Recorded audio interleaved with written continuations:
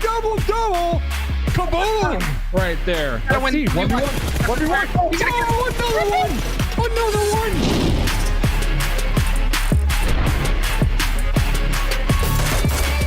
There's two other teams live. Thanks for mercy right between you. Done. That's going to be a good old-fashioned.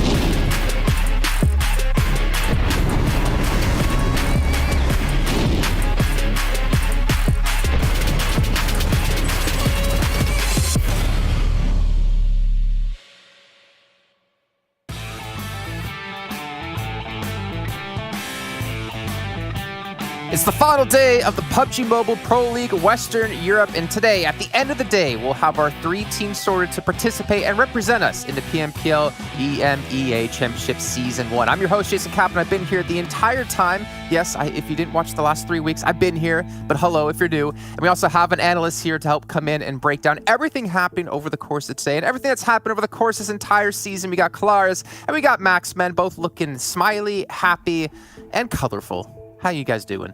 Doing good. Yeah, fine. Yeah, I'm all right. All good. I like your shirt, Max. It's very nice. you. Very nice color. I appreciate it. I like it. It's like your little. I wanted to be the same color with you. I knew you were going to go with the purple because you like your purple shirts. So I was like, we're going to be the same. There you go.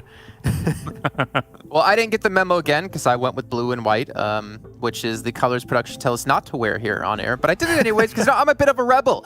Just like some teams might be a little bit of a rebel. We take a look at our overall standings. Panda in first place.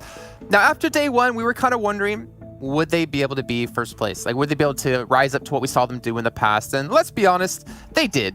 They're in first place now by a pretty decent margin, Kalaris. Yeah, that's the kind of scary thing that's happening here, right? We have seen them in the past, in this league season, in the super weekends as well, have that gap form for them, even without, having huge, ridiculous amounts of chicken dinners or anything like that above the rest. But their consistency, their ability to be able to make these kinds of gaps happen in consistent fashion is very, very terrifying. I think a lot of these teams right now, they do want to become the champion. However, knocking Panda off that top spot here today is going to be difficult. Someone's going to have to rise to the occasion. Panda 2, we talked about their first day of the finals. We said, oh, it's not that good, but it was actually good when you look at the numbers. It was actually a really decent first day. It was just not on par what we used to see from Panda, so a bad day for them is actually still pretty decent. Though I think the big surprise when you're looking at these standings that we were not expecting coming into these finals was Lakonostra MVP. Great performance in day 1 of these finals, and they remain on top. We were questioning yesterday, are they going to be able to stay in that top 3 position, or are they going to fall down? And unlike NEXUS Gaming, they were actually able to hold on to that position. So now the question is, with just a small, very, very small difference between 2nd and 4th position of just now 3 points, can they hold on to it above the likes of GODSENT and Unicorns of Love that are known to be very aggressive teams? That's the question I want to see answered today. Yeah, I think there's going to be a lot of questions actually answered today. I mean, you look at 2nd place to 6th place. It's Lakonostra MVP up against Destiny.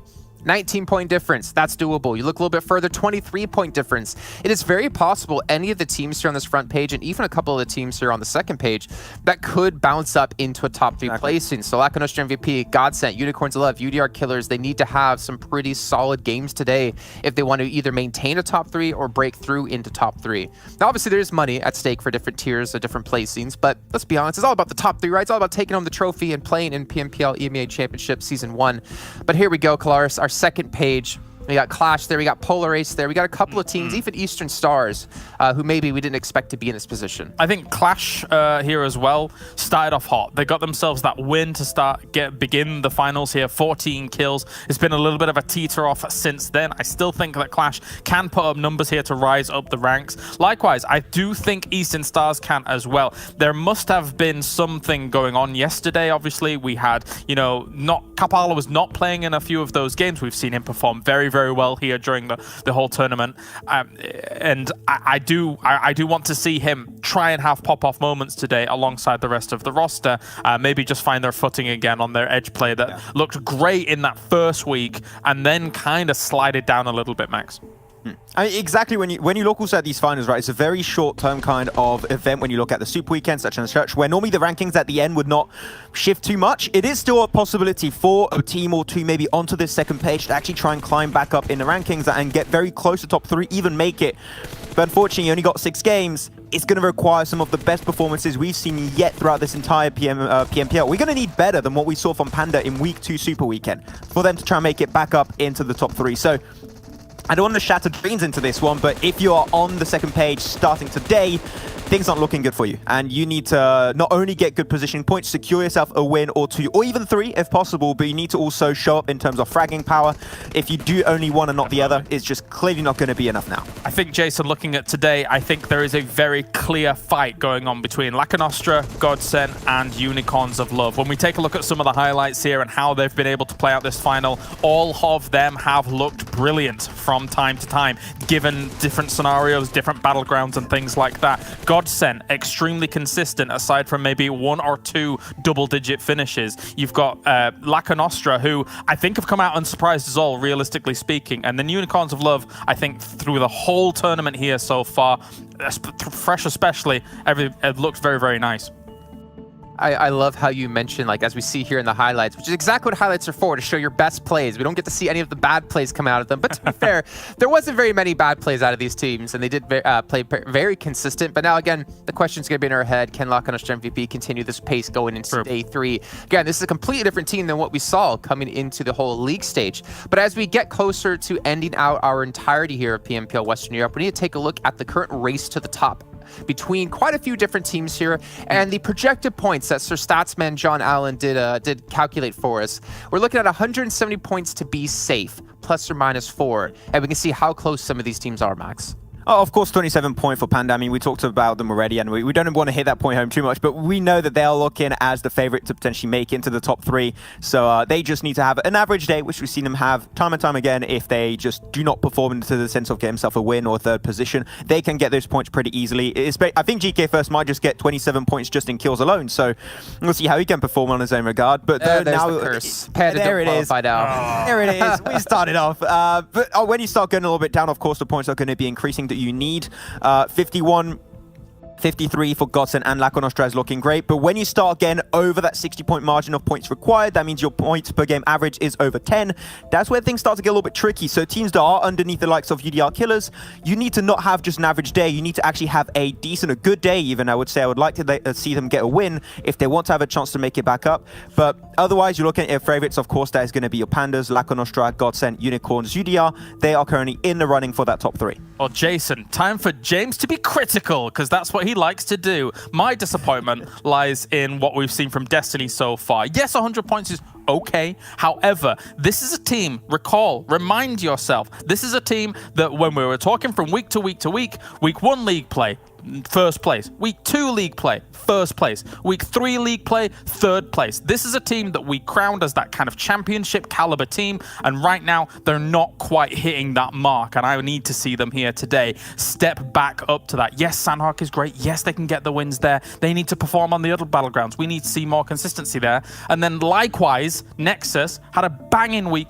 day 1. Not much yesterday. It's a little bit disappointing to see that consistency lacking there from Nexus after that great rise. Maybe it was just fortune. Maybe it was just a little bit of fortune in that first day there. But, I mean, as I say, a lot of my eyes are on Destiny to try and move back up here, Jason. Cars, are you rescinding your full package stamp off of the Team of Destiny now? I was about to say, yeah. No, I am not rescinding it. I am not taking it back. The paperwork has not been filed just yet. However, I do think that, it is frustrating to watch how things were in week 3, kind of that super weekend. I was thinking to ourselves, maybe they've taken the pedal off the metal. Thank you. Maybe. Appreciate it. Yeah, it's all right. Maybe, they're just chilling a little bit. But right now, it does not look like that might have been the case. It might have just been a little bit of a fall off. Okay, well, I do like these little harsh moments that you give out for us, Claris. I feel like we need to have a segment going into the future of Claris's take, and then you just get really harsh on teams. But for now, we do have to move on because we do want to get the games going today. So we're going to take a look at how a couple of teams have adjusted or changed ranking over the course of the 1st and 2nd day. Now, obviously, you did point out Nexus, Max, and we can see they definitely had the biggest change going from 2nd place at the end of day 1 to 9th place at the end of day 2. Yeah, a little bit inconsistent coming up from Nexus, of course, which is really weird because Mr. Statsman, also John Allen, did bring up a few days ago, actually on the first days of the finals with this short video that... Love to rub it in, Yeah, they were looking as one of the most consistent teams. Sure, it was not insane averages they were getting for themselves, but they were still pretty consistent. And we thought they could potentially lean into that coming in after their first day of the finals. And I was really impressed with what they did after that. This team has been, participating in scrims for like more than a year and a half, maybe even 2 years. I didn't cast them 2 years ago, but these guys have been in the scene for the longest time. And I thought they could try and hold on to that kind of advantage they made for themselves in day one. Didn't quite happen for themselves. And then when you're looking at the other teams, there's been that very clear rise, especially from Panda, that we mentioned. Day one was an average day for Panda, and it wasn't even all that bad. And then they climb up an extra 5 ranks as they're looking pretty golden. So for Panda looking like they are going to be securing themselves a top 3, I think at the end of the day, that's what we're going to be looking to see. Double down on that curse. Yeah, no, if I do it twice, it's fine. I said it, negative and negative becomes positive. So that's how we do it. And Unicorns of Love being a little bit more relaxed when it comes down to kills, I would say yesterday compared to their first day. So if they can get back into it, they should be fine. But as we said, between second and also fourth is only 3-point difference. So just a few more kills from Fresh and Ked, and they should be good to go. I wonder, Claus, can we bait Max into saying another thing about Panda and how they're going to do well today? Because that, 3 negatives would turn it back negative. Oh no, positive. No. I don't think it's going to work. I think Panda is too powerful for the Maxman triple curse. Yeah, I think is what I'm going to go here with. Yeah, I think they're going to be doing very fine today, Jason. Hey, look, hey, people on Instagram, if you blame me for your team losing because I cursed them, maybe your team's not that good in the first place. I'm just saying. Hey. Hot takes. Oh. Hey, all right. We should calm down. We don't want to be too mean. We don't want to piss off everyone here, guys. Let's take a look, though, at a specific team in particular. Now, it's a team we talked about going into the finals with a massive upswing in the third Super Weekend. It's going to be Polar Ace.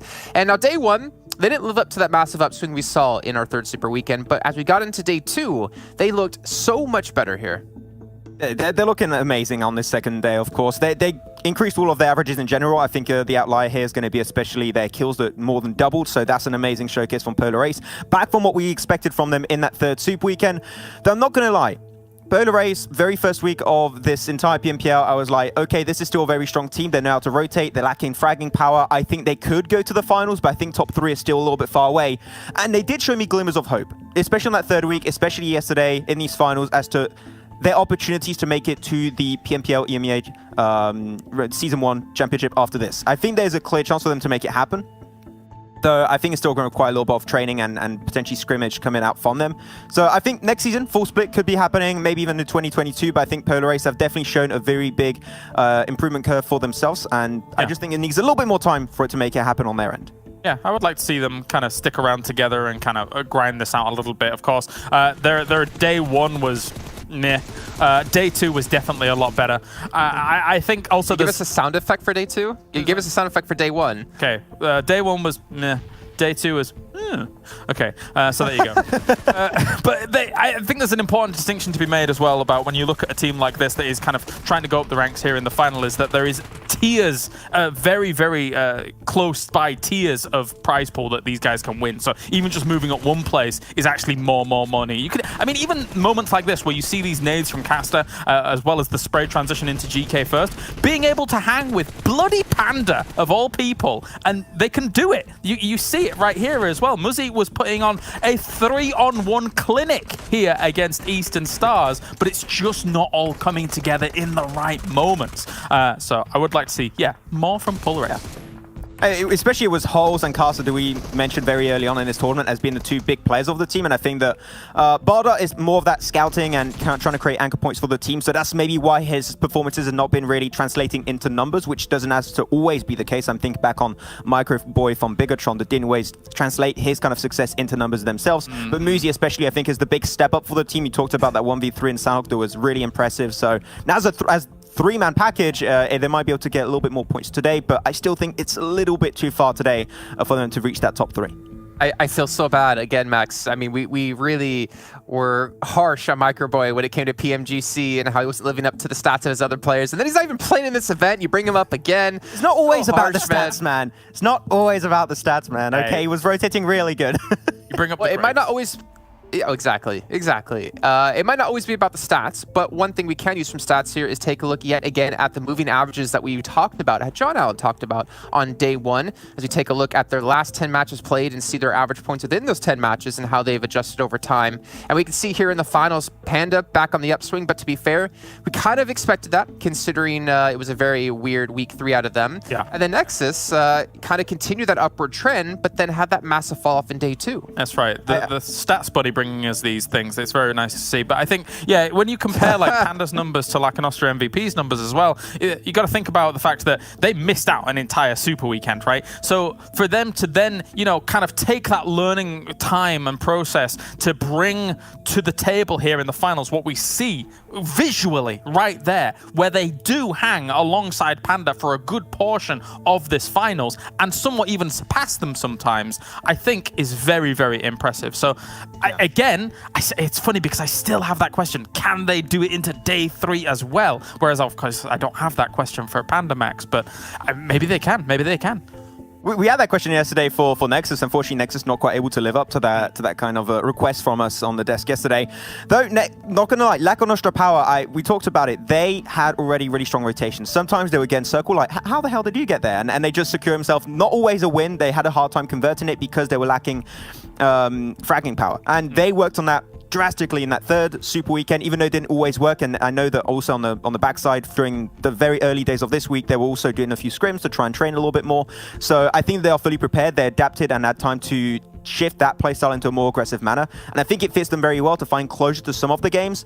But I do think that if they want to be a lot more comfortable, I would like them to maybe get a win or potentially just a few top 3s today, just to start creating a little bit of a cushion above the few teams that are currently in 3rd and 4th position. We said it is only 3-point difference, so just one bad game and you could be out of the running technically if the other teams below you have a really good step up. Well, a win would be fantastic. They haven't been able to round it out yet in the finals. They've had podium finishes, but not a win just yet. And again, one of those was taken away from them by Panda.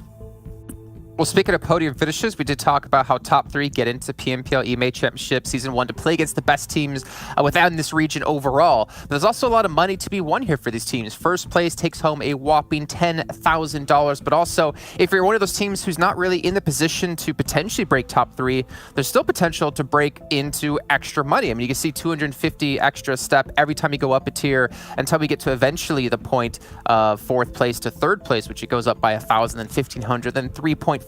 There's a lot of money to be won for these teams, so even if you're currently in 16th place, it is still worth fighting to move up the ranks, and of course the experience as well. But also, if you're the MVP of the entire event, which Alicio is kind of sitting himself up nicely to be, you're going to get yourself an extra $1,000 for yourself, which you could share with your team. You could even maybe even buy the talent a nice 1+9 phone if you want. It's all up to you, but during our interviews, I couldn't convince them to even give a shout out to us Kalaris, so I think we're pretty screwed. I think you're pretty useless at that. I have to agree. I think. Hey, hot takes on the players, not on the host. Sorry. Yeah, I apologize. Let's take a look at our schedule. Our final 6 matches to happen in our finals. We're starting things off on Erangel. Of course, it's always going to be Erangel. So we head over to Miramar, Sanhok, and then go through it one more time until we end things off on our final match of Sanhok. Now, I'm looking towards Destiny in particular because we know how good they can be on Sanhok. If it comes into it, the final game, they win a chicken dinner, they clutch a spot into top 3, it could be insane. I don't know if it's going to happen. We still have a lot of matches to go before we can get there. But I would not want to be one of these teams, Kalaris, just because the amount of pressure. I don't know where the pressure is the highest. I would guess in those bubble teams between like 2nd and 6th place of knowing, like Max said, one bad game could keep you out of the running or could knock you out of top 3. Yeah, I think because the points are so close right now, as you say, between 2nd, I would say down to Destiny. Because if, for example, where Destiny is, I mean, if where Lost Bullet is, if they get a big win, they bounce right up to 2nd place if the other guys that are just above them don't have that bang in a game. I think definitely the pressure is very much so on Lakonostra MVP. I think that they're in a great spot right now. However, as I mentioned at the very end of yesterday, there are hounds at the door, wolves at the door, waiting for them to just slightly slip up. That one slip up, GODSENT's going to take advantage. Unicorns of Love going to take advantage. Destiny, still the full package, is going to take advantage of it. Yes, we agree as well, Kalaris. There's many animals knocking on that front door, even some Arctic foxes. But you two, get out of here, take a quick little break. We'll chat with you in a little bit of time once the first match does finish. But I want to remind everyone at home, we still have things you at home can win as long as you're watching here. Let's take a look at what you can win because there's some sweet prizes on the line. You got a 1+9 phone, you got 3 OnePlus Buds special editions, you got 5 PMPL parachutes. There's everything you can do to win with all the information over at PUBGMOBILE.Europe.official. But I will tell you this, one thing I do know is that the time to enter is gone after we are done with this entire day. So 11:59 p.m. tonight, you can no longer enter, so get your entries in now. And we got to bring in our commentators because the match is ready to go. We got Banks and Imperium going to be joining me for, well, the first of the last 3 times for today in PMPL. It's a little bit sad. It's a little bit sad to know, you know, this is it. We won't see each other for a while. I know, man. It has been a great Depends how you look at it. Well, Jason, I will certainly miss you. I'll miss these great games. It is the final day here for the PMPL, and we get to start this off with 3 games that could define the future for what some of these teams are going to have in Imperium, and it is certainly not going to be easy. There's still a lot to play for, but my oh my, I want to see some madness. I want to see some teams go on and just take some fights and try and upset the balance, right? If you got some teams catching you, just go all guns blazing for them. Why not? Man, I know it's cliche to say, but it all comes down to this, right? So many days of action, so many weekends of play, so many super weekends, and final 6 games in play. All these players have put all their hard work in, blood, sweat, tears to get to this stage, to be at a point of trying to qualify for the EMEA finals, and yeah, the variable of teams having nothing to lose is something that we have to think about. Where some Imperium, I gotta jump in here. I'm sorry. I'm so sorry. Production is telling me we can't start the match until I leave, so I want to leave so we can start the games. Oh wow! Continue your trail of thought. Okay. Imperium went on this massive monologue, and I'm like, Imperium, you can let Jason go at like any point, you know, just push him to the side. You can No. Maybe I want Jason to stay forever. Okay, cool. Jason's got to come cast the game. No, they kicked him out. They booted him, you know. They had to wait for that. Imperium, you can continue, mate. I know, you know, Irish people like to talk a lot with this. Fine. I know you got your whole speech ready. It's just like... as it happens, we actually have a rehost. I can't keep talking. There you go. Mate. Maybe Jason was right. But no, just the whole weight of what is ahead and what is possible for a good few of these teams. And I've seen the EU region grow. I've watched it. I've casted it. Going all the way back to the 2020 Spring Split when I watched Reese Marty, Pocus as well, when they played for the same team, and they bottled it in the finals of the Spring Split. And since then, I know that Reese has been on a journey to constantly redeem himself for those moments, right? To redeem himself for those mistakes. And they did somewhat when they qualified for the PMGC, but that was then. This is now. Now they have to do it all over again under GODSENT. Now they have to put it all together across these 6 games and continue and stay in the top 3. You touched on a point there, right, about some teams in the past maybe bottling it when it comes to it. I have been seeing, and there's 2 ways to look at this. You look at some of the players' Instagram stories and stuff after the games, right? Yeah. You can see where their mentality starts to dip off a bit. Like, they're not happy with what they've been able to deliver. Maybe I'm looking at some of these Destiny players out there, some of the Unicorns of Love players as well. They're very much posting like, okay, this wasn't good enough. They're aware that maybe they should have done slightly better to be in a good position now, because they know they're so close, right? And they're right on the edge of being able to have this chance, grab one of the final 3 slots. And so now it needs to be full focus, full forward, mentality being at the strongest it can be. Whatever you want to plan, anything you've got left out in there needs to be delivered today. And I feel like maybe we'll see a change up just because of that high amount of pressure in there, right? Because for some of the teams that are right down the bottom, they're thinking, okay, look, it's not even a chance for us. We spoke about Eastern Stars yesterday, right? And they may have had a chance if yesterday started to look better. They had that one Miramar game where we went, oh, okay, that's better. But it still wasn't a win, you know? So, like, we kind of just have to ignore them, sadly, for now. Like, there's no way they're going to be having a chance to get it. But, like, when you look at some of these other teams who are just very close to it, they now need to be able to farm up these extra points. They need to be able to deliver better than they have the whole way through. And there's probably just a whole different mindset for them where they sit in there and they go, okay, do we stick to our guns or do we not? Now, if you're going to change anything, I would try it on the first game for sure. But other than that, they maybe just need to try and pick on some of these weaker teams, you know, the teams that maybe they feel like they're better than. Hop onto them and start off strong against them. I actually disagree with the first game idea that you have on board. I think it's important that they do play their own game, the first game, and try and get some form of stable result underneath their belts. Game 2, Game 3, I agree with trying something different or pushing another team to their limits, etc., whatever you want to go about it. But I think for this Game 1, it's really important that a lot of these teams set precedents for a level of stability. We've seen a bit of volatility come through the lobby in the finals, except for Panda. Not surprising. Of course. So with this last day, even though there's a really high chance it's going to come down to it, as much as possible, the teams cannot leave it to the last game to get that massive result. They can't leave it till the last dying moments to get that final result. GODSENT did it in the NBA finals, and although they got it done, it certainly was panic station, so to speak. And I know them, Unicorns of Love, Destiny, whoever it is, they don't want to let that happen again.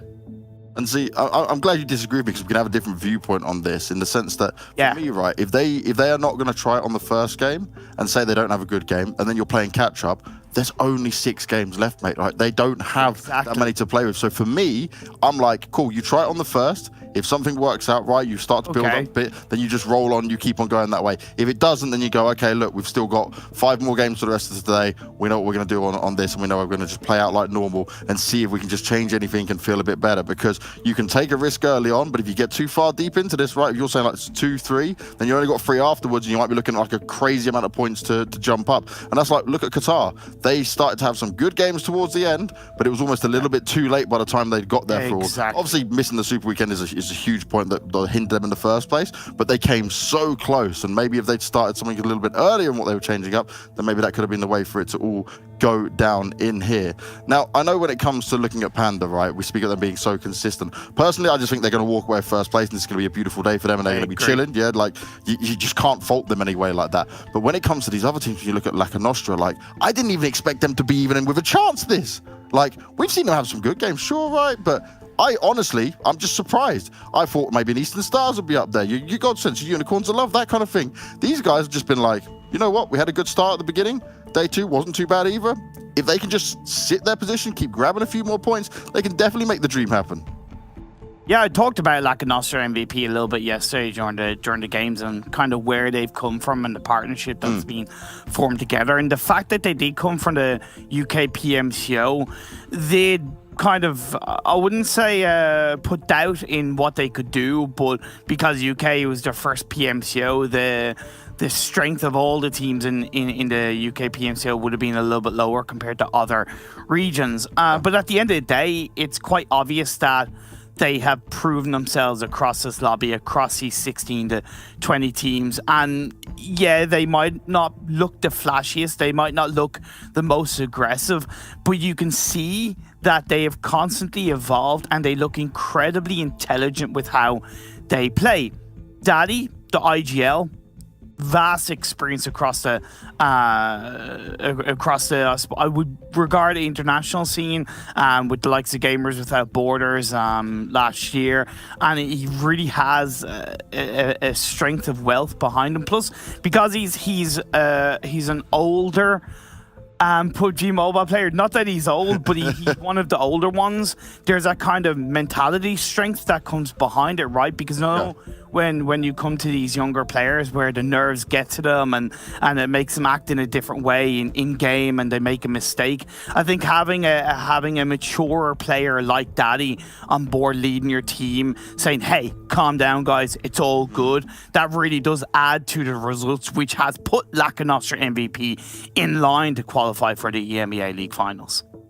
And then when we got to talk about one team, right, that I started off being, I'd say not disappointed with, but like unhappy with, would be GODSENT. The desk have touched on it as well when we were looking at the graphs just on the first day. The fact that they really didn't hit the mark early on. We saw them changing up players a little bit as well. Now they've stuck with their core when it's come to the finals here. Now they've started to look a lot better, but we've seen a better mix of aggression, right? Before, at times, they were maybe too aggressive and it was a bit disjointed, you know? We'd see like single player pushes coming in there rather than full team making it happen and working together. And now we've come into a way where they've kept their normal spots. They felt very comfortable with what they've got in terms of the players that are playing. They've kind of found their groove again, but it has been like a very strong performance up until yesterday where I was like, oh my, you just lost out to UDR like every single time, you know? Every time they met up with those guys, it wasn't working out for them. And that for me was a big problem because like, okay, yeah, UDR have shown us that they can be a good team. They're more than capable, but it's like, GODSENT, you've got to be winning at least some of them, right? That was the one on Miramar. Do you remember when they're like pushing into it? That was a great opportunity for GODSENT to be able to take it. We had two players coming onto the sidebar. UDR was all in one compound on their own. And I'm like, cool, position-wise, they should be able to get it. But just little wrong decisions coming out there, falling for the traps of where the smokes were being placed there by UDR. They lost out on that duel. And that made me worried a little bit that like maybe the focus wasn't fully there. So today, it's got to be completely A game from them. And if they maybe just want to try and come together as be more of a squad when they're going into these, because we were seeing what the 2-2 was going through and how they were rolling up onto these places. So maybe just a little bit better scouting on looking at it, maybe just understanding your position and going from there, because they can't allow that to happen again today where some of these games they were like the first team being eliminated. Yeah, definitely. What did surprise me is the fact that they were losing those core fights yesterday more than anything. I think their ability to scout and rotate has massively been strengthened with the stability of having Reeves, their IGL, on board for all of the games during the finals. Yes. So it is that kind of level of team fighting that surprisingly I'm saying they need to step up a bit more, whether it is being a little bit more aggressive, a bit more cohesive on the pushes. Sometimes I feel like they're trying to be too dynamic, and that's all well and good. I love a team trying to be dynamic going into a fight and trying to find the angles. I would argue that sometimes you just gotta, you know, balls to the wall and go in as a team, because when they did that on games like Miramar where they push as a full squad, wiggling around, trading the shots, making sure that one player didn't take too much damage, they won that team fight brilliantly, and they were able to play with that. So for GODSENT, yeah, they're looking good, but much needs to improve on.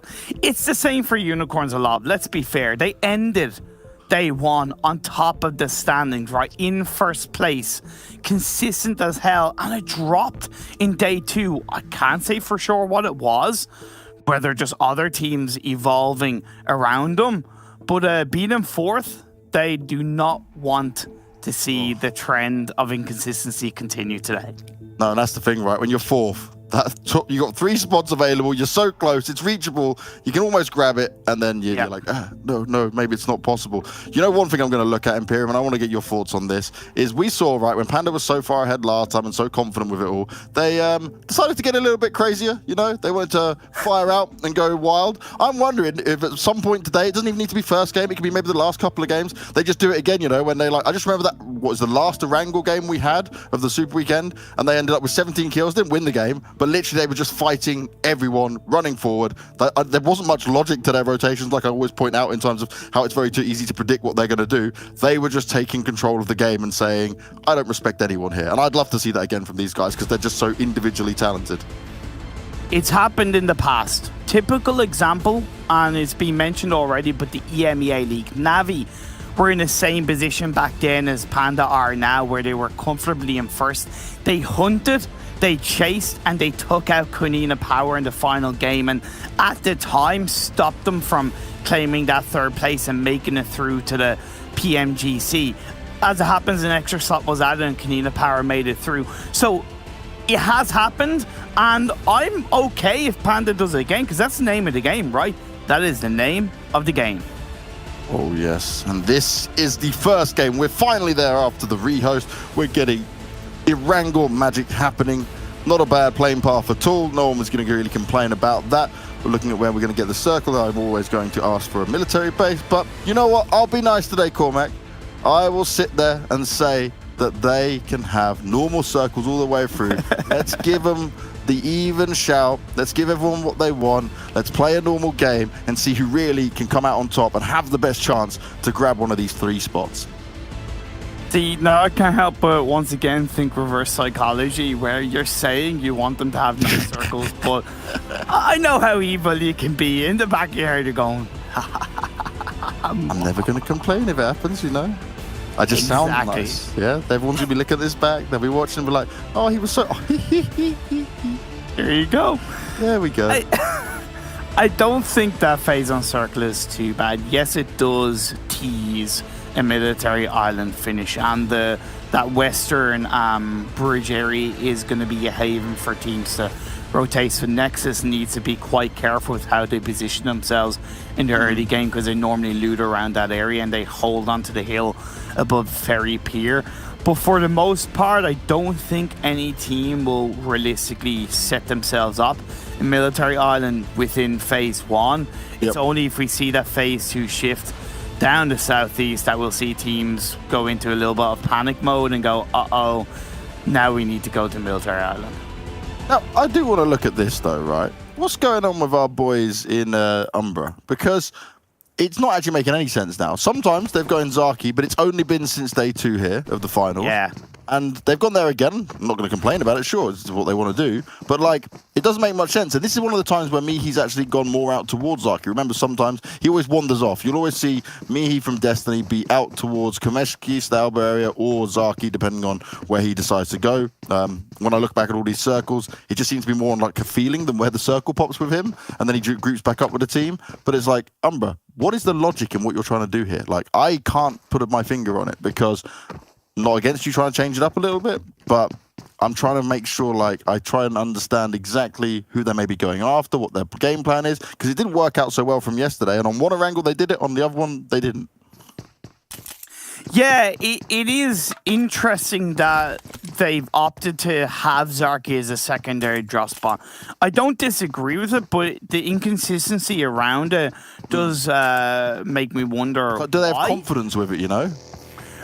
The fact that they're dropping there as a full squad shows me they do, but they also need to respect the fact that they're kind of walking into the path line of the likes of Destiny, Polar Ace, Black Sparks, Lost Bullet, and potentially even Unicorns of Love. They're going for a very early rotation away from Zarki into the circle, which I really respect, because that's recognizing that all of the teams that are on the edge of the circle in the George Paul region will be in their looting phase. They're in no way mentally or even like awareness wise set up to fight. They're just thinking, okay, what can we pick up? What can we loot? What kind of stuff do you need? And they're communicating around that. So that's a really intelligent rotation from Umbra at the start of this game 1, and they'll be able to set themselves up quite nicely coming into the next couple of phases for that. Looking on over to the eastern side of the map, which is going to be important in itself, you have QLASH, Gaijin, Eastern Stars, Lakonostra MVP, Game Lord going to Yasnaya. GODSENT do need to be, of course, as always, aware of that on their position in this phase 1, that there is going to be 3 to 4 teams potentially coming in from that eastern edge. I'd imagine Game Lord might choose to go to the north of the river because they're in Yasnaya. But if they don't, that's just another 4 players walking into a similar pathline as GODSENT.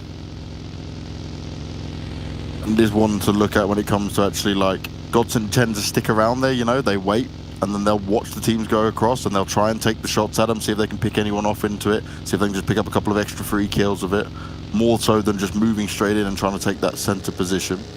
But Destiny, they'll always work their way down kind of later into a circle like this and then find their space afterwards. It's going to be a very keen eyes on what Unicorns of Love want to do in this one, because obviously they sit quite key to it, but they might actually want to try and fight some teams on rotation. We know we always talk about, like, maybe not teams wanting to do it so early, waiting for the phase 3s or something to come into it. But for Unicorns of Love now, if you need these extra points, you need to have a good game. Maybe you do position yourself in a way that you go, okay, I know a lot of teams will be coming from this eastern side. Can I pick them apart as they try to come through? Can we set up some sort of line of defense here? I don't think, though, that Unicorns of Love are much of an early game fighting team. They've showed it at times in the past, Well, I don't think they are. I do agree that they should, of course, you know, set themselves up as a full squad and be prepared to at least push teams back around them. They want to create that metaphorical bubble around them that I talk about. But as far as, you know, intentionally looking for teams to pick off upon rotations, again, I just don't think Unicorns of Love are that kind of team. No, I completely agree. It's just wondering if they, because obviously how close they are, maybe they want to try something different like that. Maybe they are going to try and sit there in a better position to go in with some early success. At least Ulysses here, he wants to just take a few pop shots at the Panda boys as they run across. Panda, again, always getting themselves in the favourable position quite early on. They're ahead of a lot of teams on this, especially coming from the side they did. Not really too much of a problem for them. We see Umbra's now just down there chilling in Primorsk. They've made that full rotation. They were there super early. They're ready for whatever may happen. And maybe some teams will be unaware that they're going to be chilling down there for now. Obviously, some saw them rotate across when they came out from Zaki, but the teams on these may not be fully understanding it all. As Panda, as always, you roll past them, they're going to be taking shots at you. And Polar Ace, certainly a team that's surprises it a bit, right? They've started to come into their own with it all. Yeah. They've started to look better and better, but they are still down in 10th place at the moment, and it would take a lot to see them jump on up. And with Bardock going down, it's not what they would have wanted here at all. Finds himself picked off and left alone, and he is certainly trapped, so I don't think he's getting out of this one. So that'll be a nice pickup here for the UDR Killers. And no real problem at all. It worked out for them, staying where they were and just watching some of these rotations roll by. Yeah, UDR's early rotation from Pachinki was quite valuable, of course. Opting to go for a compound rather than the Pachinki Hill, which I think makes sense to their developed playstyle, where they're quite strong at defending compounds. Examples against GODSENT have somewhat proven that, but they had kept focus on that Pachinki Hill for a little bit of time to give some earlier information on maybe vehicles rotating by, teams rotating by, to allow the team to prepare more to pick off a player like Bardo as they have. So really good teamwork initially from UDR Killers, and they grab an all-elusive point at the start of this game because they're only 12 points behind second place, and they're currently 5th.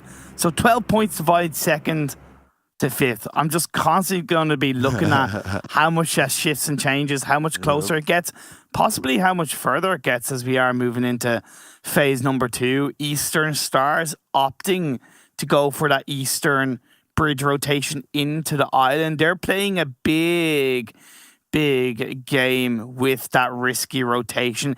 It could potentially work out because phase 2 has gone a little bit towards that military island once again, but for the most part with a central shift, it is still majority in that mainland. Yeah, we are staying potentially away from military base here, but Eastern Stars, okay, their chances are very, very limited, you know, throughout these next 6 games, and they certainly did drop off from what we saw throughout the normal plays out here. But Savage X, he's being pushed upon here by the Panda players, and realistically, Unicorns of Love do not want to be losing out a fight early on. They need to be able to try and group themselves back up together here, as we saw more of the players come in to back them up. Nades. Savage X is further forward than anyone else. Ked's come in there, the nades are being laid on out, and this is where Unicorns of Love, if you're going to commit to this, you need to step it up and deliver straight away. Holes, he's helping out massively with this one, though. Yeah. Will take a huge amount of shots out towards him, but of course, it's GK first, doing what he does best, finding himself a knock onto one of the Unicorns of Love players, and he'll find himself falling as well. They were not fully ready for this. Fresh has gone down, but it's Muzzy from the side. Kato's going to come back into it and try and throw some smokes on over to make sure there's cover for him. Savage X is down there as well. The revive's going to be taking place. And it's smokes from both sides, back and forth for these guys. Yeah, well, look at Lost Bullet. Yeah, they want to get involved. Cheeky, and I like it. And I don't get why Unicorns of Love position themselves there and the way they position themselves. It wasn't even like a proper 2-2 split. It was more of a kind of 2-1-1 split. Oh, and no. Now they're getting blown to smithereens. Agon's knocked out. Savage X is knocked on his own. And although they got a little bit of help from Polar Ace, a few minutes before that. It's Lost Bullet that's come in from behind, and they've picked up 2 cheeky kills for themselves. It's just very disappointing start for Unicorns of Love. They knew that teams were going to be rotating around them, especially on that phase 2 shift. So obviously Panda lost out and Years went out, but they still kept 3 alive of it. Unicorns of Love are down with just Savage X and Ked, but Ked is bleeding on out, and I don't think it's going to be possible for them to save him in there. And Lost Bullet came through and picked up the extra kills, which they'll certainly be happy for. And that's really just a big change. You guys are making some noise. Remember, Lost Bullet are down at the moment in 7th place, 96 points in there. If something huge happens, it's not out of the realm of possibility for them to jump on up into it. So this is a great start for them. 2 kills to start off with, taking down the Unicorns of Love players, creating themselves some space and finding themselves a good spot within the current circle at least. UDR killers staying in their position. Lakonostra coming out of the blue into the circle on that northeastern side. GSG Europe are close to them on that Pachinki Hill. Clash and GODSENT close together on the other side of Pachinki Hill. And coming into phase 3, I would actually recommend that Eastern Star sends one of their players across the bridge in preparation for that shift up the north, where you'll have the anchor point that the full squad can hold on to. Yeah, the risk is there that that one player that moves across could get caught out, but in my opinion, it's still a benefit worthwhile. And just like that, it shifts to the west onto the mainland. It's a massive shift on this phase 3 with Quarry in play, to say the least. Lost Bullet are set up beautifully for a strong central circle control inside this phase. Yeah, not only picking up the early kills, but now getting a good spot within this one. Eastern Star's going to make their way across the bridge as we look at Lakonostra, a team that's certainly impressed here in the finals at least, with a chance to go up against GSGE, but maybe they will just disengage from this and not stick around for the fight. That's probably the smarter decision here, because both these teams will have to make their way into the circle, but it's going to be past a hell of a lot of teams as well. Again, it's all on this eastern side, which becomes more heavily contested down here.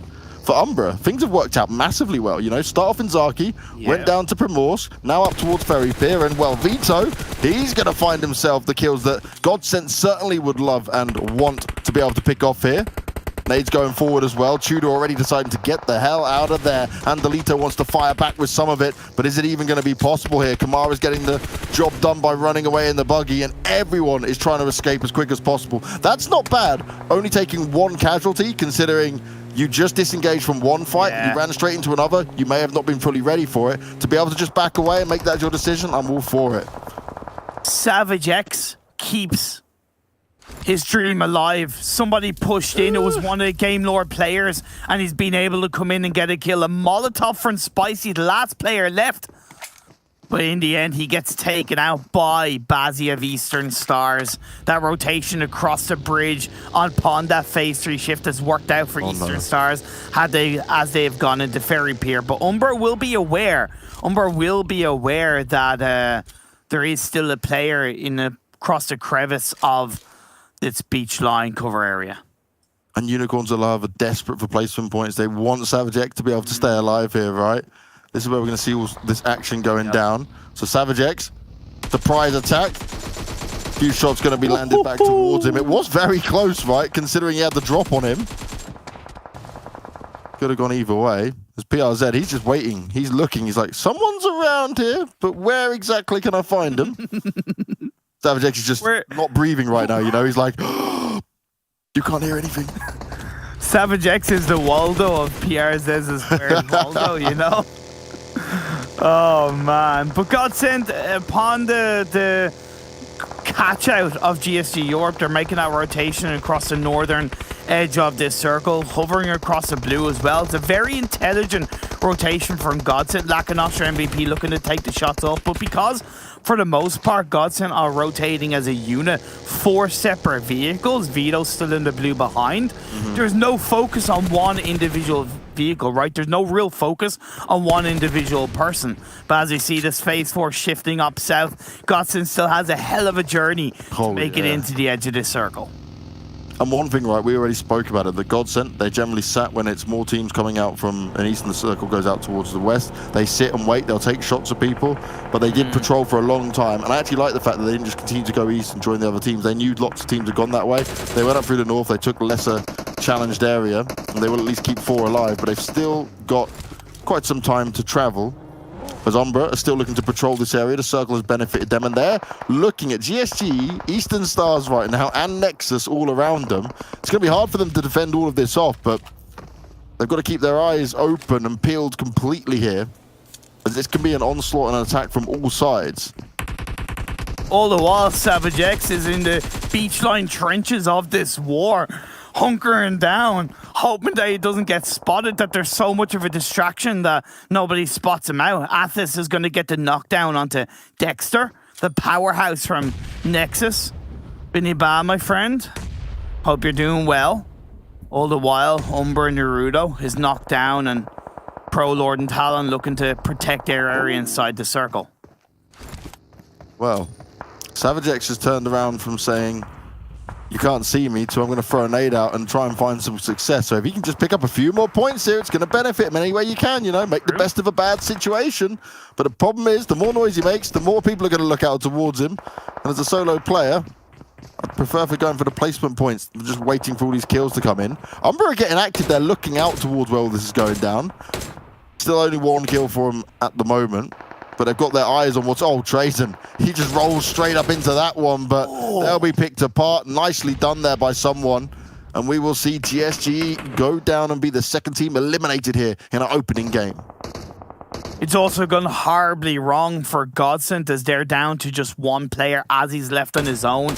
They tried to once again go for a little bit of an edge of circle rotation, but I think they should have stopped a little bit more, done a bit of scouting, because they should have known that teams were always going to be established on the edge of the circle, or even well into the circle upon this phase 4 shift. Hopefully Azzy can do wonders, just like Savage X has been doing wonders for Unicorns of Love. So 2 of the top 4 teams right now are down to just 1 player, as Black Sparks looking to take the shots on the Lakonostra MVP. Alicio Chamaria, with the help of Will, gets a knockdown on the Vindex. And this is where Lakonostra want to do as much damage as possible. Pick up these extra kills and be very careful. We're only 2 players alive. Needs to be cautious as Will. Some shots come out towards him. Going to go in for the finish off, and rightly so. Every kill is important here. If they may be able to finish off the Black Sparks players that remain, it's going to be massive for them. As Unicorns of Love, the dream, at least for this opening map, is over. And gaining these extra points they desperately wanted is not going to be possible. The problems from yesterday still continue for both Unicorns of Love and GODSENT here. But at least when it comes to GODSENT, Azzy is still alive. But again, you're alive, but there's still 39 players, 13 teams in here. This is going to be a difficult one to try and bide your time with and stay up and fighting for as long as possible. Because when this next shift comes in, well, he's not too far away from it, but this is going to get quite wild, to say the least. Wellity. Destiny in the thick of this circle down the hills south of Quarry. Full squad together. Currently in 6th place on 100 points. Close to the top 3, but they do need this good result in Erangel to really kickstart the run into the top 3. The opportunity is there with Unicorns of Love out early and GODSENT down to just a solo player. Polar Ace, who has been featured in the analyst desk and highlighted on how they have improved. They have a bit of a journey into the circle from that northern side, split 1-to-1-to-1, so they're going to have to be quite careful. If they can't join up, they're better off just waiting until the blue zone comes in and moving with the blue zone. That might be an option that they have to look at for sure, as this between Lakonostra and Black Sparks is still going on. Neither team really gaining too much ground in it. Hoping the nades may be able to connect. Molotov's on the floor as well. Alicio and Will want to try and land these shots, want to clear this area up, want to have the control of it. Got a good spot on where Banger sat for now. Belend using the car to give him some cover, but he takes a hell of a lot of damage there, and he's going to be burning on down. He hits the deck, and it could soon be over here for the Black Sparks players. Belend is so low. They just need to be tagged up a little bit more, but no, there's a fire back in it. Belend's still fighting for his life, wanting to give it his all here, but this is going to be very difficult for him to get away with. The first aid is going to be popped. Lakonostra is still being kept at bay. The blue zone started to come in, and Belend, he can just use this as cover all day long. He's jumping up, hiding himself out, wanting to get the meds in play as well, and he might have a chance to heal, but it's not going to work. Good timing there. Alicio will save the day, but he is now completely alone in this one. Believe it or not, Belend actually had no heals. He had no meds to play with, so really it was a matter of time before he went out, whether it's the blue, whether it's Destiny, whether it's Lakonostra MVP, and just as I say that, they do go down, I think, at the hands of Destiny, who are controlling that western edge. Lost Bullet full sending it in. The open fields to the south of Quarry are in play, with UDR killers also hoping to stay alive and make it into a strong position of this game one. And Lost Bullet, we saw them earlier start off very strong. They kept all players alive. They made smart rotations up into this. Now they've got some smokes down for cover, and they want to be able to annihilate Gaijin here. Continue to push further forward throughout this. Certainly a team with a chance to do some good work. As Panda, well, they've actually got a great spot within the circle, but they find themselves pinned down for now. They already lost a man earlier on when we caught up with them. They weren't so ready for it, as it was Lost Bullet were picking people off.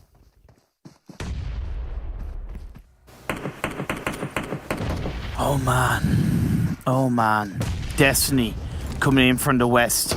You have Lost Bullet still up as a full squad. I just have to reiterate that so many of these teams that are left in this game are up as a full squad.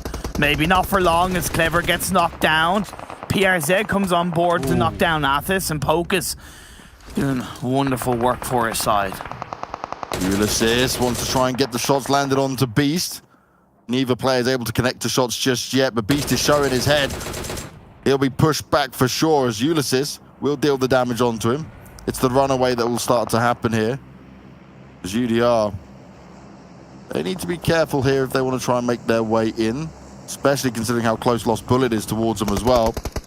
And they've all been making a lot of noise. Clever still taking a lot of damage, can't quite find the cover he needs. Nade in hand, wants to get it out there, but instead one comes back out towards him, and now Lost Bullet are down 2 players. Ailush and Dami, the only ones still within it. They're going to try and fight off UDR, but we know UDR killers love to get aggressive. They have the full confidence no matter what fight they're running into. Ailush trying to spray him down. They even line up a bit for him, but it won't work out. And Lost Bullet, despite a good position, find themselves taken out of the equation here by UDR. And we've also seen GODSENT fall, so both them and Unicorns of Love not getting what they wanted done here on the opening map.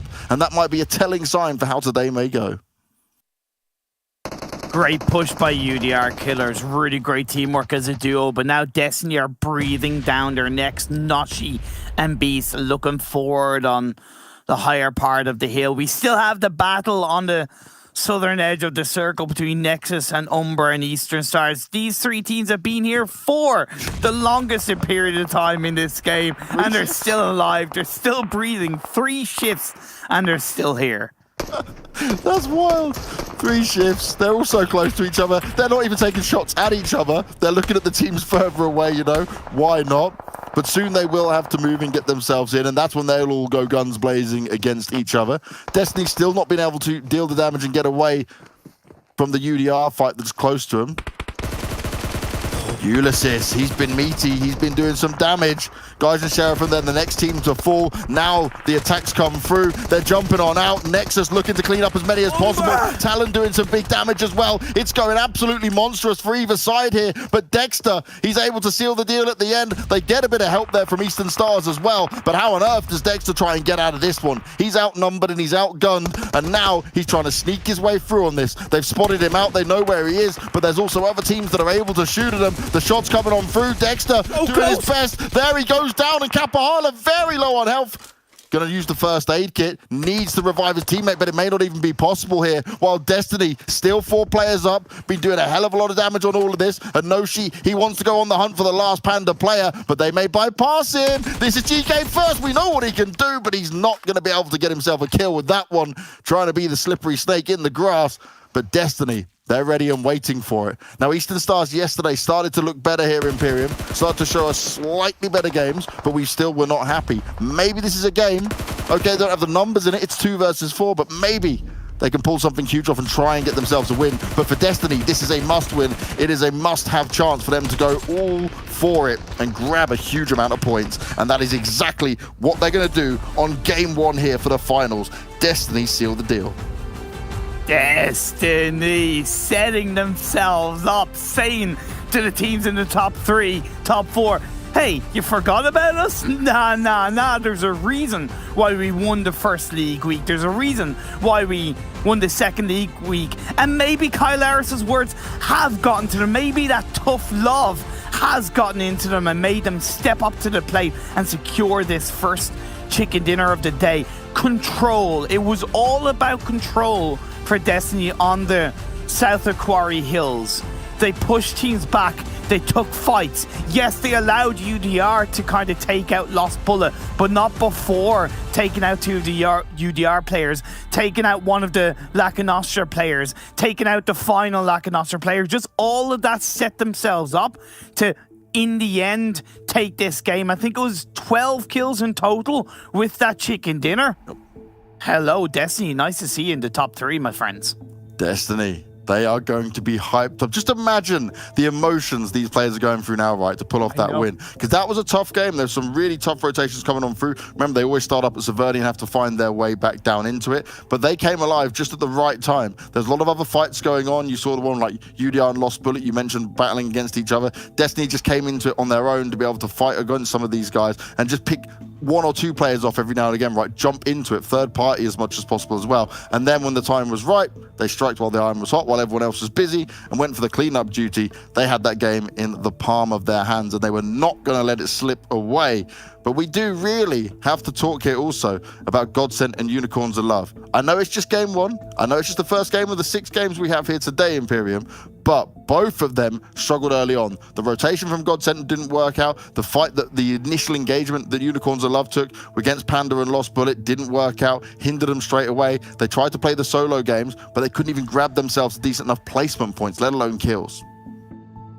I thought Unicorns of Love were improving in these kind of situations, right? Where the circle goes in their favor upon the drop spots of Erangel, and they position themselves quite nicely for phase 2, phase 3 to not get caught out.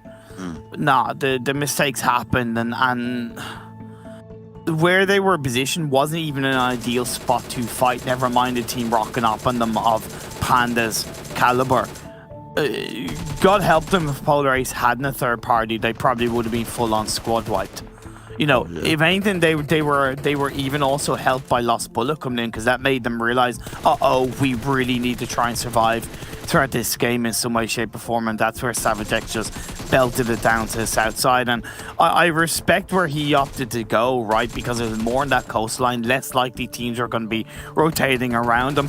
As it happens, that kind of wasn't the case, because Game Lord sent it there. They ended up getting taken out. You had Eastern Stars coming in from Military Island, NEXUS opting to go for that ferry pier position rather than holding on to the hills above it. And then you had Umbra themselves go there from Primorsk. So it was just unfortunate for Savage X that so many teams were around him. There's just only so much he was going to be able to hold on to. For GODSENT, I really liked their initial early game. That rotation in for phase 1 to phase 2, where they actually went up north, around the backside of Pachinki and caught out one of the GSG players. That was big brain, to be fair. That was really big brain. And then that rotation around Lakonostra coming into the end of phase 2, phase 3 shift was also really good. But when that phase 3 popped and it went down south and they had that journey to make, it really should have been about slowing down a bit, moving. I would even argue directly as a team, take their time, scout, move, scout, move, scout, move. And yeah, there was always a high chance that they were going to lose 1 player, maybe 2. But being down to just 1 on the rotation that they tried to make was way more inevitable, just because they went in way more blindly than if they had it scouted along the way. So tough first game for them. In the end, they have to pick themselves back up and come into game 2 with a better mindset. And when we're talking about that, right, one thing that I'm just going to point on when we're looking at the highlights there was it was when there was like 10, 11 teams alive, that's when Destiny came into it. That's when Destiny started to jump up and take the fight when they knew they had some of the numbers advantage and wanted to go forward for it. The one thing I'm going to set the tone here before we go to a break is, for Destiny right now, imagine how hyped up they're going to be. It's now also going to be about bringing themselves back down, focusing, looking forward to the next games. But there is a potential here for some momentum. This is an important day for them. They picked up a huge win to start things off with. Now you just need to play for that consistency. Don't have to take the risk so much of it, right? There's a slight bit of pressure off. There's a bit of more focus needed. And certainly one thing you guys at home should be doing is staying with us and focusing on these amazing analysts. They're going to break down game 1 for you, as we still got 5 more to go. See you in a few.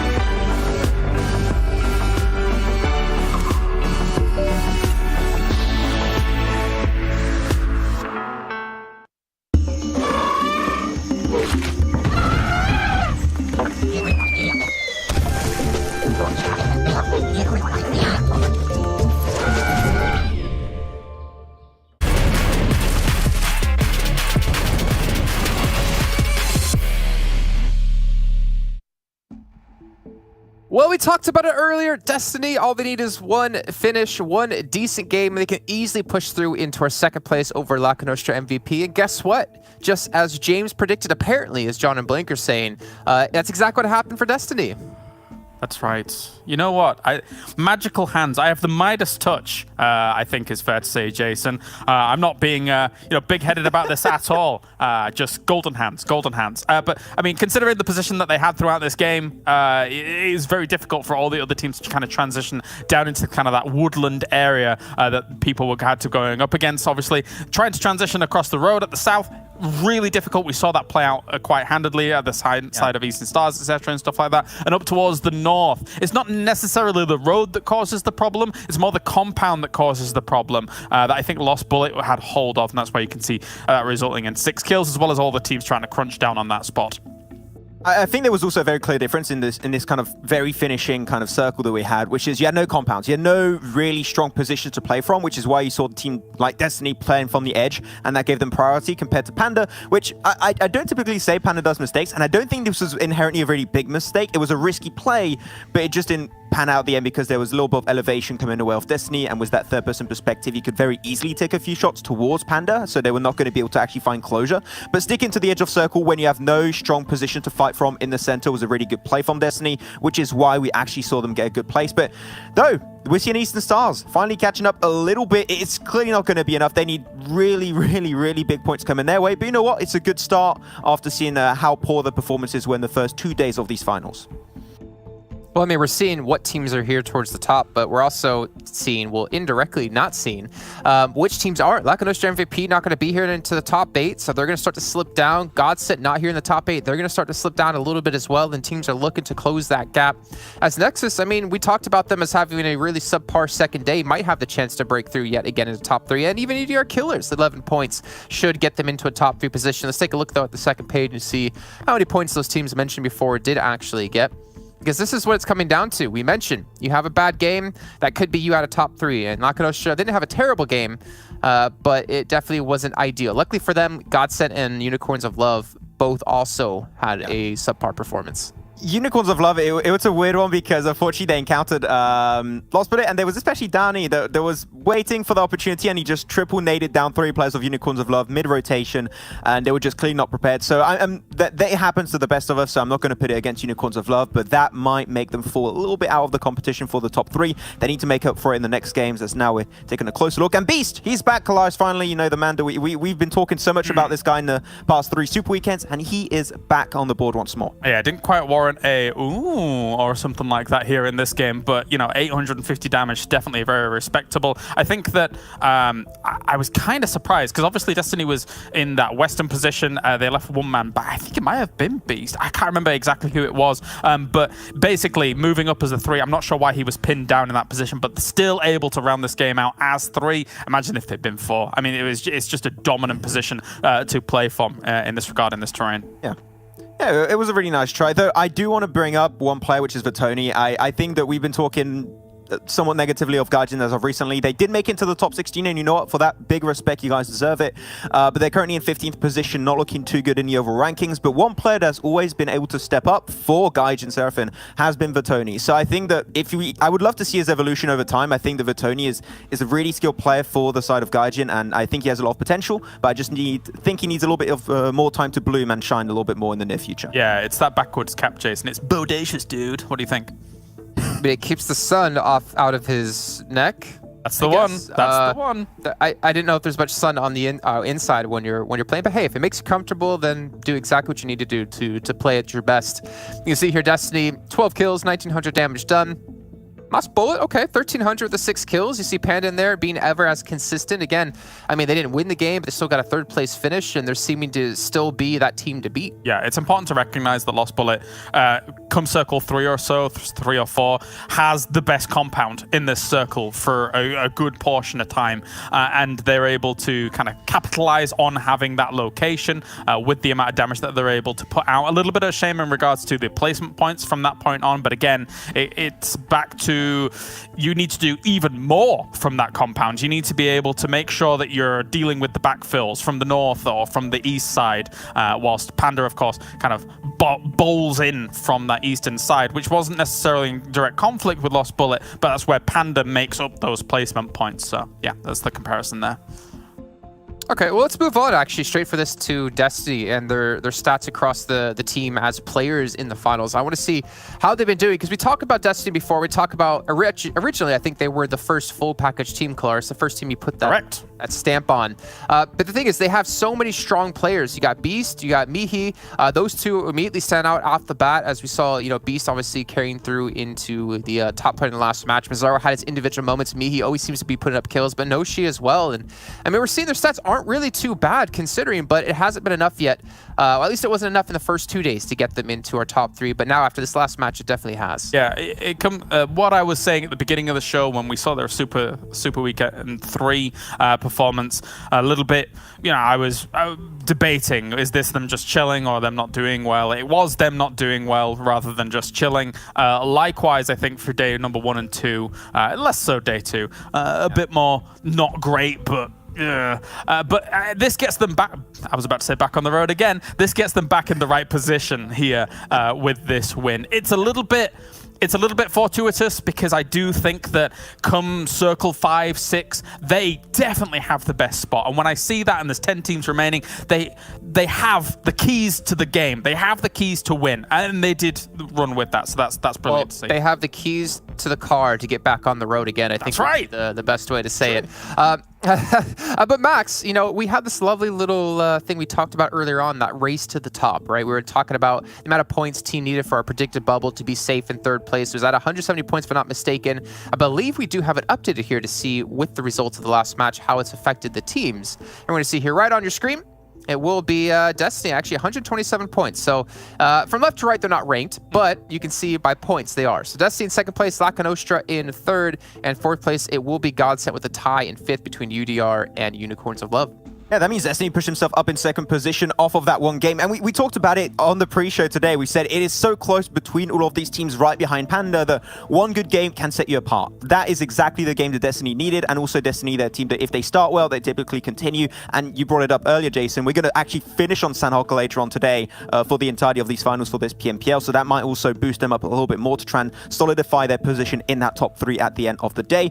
Though, one good thing also for Destiny is the fact that we saw UDR, Unicorns, GODSENT not getting that many points. So it's not only them performing well, it's the teams that they're actually trying to compete with not getting the points that they desperately needed. So actually the stars aligned perfectly for Destiny, but the thing is, you know that now the other teams around them know they need to get as many points as possible, so they might try and play a little bit spoilers on the next games that are going to happen today.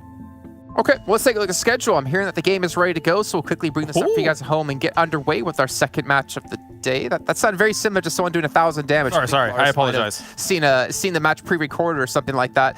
We're heading to Miramar next with Sanhok as our third, and like Max just said, we're going to be ending things out on Sanhok once we do one more go through of all the battlegrounds here. So, gentlemen, we didn't do predictions in match 1. We're going to do predictions now, and I'm going to throw it over to Maxman to start things off.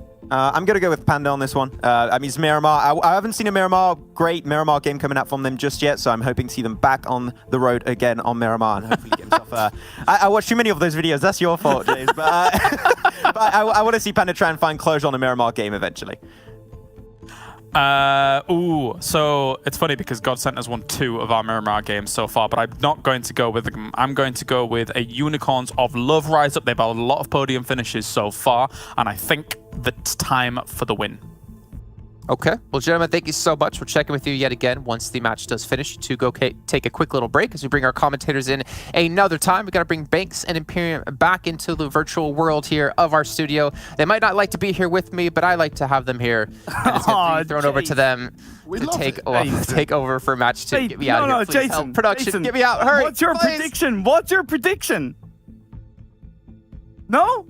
No? He's just being sorry. He's waiting for production. Yeah, I know. Like, I know. I can win this. All right, Jason. Yeah, you be a cop out. You don't make a prediction. Fine. You can get away with this one. But we're gonna get back on the road for some Miramar. You know, as we're all enjoying the moments we get like this to enjoy the madness that is Miramar. Yeah. And one thing when it comes into this is, okay, we know what Panda can do on it, but Eastern Stars now have had a couple of good games where they looked a bit better. They don't have a chance to, in my eyes, right, of making it because they're so far behind on points. But it's a bit of saving grace for them, you know, to jump further up the standings, earn some more money for sure as well, right? That's always a factor that has to be looked at here because we're focusing on the MEA slots, right? That's what everyone wants, but there is still money where they can make improvements. So at least if they can deliver today, there's a bit of a cushion to say like, okay, we didn't do so bad, guys. Just need to step it up at the beginning some more.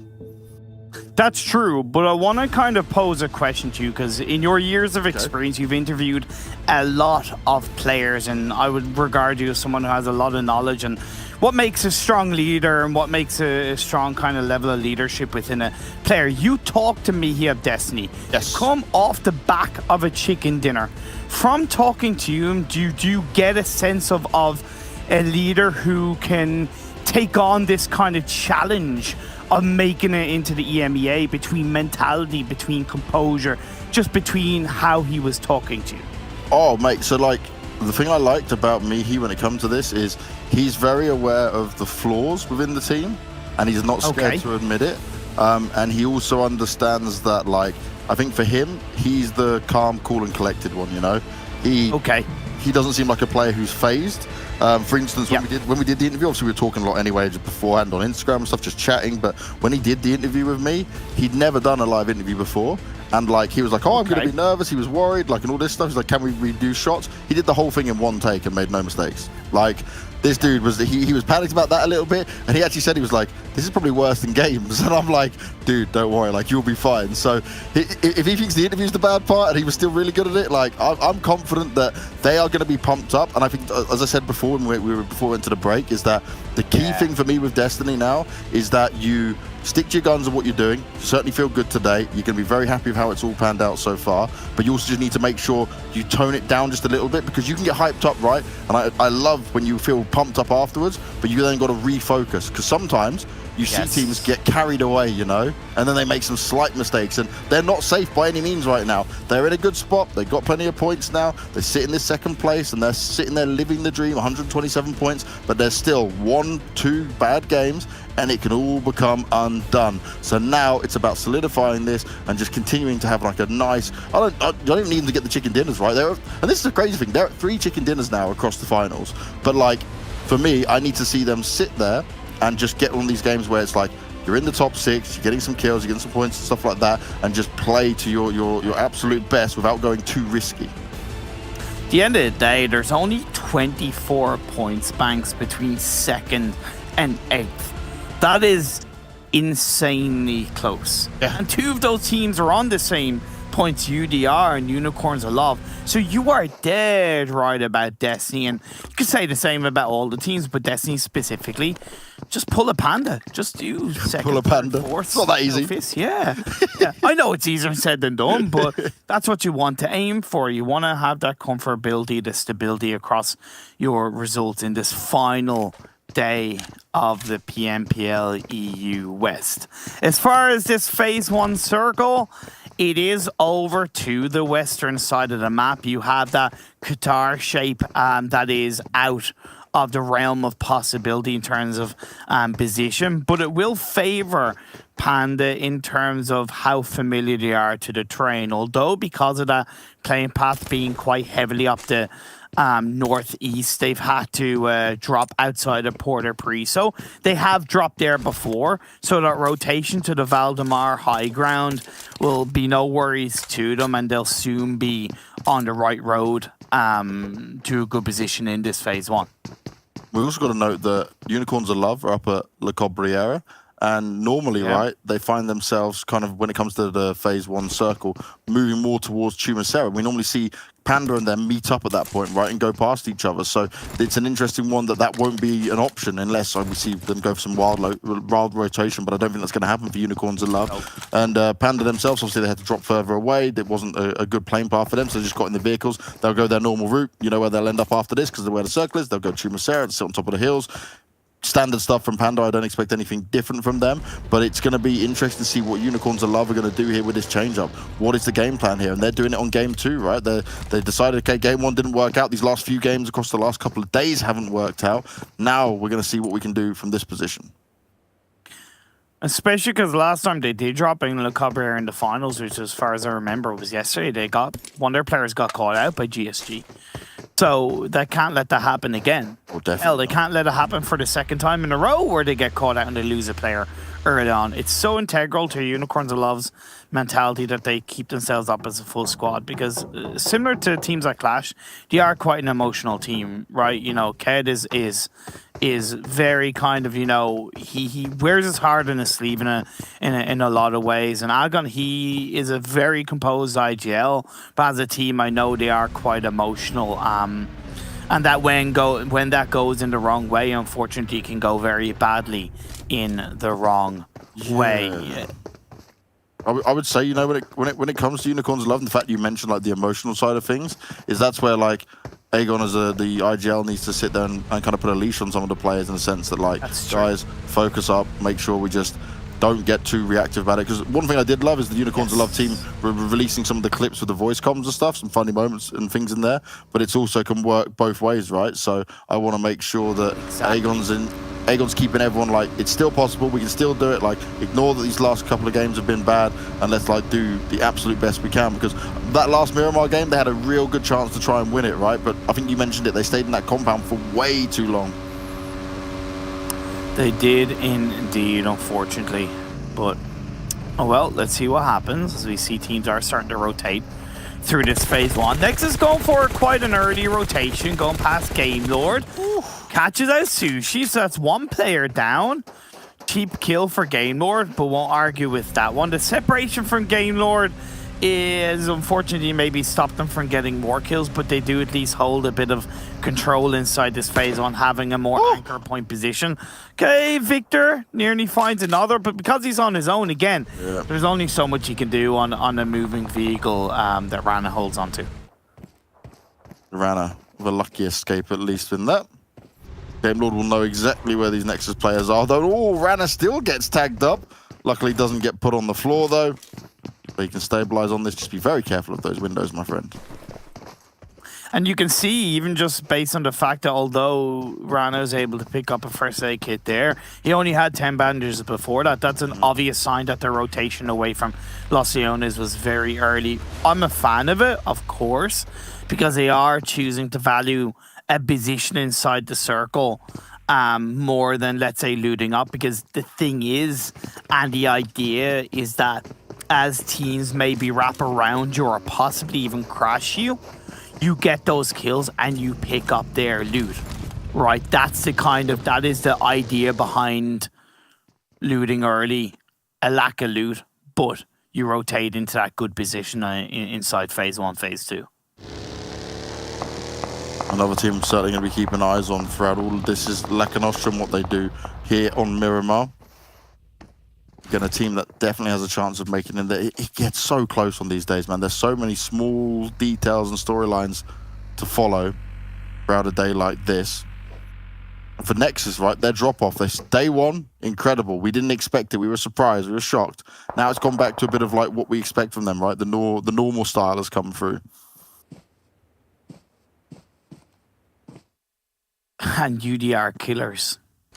Thanks, a team that didn't qualify for the first Super Weekend. The team that had lost motivation all the way back after the full split and last year's EMEA League, where they crumbled to pieces. And although they did go to, or a couple of other players did go to PEC, just as a team, it just wasn't really there. They weren't feeling it. It felt forced. But then they found it again. That slap in the face after the first week. They found that passion. They found that drive. And by God, did they make the next Super Weekends count. Very impressive performances across the board, getting, I think, 4 or 5 chicken dinners across the Super Weekends, across the 30 games they did play. And coming into the finals, they maybe haven't looked as strong, but I would argue that is possibly based on the fact that these are the 16 best teams in Europe right now, and it is at times tough to look super impressive in these kind of lobbies, in these kind of games. At the end of the day, they are in 5th place. They are 6 points behind Lakonostra in 3rd, and they are well on their way to fighting for the top 3. Still all possible for sure. Now, we saw that phase 2 circle shift over, still out more towards the west here, nearly centered towards Montenuevo in there, but Panda now will have a different rotation, I assume, because most of Chumacera is kind of cut off on the hillside they normally sit within. Yeah. So I am interested to see where they're going to go from this. For them, they're still way ahead of everyone else. They're living the dream right now. It's not been bad games at all. So I'm guessing they'll just go up to La Drilla and push up further, I guess, but we'll have to wait and see how it pans out for them.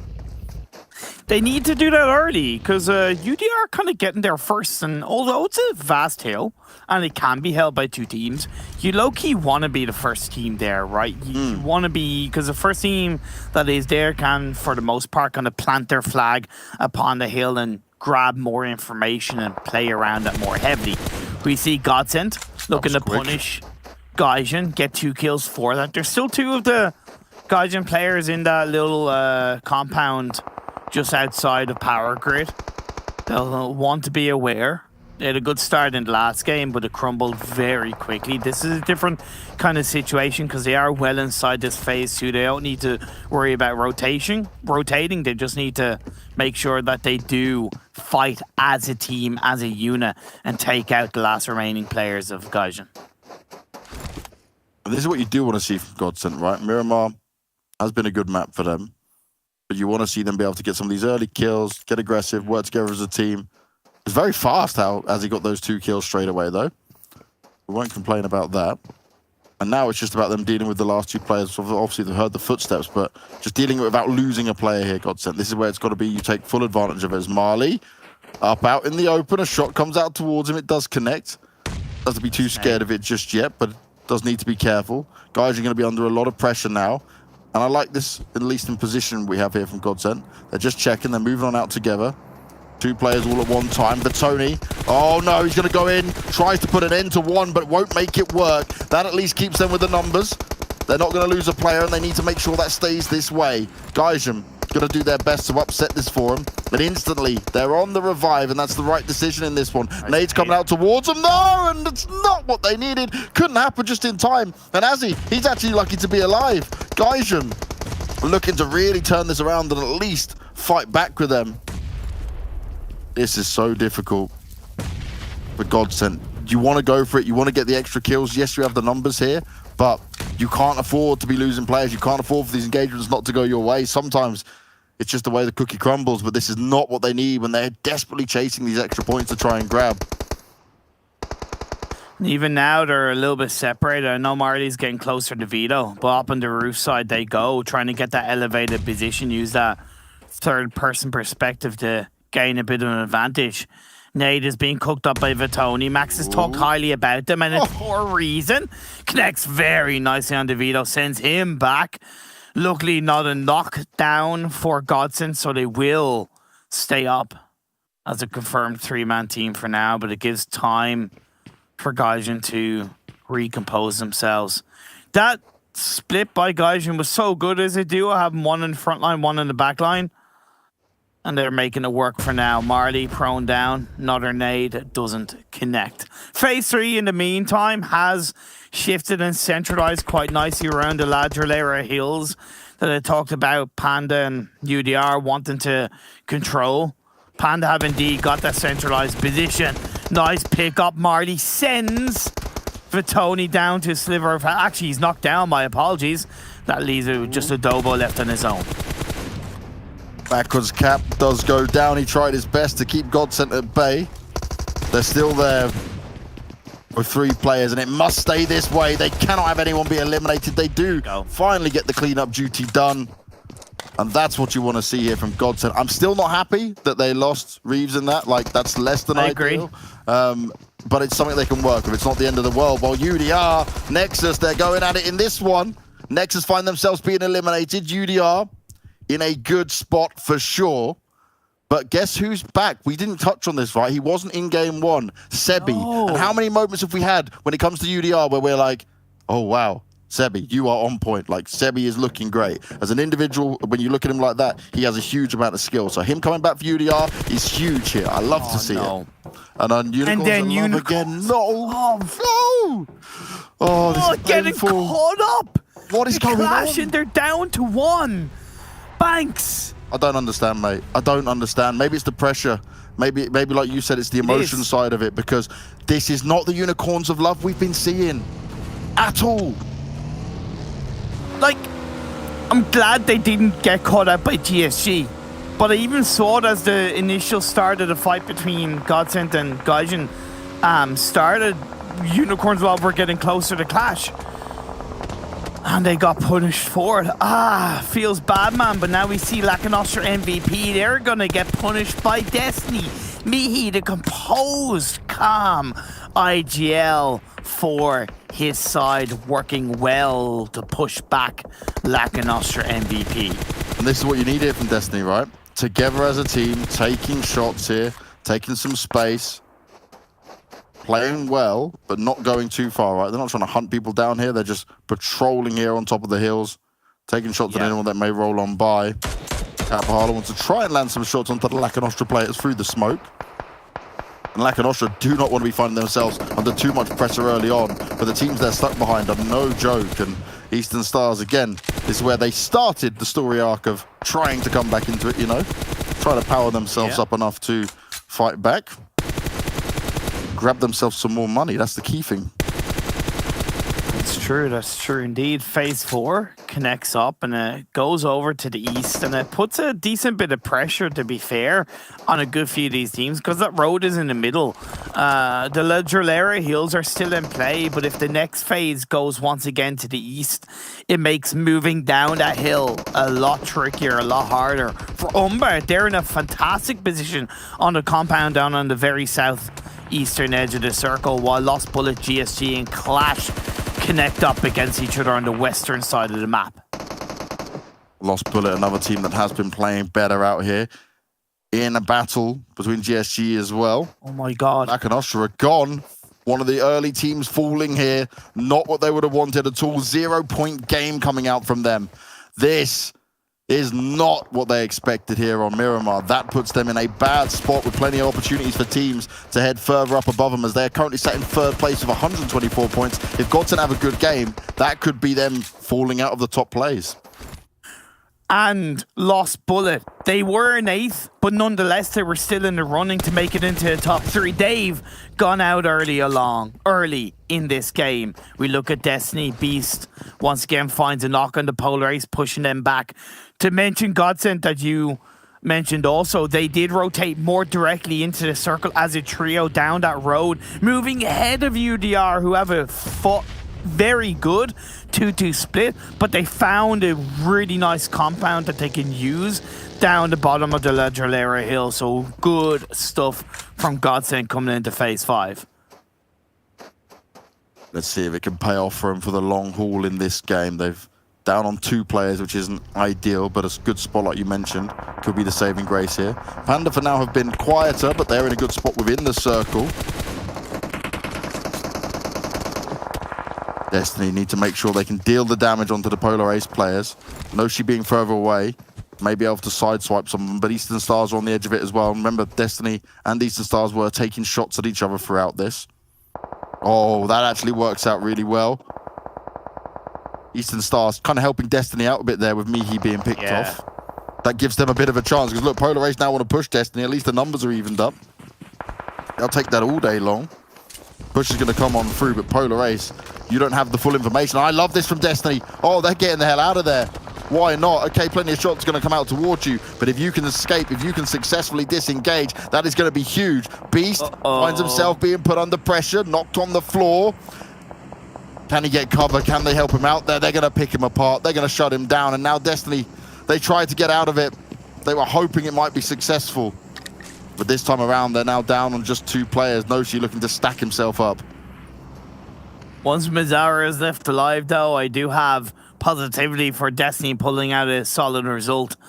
Now Eastern Stars are going to push in from the eastern side of the circle and put pressure on Polar Ace. The tables have turned where Polar Ace hold on to the compound and Eastern Stars are coming up onto the hill that Polar Ace were previously around there. Phase 5 does shift over to the east. So UDR Killers, GSG Europe, Panda, and the last player from Unicorns of Love have to find a way down the hill, whether it's direct through the center, whether it's from the side, and come in to this circle. If Aegon can make it out in any way, I'll be incredibly impressed and surprised at the same time. He needs all these extra points. He needs these teams to fight and more of them to go down. He wants the placements wherever it could be possible. GODSENT are very close to the circle, but they have their roadside. Yeah, it's hard, isn't it? They have to contend with. In my opinion, they should stay where they are and take out the teams that are behind them. Because if they move too early now, they're just going to get pinched from all sides. There's no clear compound in front of them that's free. Game Lord have one area, Destiny have another. Then you have the remaining players of Panda coming in as well. So for GODSENT, they should do their best to stay outside the circle and work within the blue zone. The thing is, GSG right now, right? They've only got 78 points. They're down in 12th place, but they're up at 9 kills already. That's not bad at all, considering. They're looking for more as well. Panda find themselves getting slapped down. Kato instantly dealt with.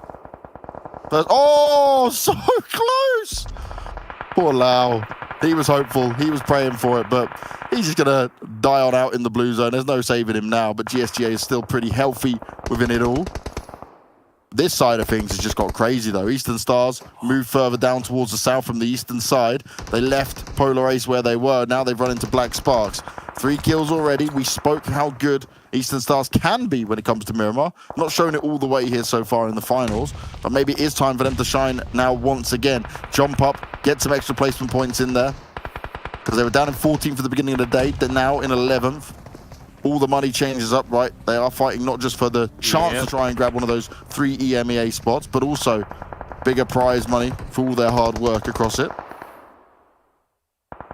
In the day, despite whatever happens, Eastern Stars have been a staple of the scene in Romania, staple representation of Romania for the last year and a half. I remember Kasin Kapahala in the 2020 PMCO Spring Split when he played for a team called Accelerate, and since then he's been up there all the time. It's his opportunity to make things work now with this current Eastern Stars roster. Once they get rid of Black Sparks, they will have that control to enter this phase 6 circle. So they needed to be careful there as well, but they're dealing all the damage onto Black Sparks. Another team dealt with 6 kills up here now for the Eastern Stars, and the revives will come on through, but they still have to get into that circle. As Destiny, despite only having 2 players, they lost beast on the rotation. They lost Mihi when they were going up against Polar Ace. They're still here. They're still getting points, and they're still staying alive. And Mazzaro, he's not done yet. Tries to fire out onto him, but he's overwhelmed and run on down. They will pick him apart, but actually they're now exposed. Noshi can sit and chill while Eastern Stars takes the shot at him. And Eastern Stars now twice have got involved in the fight between Polar Ace and Destiny, and it has helped Destiny massively. It really has. But Eastern Stars are looking so good. Game Lord still up in the late stages of this game as well. Can't forget about what this franchise can do also. Umbra in the compound of this circle. Happy days, happy days. 7 teams left, 17 players alive. The blue zone is closing in. The Eastern Stars squad are playing on, going to utilize that southern edge of the circle, but they are going to get closer to Team Umbra, and that's something they have to contend with. Lin, the final player from Panda, is still alive, but he's going to have a lot of pressure around him sooner rather than later. Yeah, that pressure is going to be applied everywhere. This is a tough circle. Game Lord still up within it. Can be very open from different spots here. Somehow, Lin, you know how good he can be. He's made his way in, sat in smoke for now. Players around him. Caster looking to do some more damage from up on the hills, using his car for cover as much as possible. But Akashi, he has been looking out. He is aware of the positions they sit within for now. And it's just about, like, can you make a move? Can you get back in some cover? Try and avoid being knocked down, and right now Game Lord are doing it pretty successfully. Vito trying to sneak his way through as well. Remember, both GODSENT players had to make it across. Vito did it while his teammate went down, but every point is vital now for GODSENT. Exactly. Exactly, doing what I suggested, which was leaving a late to move across on that road, so it has kept them alive. Polar Ace getting knocked down the hill, but Caster is still alive by the side of the wall. With Victor knocked down, it's going to slow down Game Lord a little bit. Muzzy gets confirmed up. PRZ is going to suffer the wrath of Octavian as Akashi looks to revive his fallen comrade.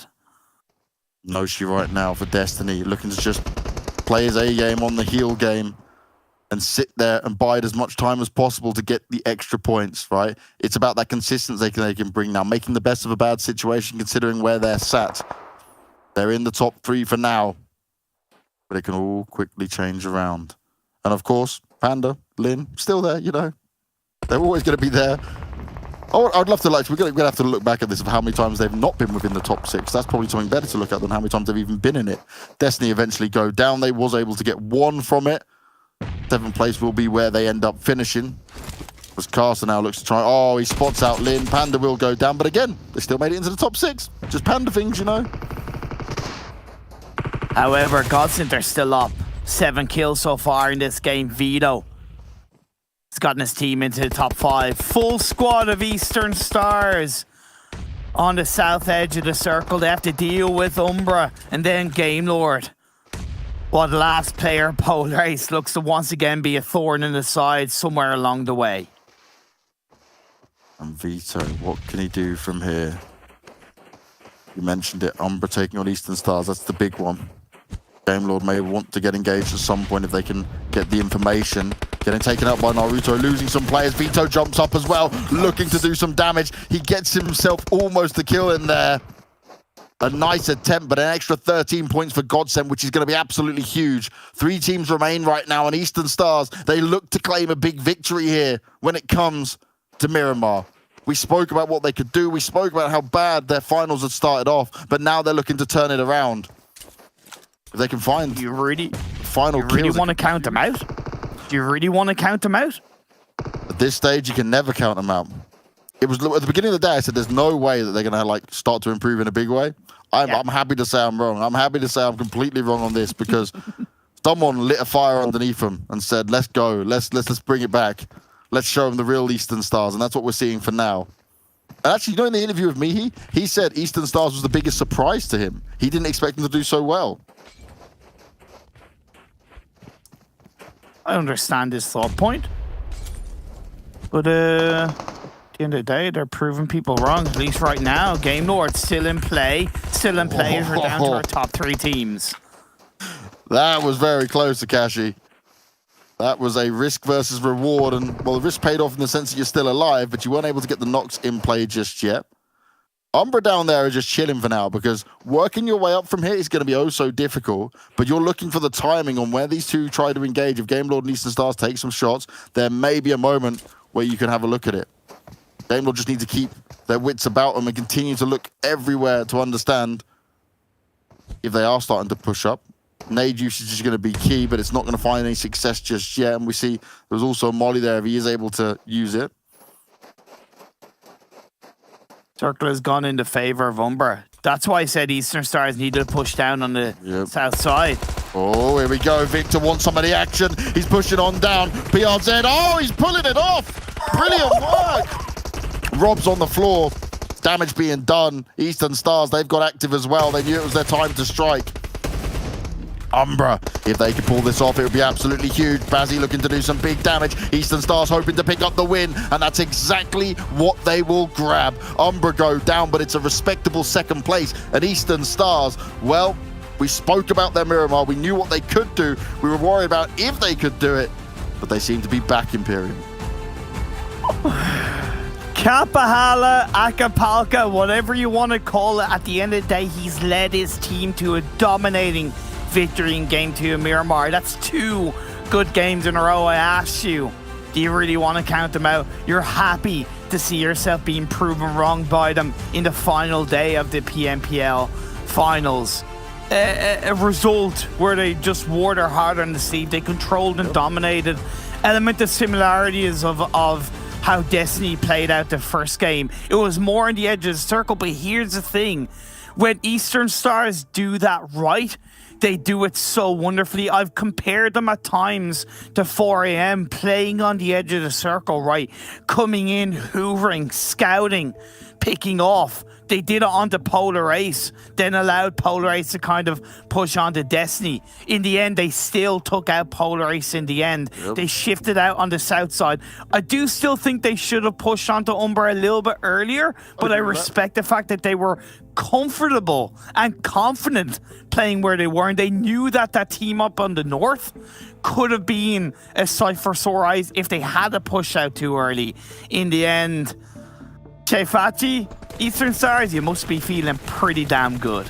Yeah, they're going to be very happy with that one as well. Some of the other key points throughout this game, right, was Unicorns of Love. We have to touch on them. It is not looking great right now. Oh, man. They are on the struggle bus, and they need to get off real quick. Hit that stop button, hop off, work out what you want to do, because you are running out of games to find your form again. I need a serious pep talk, you know, a motivational talk, maybe pump some music on, I don't know, whatever takes their fancy, whatever they need to do to come back into form needs to happen, and it needs to happen now. When it comes to GODSENT as well, okay, for them it wasn't so bad that like Vito managed to stay alive a bit long, you know, grab the extra placement points in there, but for them, they need more than just doing a game like that, right, where they get a few placement points and they hang it out. For Destiny, they probably just sit kind of like middle happy with that one, because they got a few kills in there, they still got a player within the top 6, so it's not the end of the world, you know. So, I don't know, man. It's still so crazy on how this may all pan out. Like, I'm just trying to look down the points. Destiny in that game got 6 points. Like, it's not what they wanted. It's not fantastic, but like, you'll take it considering how it all went down, you know? You got pinned between Polar Ace and Eastern Stars. That was never going to be easy. Yeah, at the end of the day, they'll take it. They jumped up the second off the back of the chicken dinner in the first game, so it is a stability of points in this game too. The biggest losers of this game too was Lakonostra MVP. They were holding on to that 3rd spot. They went out very early. That's why I understand where you're coming from with GODSENT and maybe wanting a bit more from them. At the end of the day, and you don't want to rely on the bad results of the teams around you, of course. But at the end of the day, in this game too, Lakonostra had a very poor game. GODSENT had a very decent game. Instantly, that's not only cushion, but it's jumping GODSENT up to 3rd. UDR had a surprisingly lackluster game when they held on to a good spot. I love the 2-2 split that they had between the Ladrillera Hills and that kind of northwestern side outside of Monte Nuevo. But without kind of seeing every moment of how they rotated, I would say that they just didn't join up together quickly enough so that they were kind of picked off by Agon of Unicorns Love, who was coming in from the blue. They were end up getting picked off by GODSENT as well. Whereas if they had joined up a little bit earlier, they would have been able to probably have overtaken taken out GODSENT and taken out the last player of Unicorns Love without losing a player. Yeah, actually, you've seen it on the highlights there, right? 7 kills at the end for GODSENT. I didn't actually notice how many kills they got, so that's actually better than I expected it, hence why you're mentioning about the jump up with it. So it's still open, it's still up in the air. It has been a wild ride when it came to Miramar, and Eastern Stars, they're doing the best they can to just grab as many points away from some of these teams that would be very happy for a huge win to come on out. But it is time for us to go to a break once again, and when we come back, we'll be back with our amazing analyst desk to have a look at how they think this is all panning out, and also then getting ourselves ready for the first game of Sanhok of today. We'll see you in a sec.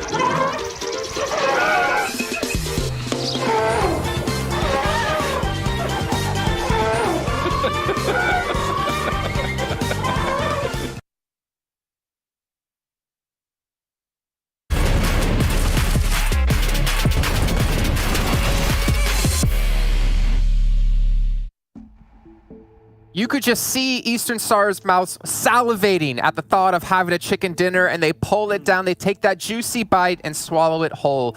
They have been able to pull off a chicken dinner at a very crucial time. They've been able to bounce back in a way that we haven't seen them do in the first and second days here of our finals. Eastern Stars may be contender for top 3, but that still is a while to go. Jason Kaplan, we got Klaris, we got Maxman, and we got OnePlus in the house. Mobile gaming has never looked better than with the OnePlus 9 series, the OnePlus 9 and 9 Pro. With 120 Hz refresh rate, you get the smoothest experience possible. Add that with OnePlus 9 Pro's new HyperTouch technology that syncs 6 times faster to reduce display response times, and you get the most responsive gaming controls ever. Hashtag never what?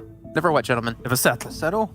Yeah. There you go. Perfect. We didn't even practice that. I could depend on you two for anything. Let's take a look at the rankings though of the last match here and talk about Eastern Stars and their dominance and the amount of points they got. Maybe push them even closer towards that top 3 placing. About damn time. 26 points for Eastern Stars. Jeez Louise, where have you guys been? But really nice to see them get themselves a chicken dinner. Even my boy Kapahala popping it off. The Warlord himself. I throw him at something like 900 and some damage. This is absolutely what they needed. Maybe we can see the resurgence here today. There's still a lot of work to do though, Max. It was a very strong finish, especially from them. They knew they had the high ground. They were just waiting for the circle to shift, wait for the 2 last teams in Umbra and GameLord to take the fight, and they go for the third party. It's very simple and yet super effective, so I have no issue with how Eastern Stars closed that game off. Umbra, GameLord, as I said, no, still some good points coming their way, even though I do count them outside of the race for the top 3, so it's still good to see them perform in the finishing moments. Wait, real quick, Max. Oh, yes. On that point, before you jump to GODSENT, isn't this good, though, the fact that Umbra and GameLord got so many points for teams like Lakonostra and Unicorns of Love, because those points weren't absorbed by teams that can challenge their rankings? That was what I was going to say, because GODSENT got so many good points, and it's actually sucked up by Well, I'm not going to cut you off next time. I appreciate you. Go ahead, it's like we're synced, Jason. We got like a relationship and everything. It's cool. I mean, I'm enjoying it. But GODSENT, yeah. I'm your carry. But the fact that GODSENT were the top team out of the likes of Unicorns of Love, the Nexus, to actually get some points, and a lot of those got sucked up by the likes of Umbra, GameLord, GSG Europe, Polar Race is actually really strong, allowing GODSENT to stay really comfortable in that top side, but we still need to see them to try and get a win eventually later on. Yeah, and as we take a look a little further down here, unfortunately for Unicorns, I was saying it wasn't really the easiest of games, losing a lot of people. Wait, Jason, did you need to interrupt? No? Okay, shut up. We're going on here, and you see as well, with Lost Bullet, you know, coming off the back of a decent position, trying to gather some points here. Not great for them either. I mean, you're saying that it's good for the teams up at the top that, you know, that they get the points, whereas, you know, teams like Lakonostra, etc., are trying to challenge up at the top. But Lakonostra 0, NEXUS 0, I need to see bigger stuff from them here, Jason. I know you're doing it intentionally. Okay. So it wasn't quite Kapahala that got the 1K damage. Tudor coming in again. This isn't the first time we talked about him coming in from GSG Europe, Max. Yeah, we saw him a little bit more yesterday too. I still think, and I'm going to touch that point again because I think it's very interesting, GSG Europe is a team that has improved a lot throughout these now past 4 weeks. This is definitely not the time for them to make it to the top 3, to make it to the next PMPL stage for the EMEA Championship. But I think that coming this full split, coming next year, they might have a chance, but it's still a little bit early. But Tudor is definitely a new rising star for the set of GSG. Yeah, very, very Finally, Claris. Kapahala. He's there. The man, the myth, the legend, the warlord, Kapahala. Very happy to see. I love the warlord. That's a great nickname. You like it? You like it? Yeah. I love it. Cool. Yeah, I need to put that in Twitter bio or something. That's there you go.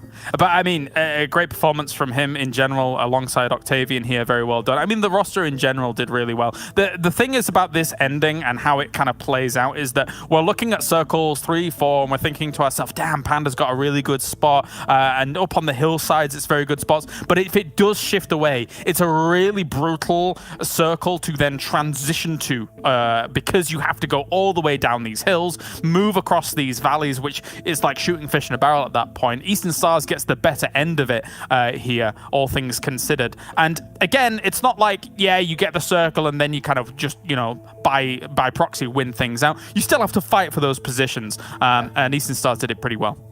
They cleared out most of the east, actually, so that's the reason why they had such a good position. They cleared, what was it, 2 teams over on the eastern side, so they were really proactive when it comes down to clearing a big space, which is why you see a lot of that damage actually come in their way. They convert it into 11 kills at the very end. Though, I'm happy to see GameLord try and get himself some results. They're not a team that I would say has a lot of confidence coming into this. I think that they definitely know they're not looking as one of the favorites, but trying to get a few results here and there every once in a while is still good to see for the French squad. I think has been hidden a little bit behind Clash, so GameLord, keep it up, and I would love to see what they can do, maybe next season.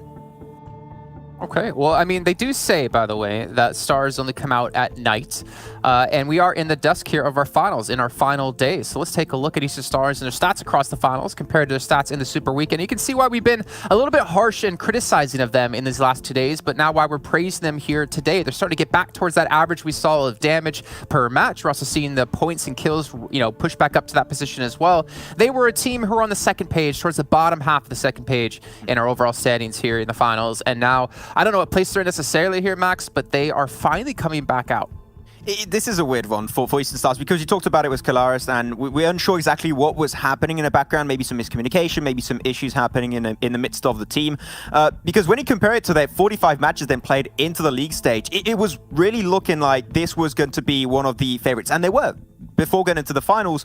But yeah, something went wrong along the way. They're trying to fix that upon this day 3, which I do appreciate. I still think it is too late, but at least they know that there was things needing fixing, and they're trying to work on it today. And it's worked out pretty decent games back to back. That's good to see from Eastern Stars. Yeah, I mean, I feel like you look at this game and you see what is strong about Eastern Stars. If I think about the position that they approach the circle in, you know, they're kind of sticking a little bit to the edge, kind of taking those fights as they move on. This is a sweeping team. This is a team that can sweep on that edge, eventually find themselves a position, and you see it resulting here with the 11 kills that come in this game. And again, it's not the easiest position on some of the top of these hills to be able to make this happen, but that's where their strengths lie. I would like to see this in the next game. I mean, technically speaking, I think at the beginning of this final, I kind of written them off because of just kind of the downward trend of their performance, but they could still make top 3. If they go back to that sweeping style that we see here from this game, it could happen. I mean, I hope it does because they were one of my top 3. It was Panda, Eastern Stars and Destiny. Max, I don't remember who your top 3 was in drop. In order, from first I had Clash in Panda, there, I had GODSENT, and my third was going to be Clash because I had to have a French team in there, so I went with Clash. I think you would get, excommunicated from the French community if you didn't have a French team in there. Let's take a look at our race to the top yet again, updated for you guys to see, again, what the bubble is. 170 points, ±4 from Statsman John. And we do see Panda getting ever so close to closing that gap. They are now 6 points away, but we have some newcomers here. We got Eastern Stars join the party in 7th place. Man, they're catching up, man. We've still got 4 games to play. You got to get over 10-point average over here. I'm not going to do. I think it's about 12, 13. I'll have to check it. I got my calculator. I could do it after in a second. But now they're actually back in the run-ins. I did count them out. These points are actually really helpful for where they were at the start of the day. So they still need a great day, right? They can't just rest on their laurels. They need to actually get some really good performances. But there is a chance. There's a world where we could see Eastern Stars just barely making that top 3 at the end. Yeah, I completely agree. I think that, whilst you look at all the other teams here that are just above them, aside from Destiny, who got the win at the beginning of the day, none of these teams have really made me go, wow, in these past 2 games. So it does kind of come back to that, factor of consistency. I do think that there's a lot of potential opportunities and challenges here to be able to get to the top 3. But man, we got to see some more. We got to see some more big performances. And technically, as previously mentioned, Eastern Stars is a team that is capable of doing this if they're feeling on, if they're feeling right. So, Clars, can I ask you this? If Eastern Stars make top 3, can we get the Kapahala song out of you live on air? Maybe we can. Because the Warlord deserves it, I think, is very important. Yeah. At home, if you don't know what we're talking about, is a song Clars has made up for Kapahala and even has some props in specifically for it too. It is glorious. You're going to want to hear it, so root on Eastern Stars here as we now head into our 3rd match of the day. It's going to be Sanhok. So Destiny's map, it always seems to be when we head over to this, but can they do it yet again? Can they lengthen their lead here in the top 3, or will we see some new teams rise through yet again? Predictions, I'm going to give you 2 the choice. Do you want to do predictions, yes or no? I'm a fair host. What do you think, Max? I'll say yeah. You know what? We'll go for it. I'm down for a prediction. I'm going to go with Panda because I got it wrong last time, so I'm going to try again. Because if it doesn't work the first time, the second might work out. I don't know. I'm trying. I never get these right, but I still try, man. Okay. Well, I was right off the money in the previous game with Unicorns of Love, wasn't I? By the way, this song, it's not really a full song. You're bigging this up quite a lot. It's a full song. It's got lyrics and it's got a chorus. There's a drum kit, guitar. It's like, no, there's nothing. There's not a lot of this. Anyway. Bringing the choir as well behind you for it. I don't know about this. UDR. Let's go with UDR. Screw it. There you go. All right, gentlemen, thank you so much. We'll see how good your predictions, or bad they might be, after this match has finished. And I want to remind you guys at home, yet again, there is a giveaway going on. So not only can the players here earn themselves prizes in the form of money and potentially a slot into PMPL EMEA Champion Season 1, you guys can win a 1+9 phone. You can win one of the 3 1+ Bud special editions, which honestly looks so sick, and I'd love to have you one of those, or 5 of the PMPL parachutes. Head over to PUBGMOBILE.Europe.official over on Instagram to learn all the details of how you can properly enter. But I will tell you this, it ends tonight at 11:59 seconds. So you have to make sure to get your entry in before then to have a chance to win one of those awesome prizes. And we also have to now get ready for our next match because it is our 3rd one of the day. It's Sanhok, it's Banks and Imperium for the final time today.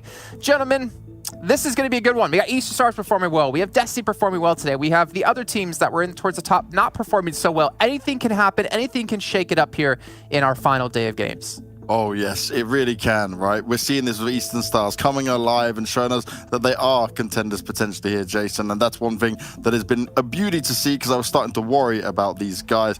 But Imperium, right, we've got to take this. It's our last game we get to cover here. It's been an amazing set of weeks here doing the PUBG Mobile PMPL. And I just want to say to everyone out watching, all the teams and everything, thank you for supporting and showing love across the whole way because it is time for us to deliver the madness that is Sanhok. Because this one, when it comes to predictions, right, fair play to Max and Kylaris for giving it. Jason, still not giving predictions, because this is not easy to kind of understand how it's going to go down, right? Sanhok can always get a little bit wild, a little bit out there, mate. But I got to ask you, Imperium, anyone you've got a bit of a tickle your fancy for? Because I know you like Unicorns of Love when it comes to Sanhok, but they've been on the struggle bus still, mate. We're hoping they're going to kick off it soon.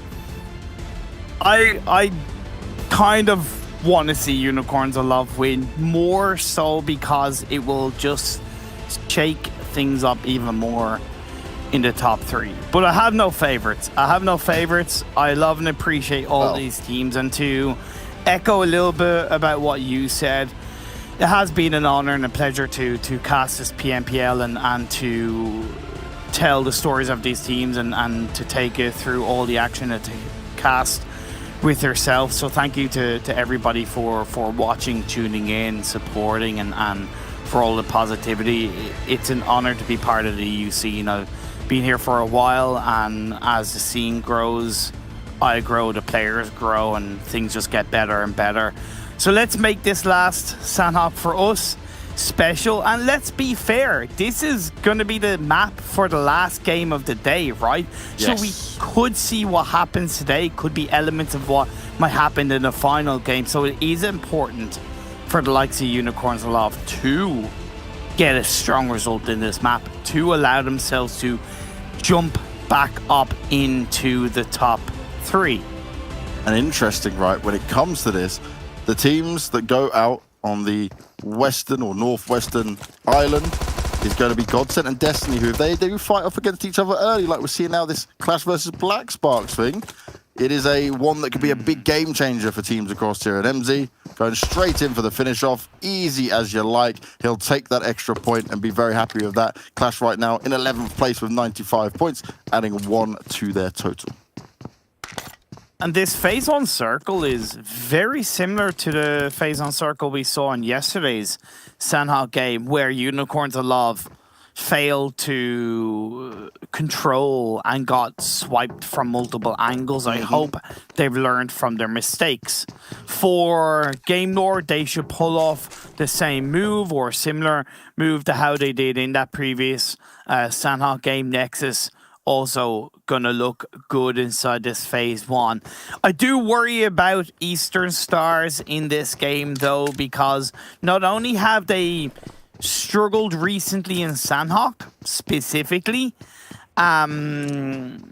it's the fact that Polar Ace have just gotten the better of them time and time again when it comes to team fights. Yes, there's been a turnaround today, and it is quite obvious that Eastern Stars are back in the running for the top 3. Starting today, 53 points behind third, and now only 24. But the doubt is still there in my eyes. If they conquer Polar Ace and conquer this Sanhok game, outside of the points that they gain, that doubt will go away for me. Yeah, completely right. Because like, if they can do a good game on Sanhok, that really does set it. They're like, Eastern Stars are there. Eastern Stars are here to play the big game, because maybe you don't expect as much from on this, but man, if they can pull it off, that's really going to send us into a spiral of, okay, what really could happen next, right? Panda is really the only team that can feel pretty comfortable because they continue to just do what Panda does best and stay as the most consistent. That's why they're so far up there. And okay, some teams may be able to try to catch them, but they're 31 points ahead of anyone else, like, as long as they really just don't walk away with just multiple 0-point games, some craziness like that, it should be fine. But this is a battle that we want to talk about. This is Lakonostra, who didn't have a great game, looking to turn things around in this. Already start off with 1 kill, lost bullet down a man, and they can continue to fight this if they want. But maybe they even decide that, yeah, you know what, we've taken this one, we'll just get out of here. Lost bullet, do you really want to stick around and fight this off? You've always got to look at what's going to be the best option. They need to make a decision on it very quickly, because Lakonostra, they're hungry for frags, and the nade's getting itself pinned and ready, goes up high. Clever has to, he doesn't run in time. He doesn't catch, he doesn't see it, finds himself on the floor, and this is Lakonostra looking to dominate very early on here. Clever, I see you. You're trying to crawl away, mate, but your days are numbered. There's no hope for this one. Yeah, but Lakonostra MVP do need to be careful that they don't overextend going down this bootcamp hill, because they know that GSG Europe dropping bootcamp, a decent bit of noise has been made. The way I look at it is that Lakonostra MVP should take what they've done, which is control inside this phase 1, and then move a little bit back towards that Painan Hill, because one of the reasons why they got suppressed in yesterday's Sanhok game was because they maybe weren't as controlling in the early parts of the game, not as aggressive. This game, it's much different, grabbing the first 2 kills, sending Lost Bullets back. Because if you remember yesterday, Lost Bullets had a fantastic Sanhok game because they were given the freedom to control that bootcamp hill. Ain't happening today, my friends. You are down to 2, and it's not looking the best. Certainly isn't looking the best at all. Nexus we're now looking at, down in 8th place for now. Not a huge fall off, right? But not as good as how they started off on day one when it came to it all playing out. Lost Bullet now actually trying to challenge, getting the knock on to Will, but he'll find cover. Just going to blow the car up and see if there's any chance of him going down. You're not happy with this? Are they pushing it? No, I'm not. I'm not. I just don't see the point of wasted utility, wasted time, tunnel vision play from Lakonostra, potentially losing a player if they don't get the revive onto Will. Just no need for it to happen. Let GSG deal with the last of Lost Bullets. Good sprays from Alicia, all the same. Will has been revived up, so that's a bit of a saving grace. But again, just back away from this Lakonostra MVP. Back away. Yeah, keep your 4 and don't drop off. Don't give them the chances. But they seem hungry for the kills and wanting to fight back for it all. Master going to go down as well. So Alicio hitting the shots they need. Going to continue to try and tap up, but there are bullets and cover fire at least being provided. But with Master having his teammate Lush very far away, I can't even begin to imagine what he wants to try and do here. So he may just have to escape and hope to play the long game here on Sanhok. Well, as long as Sanhok can go, we know it's that little bit much more faster. Phase 1 blue zone is starting to close in. GODSENT did make a little bit of a push with vehicles down onto one of the compounds on the coastal side of the Northwest Island. I believe that was just to get a little bit of vision on board. Now they've opted to go across the river onto the mainland. However, they recognize that they don't need to worry about kind of sending it too deep into phase 1. They know that the likes of Game Lord, Umbra, potentially even Unicorn's Love could be around this area. Eastern Stars. We spoke about to see if they can do some damage here when it comes to Sanhok. Already taking a few shots at some of the Polar Ace players, but not pushing on it, right? They're not going full forward with it. They'll take the shots, not overextend just yet, and wait it out. And that's going to be key, considering how they're both positioned. Their other two teammates are slightly further away. It's not hard for them to group up, but imagine just one player goes down and Polar Ace decides to push it. You don't know how many of them will be coming at you, so we're playing the smarter game here at least. Yeah, but I don't like this 2-2 split from Eastern Stars, simply because of the fact that they got to recognize that Clash like to hover around the quarry region. Now, Clash, of course, normally go onto that western compound, but even with Black Sparks being in the game, UDR on that eastern side, again, it's all about the amount of teams that are around you. If I knew, even without seeing it all, if I was very confident that they had more control, I would say 2-2 split. But in this situation, 3-1 would be much more valuable for their mid to late stages of the game. We'll have to wait and see if they can at least use that 2-2 split to find an opportunity for knock on the Polar Ace. And to be fair, Polar Ace are in a worse situation with their current 2-2 split, right? They're even further apart from each other. Yeah. Both of them in an awkward spot for sure, and UDR could approach on them at any point. Obviously, they don't have to move yet. They'll wait for this new circle to pop, and, well, that's pretty much as center as you can get it, you know? That's all right. We'll take ones like that. Good, because it eliminates a good bit of quarry, at least in terms of the central part of this phase 2. Unicorns of Love only going a little bit outside of Paradise Resort is, once again, a learning from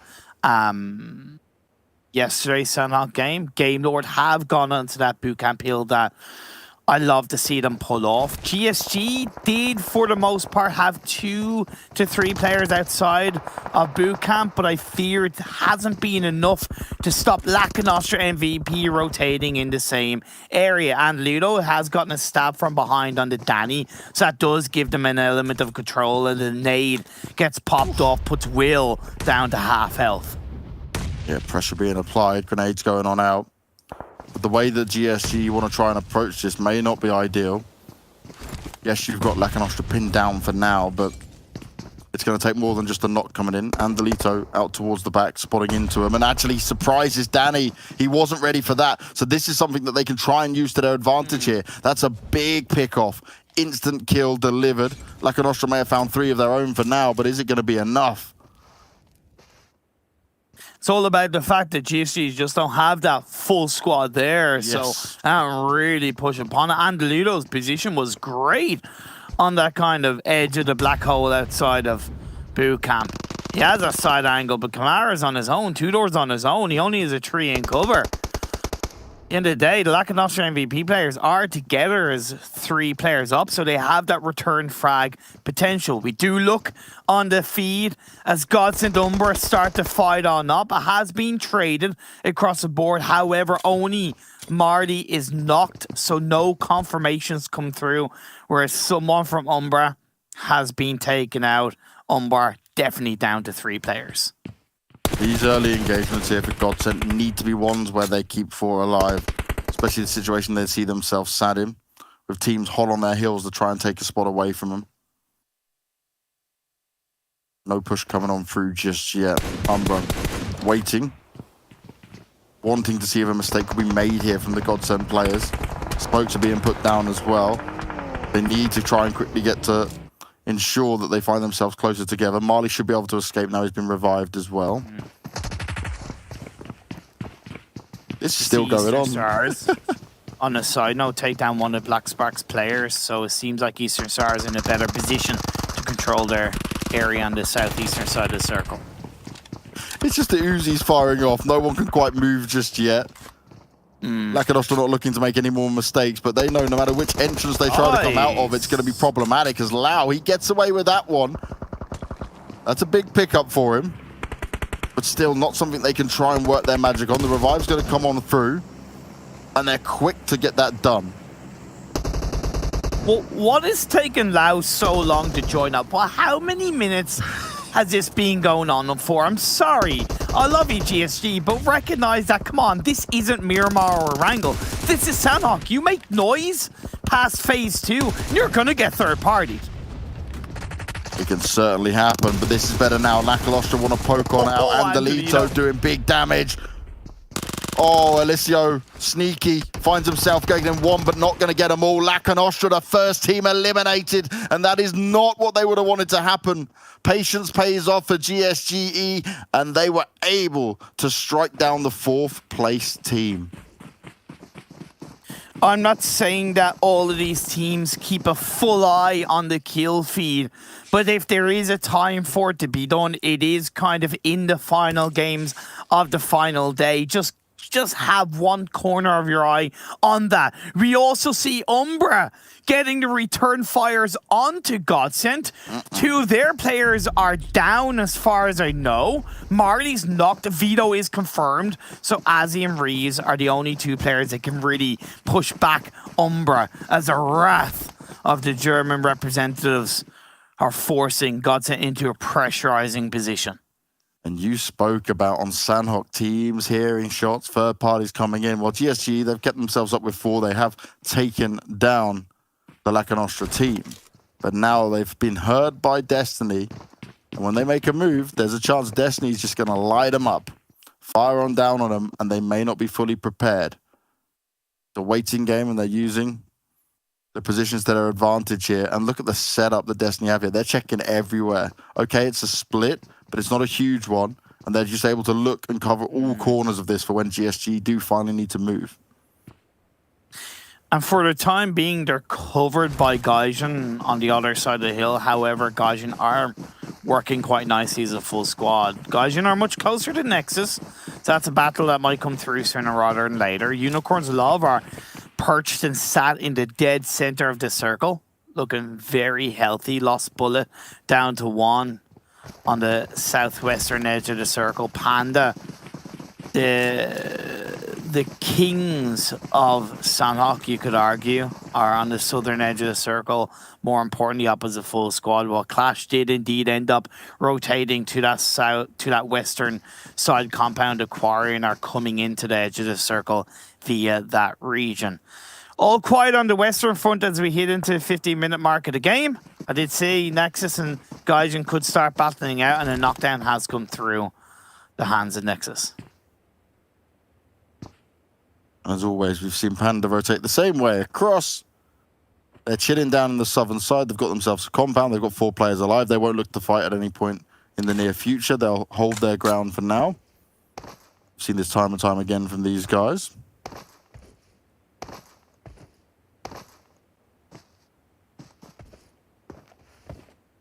Ooh. Okay. Eastern Stars have worked their way in. UDR's close to them. You mentioned about Polar Ace. They've actually spotted out some of the UDR players here.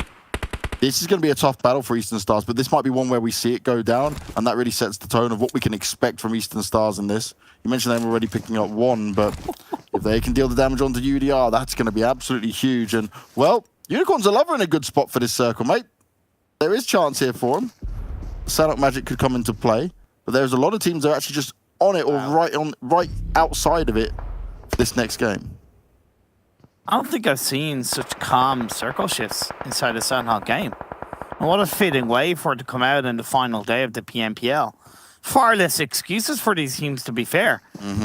All the control is on your side. Eastern Stars, they can play within the blue.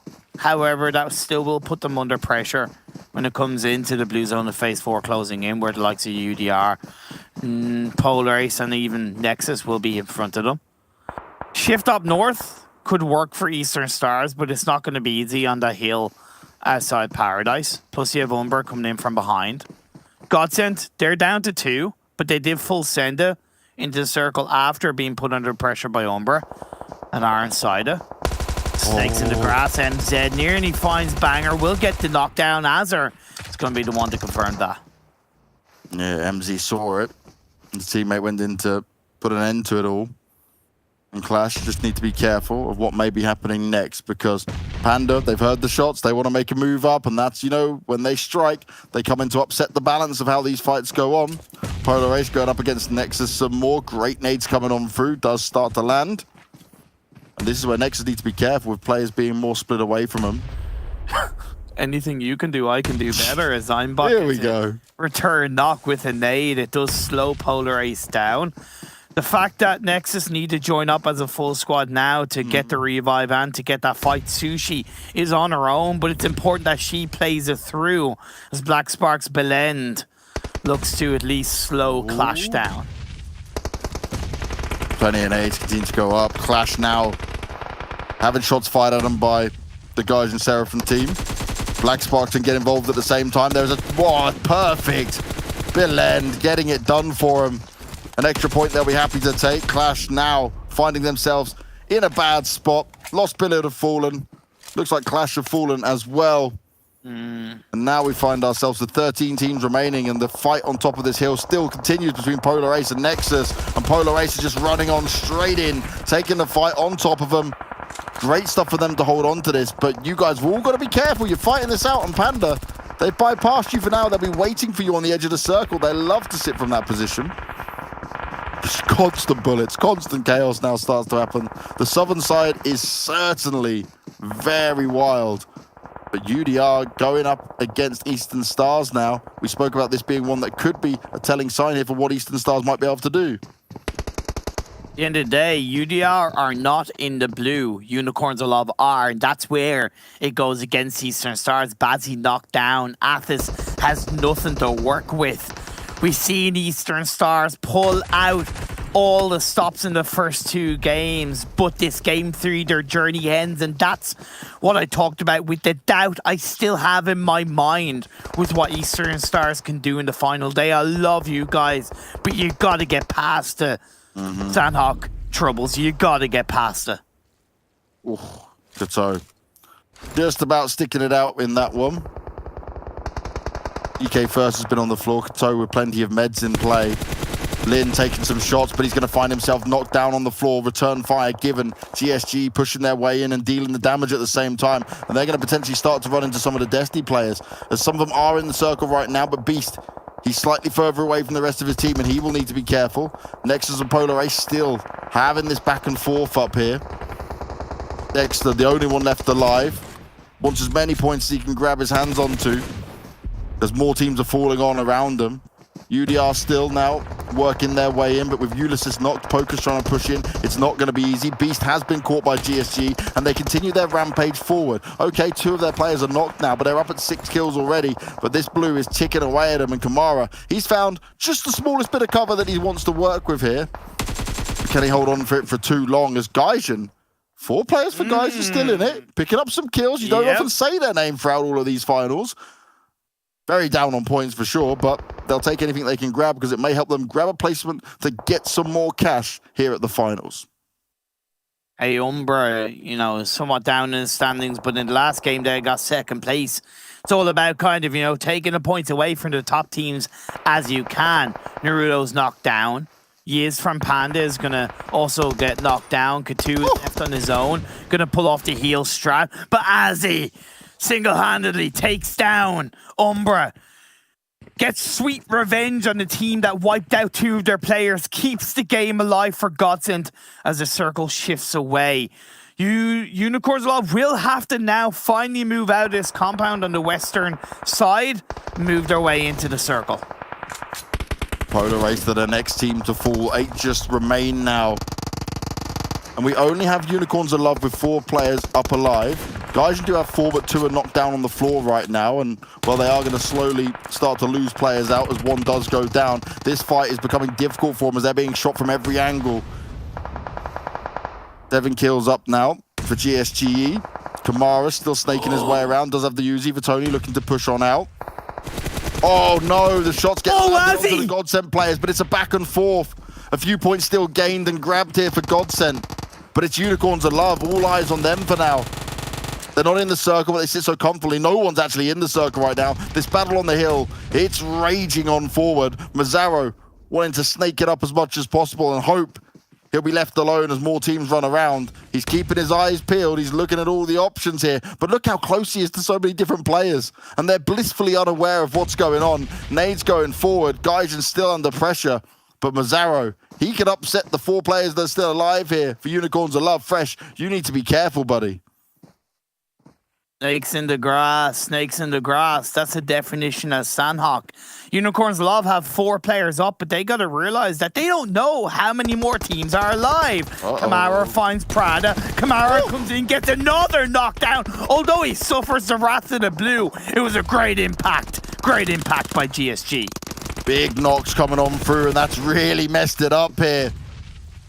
And to find themselves going down. Mazzaro still chilling, you know. Why not? You got some first aid kits you can pop. You hear the Unicorns of Love players running. If he can pop this jump up and take some shots, he may be able to find himself getting a knock, but they could be too far away now. He's jumping, he's shooting, and, well, now he's going to be found. Unicorns of Love, they charge back up the hill. They take him down, and they finally get a win and turn it around right when they needed Imperium. Beautiful stuff at the end. They kept all 4 players alive, and it was Fresh and Aegon, not Kent this time, to deliver with the big kills. There's life at the end of the unicorn rainbow for Unicorns of Love.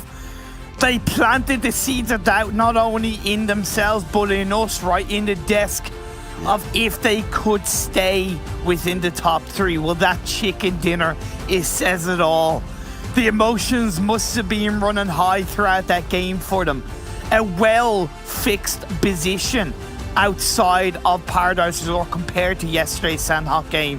They then rotated to that central compound outside of boot camp, outside of the black hole. And yes, they did have to move in, but at the end of the day, with all the action going on around them, we were down to 16 or so players when they still had a full squad up. Again, they didn't know how many teams, but they still had so much man advantage in the final 4 to 5 minutes of that game. Yeah, they could just overrun teams with firepower and numbers, right? Wasn't too difficult for them, but they didn't get active as early. I guess there's probably some doubt still sat in their minds because of how bad some of these games have gone for them. Hence why they probably sat there not pushing out as early as what I would maybe have liked them to do to try and grab some more kills. But the fact they get the chicken dinner, the fact they've got 7 kills alongside it is going to help boost them up in terms of points that they were desperately needing here.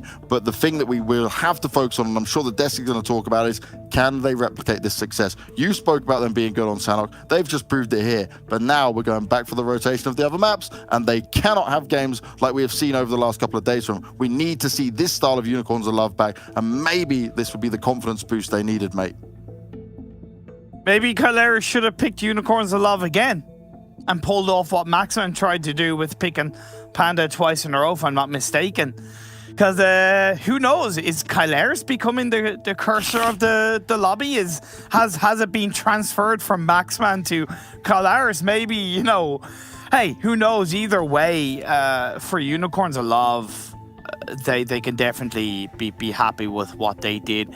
Still 3 games to go. Anything is wide open. Lakonostra going out early once again adds a bit of friction in the top 3. UDR didn't have a bad result. GODSENT actually had a pretty decent result, especially after losing 2 players early. I think they got 5th or 6th with 3 or 4 kills on board. So the teams that are still fighting for the top 3 are getting decent points to keep themselves up there. And Destiny, hey, 2nd place. Once again, consistency, moving on.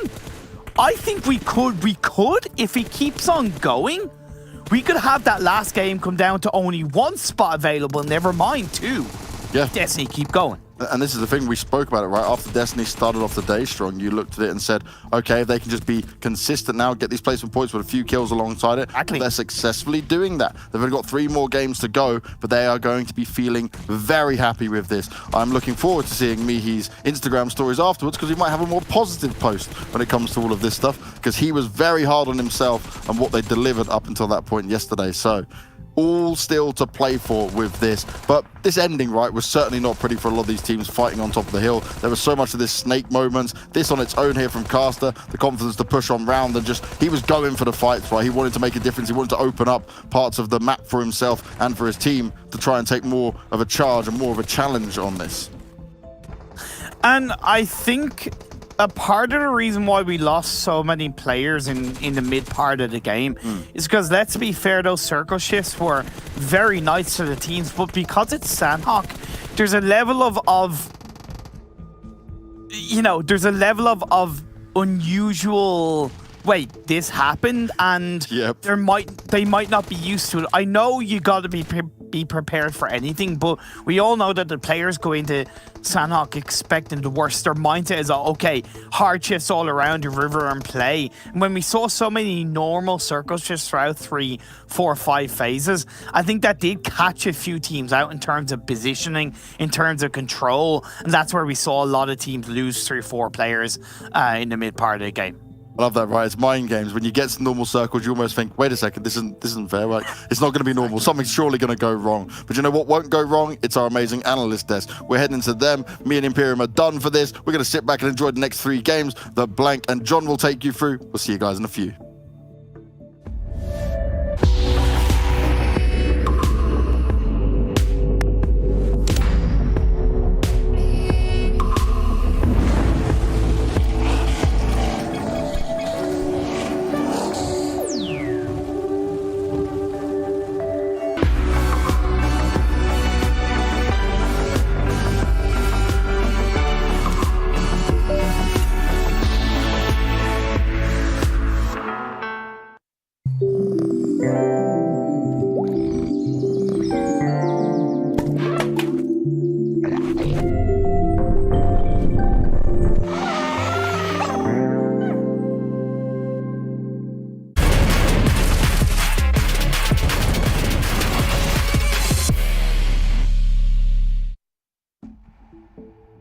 Unicorns of Love have come back out to play today as they roam the grasses of Sanhok and secure themselves a much-needed victory, considering they've been, well, pretty much imaginary, just like the actual animal so far here in our 3rd day of our finals of PMPL Western Europe. Maybe it's a little bit too harsh. Maybe I'm being a little bit too mean now, as we heard Kalaris and Maxman be harsh earlier on. Let's take a look at our match ranking, actually. Let's just hop straight into this so we can see how many points they got for themselves and also how many points Destiny got, because Mazzaro, I am not sure. We were talking about as we were watching how he was not spotted when I believe it was Unicorns of Love fighting off against Gaijin. They were shooting bullets right above his head. He was hearing those bullets whistle right above him. I'm really surprised how Mazzaro was able to survive actually that long. But yeah, as you said, Unicorns of Love securing himself a win. They needed it because we saw a few teams on the top, the likes of GODSENT, Unicorns of Love, not able to actually get too many good points from the 2 last games. So they're actually going to be able to set themselves apart from those few teams because of this win.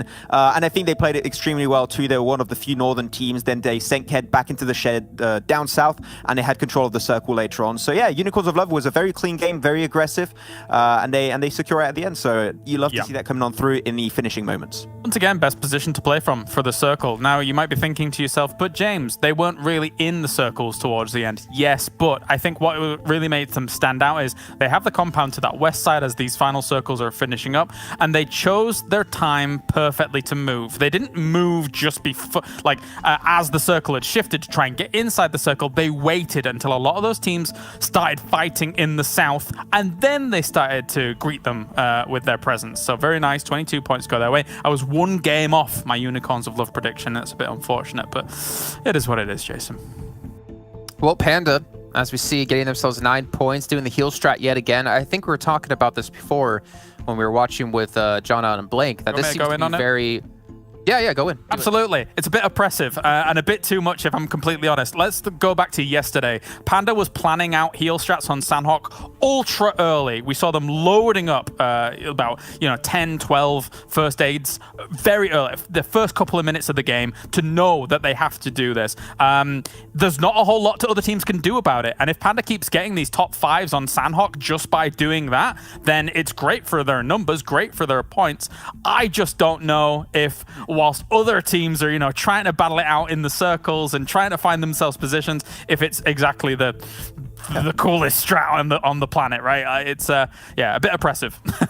It's hard to remain consistent, I would say, and that's to kind of create some consistency in terms of positioning points so you can somewhat deal with it. They're on the second page. The one team that is not being consistent today is Eastern Stars. They started off really well, and I said it just before this when we looked at the race for the top. They were potentially back into the race itself. That 0-pointer is hurting them very, and I mean very heavily, so I'm not too happy-chappy about that one, as now we're taking a close look on our top players. And man, we've seen a lot more GSG Europe players as of recently. We saw Tudor, we're seeing Kamara and Delito at the start of the tournament. So yeah, GSG, they got some players that are actually stepping up every single game, which I'm really enjoying.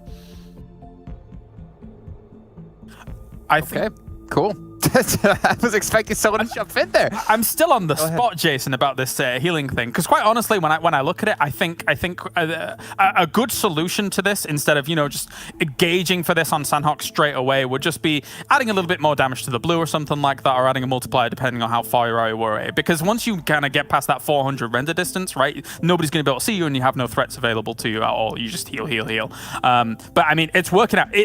For a current base game right now, it is a strategy. It does work. It gets you top 5. It gets you those average points. And if it's working out, it's working out. Sorry, I can't There's just no counterplay, I think, is what we were, I guess, leaning towards. You can't, outplay it. You just have to either play that game or hope that you're one of the teams at the very end. You can see here our damage though coming through again, as you mentioned before, Max. GSG Europe doing some sick damage here. Unicorns love 1,200 damage, 7 kills. But I think what I'm mostly curious about is how our standings are currently at for all these teams. But we do have to hold off, though, before we jump into that, because we do have only 3 matches left to go. We talk about the pressure mounting for the teams like Eastern Stars, but Destiny coming up big here. And thing is, we were talking so often today, and I think even throughout the rest of the finals, about how Destiny seemed to be the complete package. They seem to be the full package. The team that we looked at as being one of those championship teams. I think we even did with a one-drop episode with QLASH. But they've not looked like that yesterday.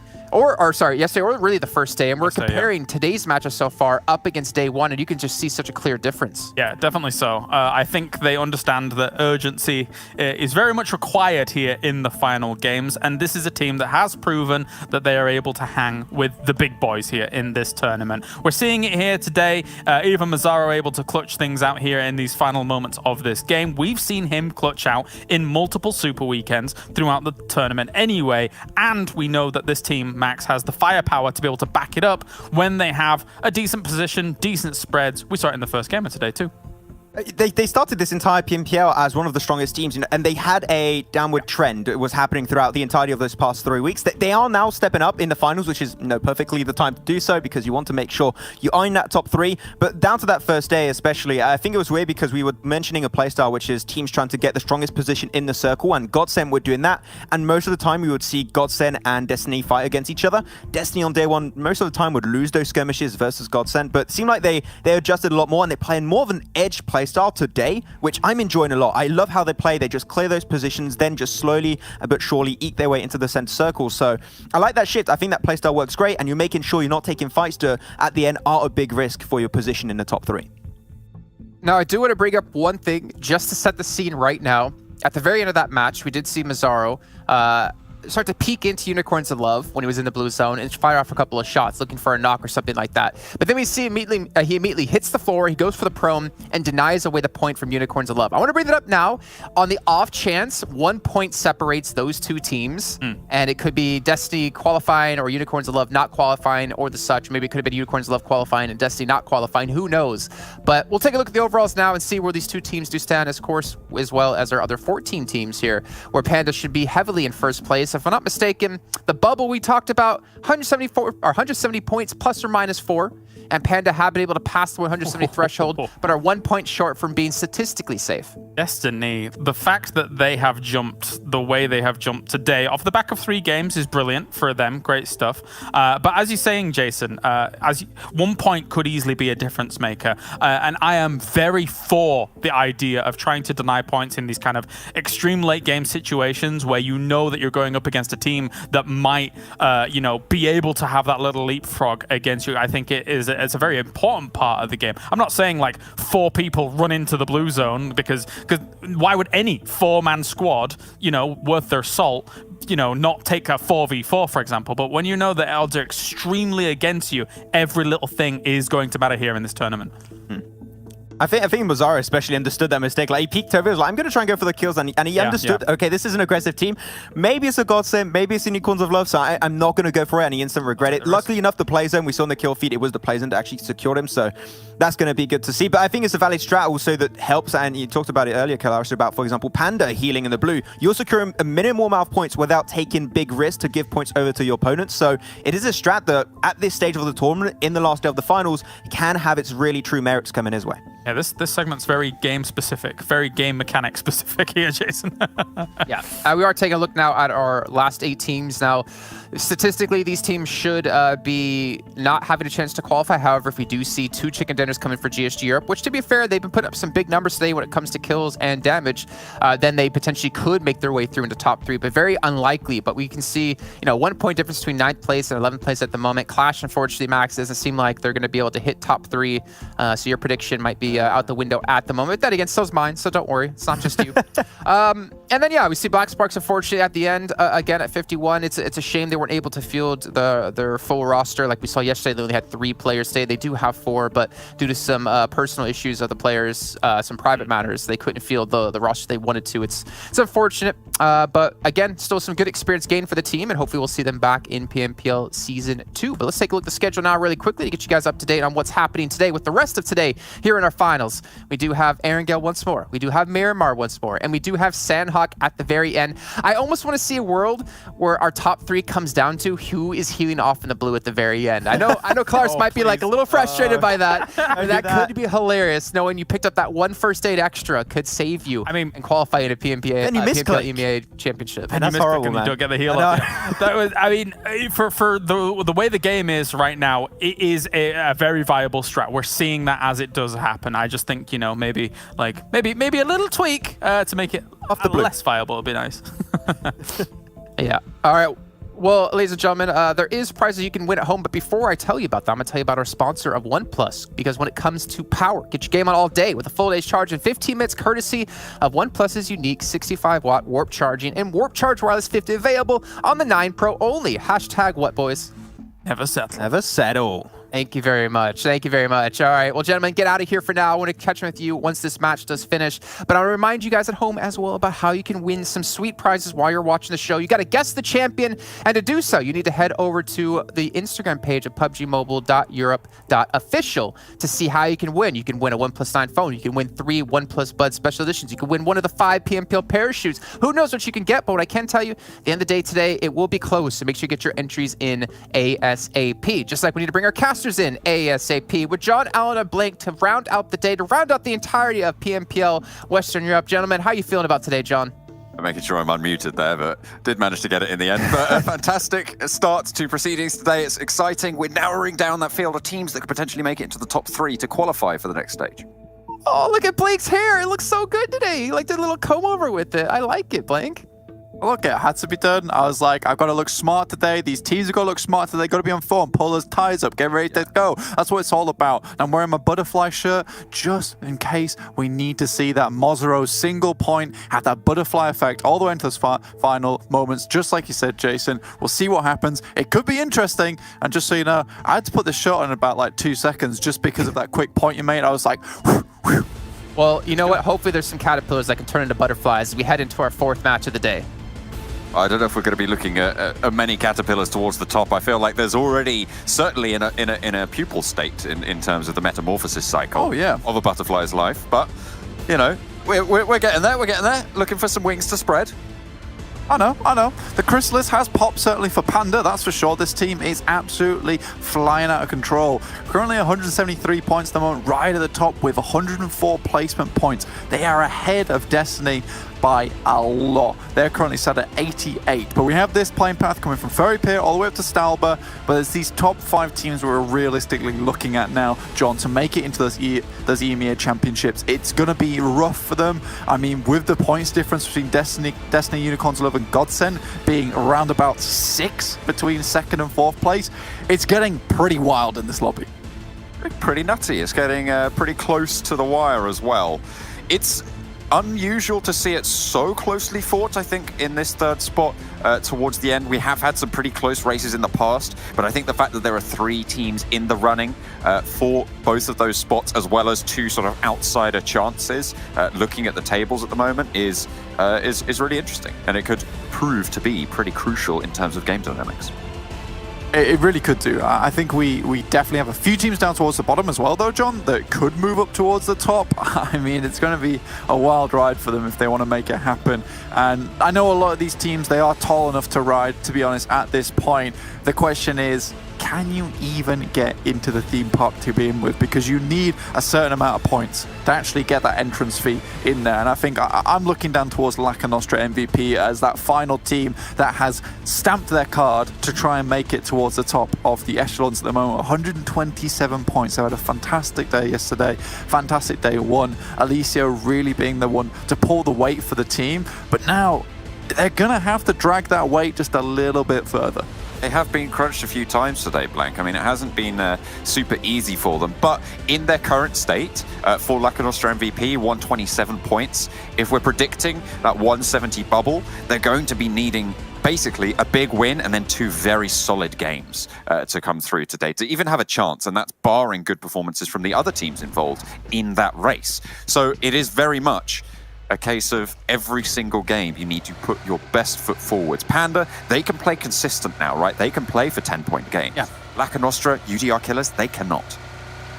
Exactly, and it kind of puts a lot of pressure on these guys towards Destiny and Unicorns of Love, because now not only do they have to have these big games, John, but like you say, they almost have to try and hunt down Panda at the same time, or hope that other teams in the lobby do the same, because if Panda keeps going like the way they are, and they are unchecked by anyone else, it's going to be very hard to close out on this team. Currently sat with only 1 chicken dinner, that doesn't matter to them. I mentioned this to you backstage, right? But this is a team that has no bad games. And that is such a ridiculous factor when it comes to this kind of tournament where you have a short little stint of time where you've got this finals, 18 matches total, we're into the final 3 right now. If you can have 0 bad games, like, it's almost ensuring your place in that #1 spot. So Destiny Unicorns of Love, they have to pray for something really big to happen. Yeah, and I think Max made a very good point about Panda as well. I mean, their average placement in the tournament, 5th place average. Next highest is 7 at the moment, coming in from Destiny, Unicorns of Love, GODSENT, and I think that's it for 7th place average placements. But to have 2 points clear in placement, that is absolutely insane. You're right, Unicorns of Love, they are going to need to step it up. What they have on their side is a little bit of fragging potential, but they are still not sat at the top for that. So it's going to be a real hard road for them. Absolutely. For Unicorns of Love, we've seen massive things come out from this team, specifically Fresh and Ked, the Fred combo. These guys are 2 very dynamic players all over the place. And I mean, they've made for some, in a very good way. I mean, it made for some very cool moments throughout this entire tournament, some very clutch moments here in the finals. But Panda, it's so weird to see them with this average placing of 5th with only 1 chicken dinner. And you look down at a team like Destiny, 3 chicken dinners total, 7th average placement. It doesn't really add up in a lot of our minds. So I think for Panda to keep this kind of performance going, throughout this many games as well, over such a short period of time, without really any downward trend for them, God, it's astounding. Just to point in any of our minds, I mean, fair, it kind of makes sense to me. It's what happens when you discretize a non-linear point scale. Like, you know, it's obvious. When you look at the numbers, Blank, I mean, come on. Oh yeah, it is obvious. How silly of me! How could I have got this so wrong? No, it is very. No, it is sort of counterintuitive, right? So it's very, very interesting to see that they're doing that. And what that means is they're getting a lot of 2nd, 3rd, 4th places, right? That is what they are playing for. They aren't necessarily always playing for that win, and that's just working really well. I think that for Panda, yeah. We've touched on it quite a bit now, but yeah, they do just need to keep going for these 4th and 5th places. It's working out fantastically for them so far. And really, other teams just need to stop feeding them so many points, to be quite frank. Well, yeah. Because that's not good for you. One team, though, that has not been feeding this tournament, unlike other tournaments I've seen them in, is UDR Killers. I just have to really quickly talk about the Las Chicas. Honestly, these guys are very cool. I mean, that was the one thing that stuck with me when I watched Ulysses's interview back in the EMEA days. Honestly, this guy is a very cool dude, and you know, it felt like he was quite young to the scene in that sense, but it looks like now he's grown a lot alongside his team as well. They're no longer just sending it into buildings and dying immediately. The amount of improvement that UDR Killers has put in during this entire tournament has been something that I've been keeping a close eye on, and it also brings me great joy, to be honest with you, because it's not many times I get to see a static roster like this in PUBG Mobile stick together and then just not disband. But instead of disbanding, get better. So I want to see more of that in the PUBG Mobile scene. I want to see more of these guys sticking together, more of them getting more of that experience, because UDR Killers are a great case study why that does work. It's very easy, you're right, to sort of sack off a roster as a player or as a coach or as a manager to sort of say, we tried a season, didn't work, we'll go again, we'll find a new roster, we'll find a new setup. And if you keep changing that, you're never going to find your groove, right? Sometimes it has to get a little bit worse before it gets better. You need to put those investments in place. And it seems like that's what UDR Killers have managed to do, whether that's the organizations behind them or whether that's just this core unit of players that they've managed to get together. They're making it work somehow. And fair enough to them. They're currently now in the running for one of those top 3 spots to qualify for the EMEA Championship Season 1.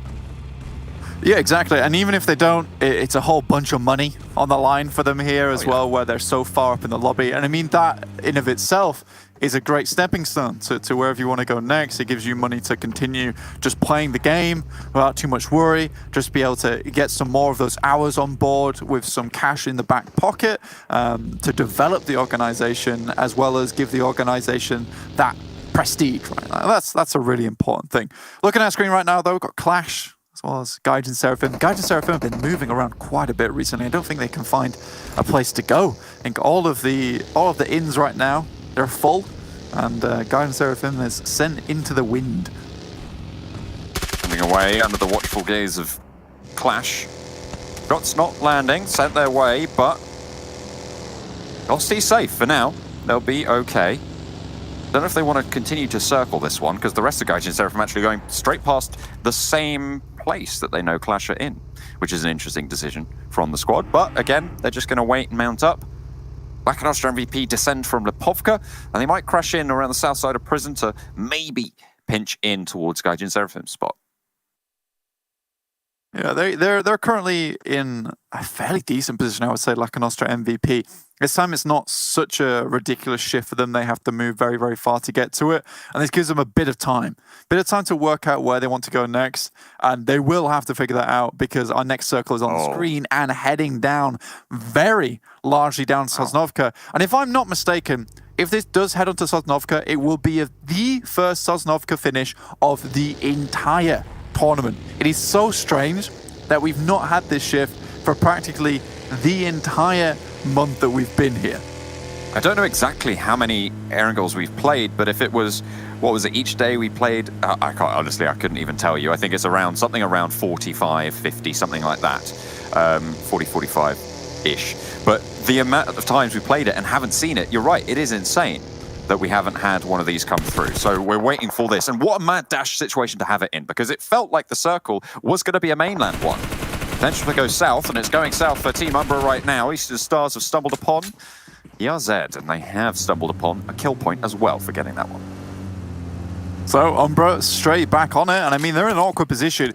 And this is funny in of itself, because we're in the finals. This is one of the most important games of some of these teams' lives right now in terms of getting that EMEA Championship, in terms of getting that big fat cash stacks on the board. And this is the first time that they play it. Do they have the strats available? Do they remember how to make this one happen? Do they know exactly how to play around the other teams? Because none of the other teams have seen this kind of shift, seen this kind of mad dash towards this coastal side, towards the bridge to get ready to get across. No one's even attempting to get across the bridge as of yet either. And I would be tempted to say that's because they would rather someone else made the move first. I think I'd agree, but this is where a good IGL shines, Blank. This is exactly when you need a solid head on a pair of shoulders in this roster to be able to make these calls. Black Sparks, they're going up against Unicorns of Love. Remember, Unicorns of Love, one of our teams that really needs to keep on going, and this is disastrous. For the Black Sparks to be able to take down 2 of their players, they are left with 2 in one of the most difficult potential crossings of the tournament, Blank. It is really, really bad for the Unicorns of Love. This game spells disaster for these guys at this point in time. You lose Ked, one of your hard hitters. You lose Aegon.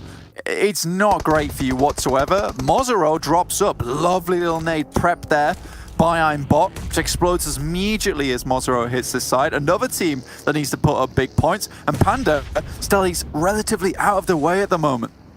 Destiny really want this res, you can smell it almost. Mozero gets back behind the ridgeline and they are looking for it.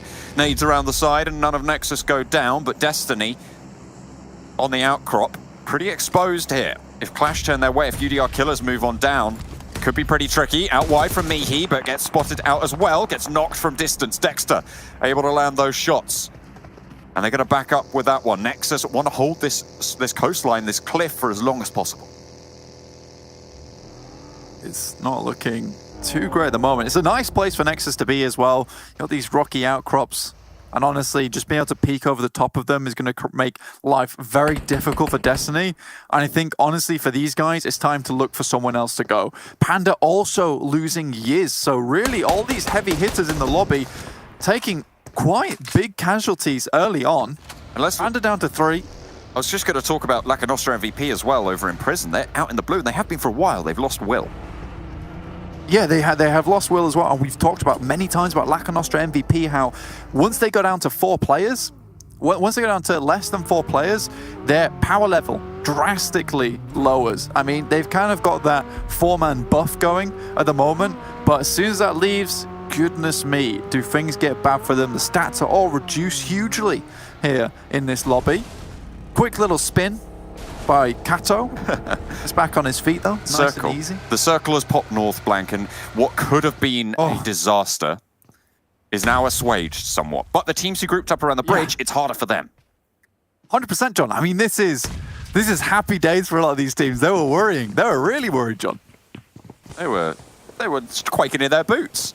Well, their Wellington boots, or maybe their waders. They might have needed them to get across.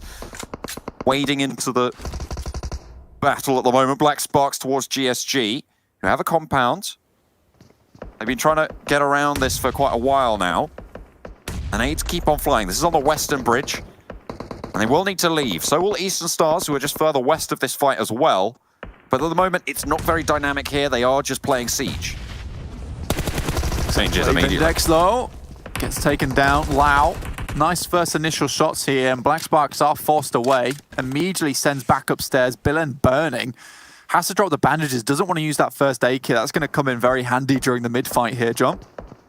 Certainly. AKM around the sides, trying to scout this one out, but the heals are going to go through for Billend. 8 pins pulled. That will be heard. Down 4 in the meantime. Trying to pepper the shots over towards Tudor. Backed up, though. Nice range response.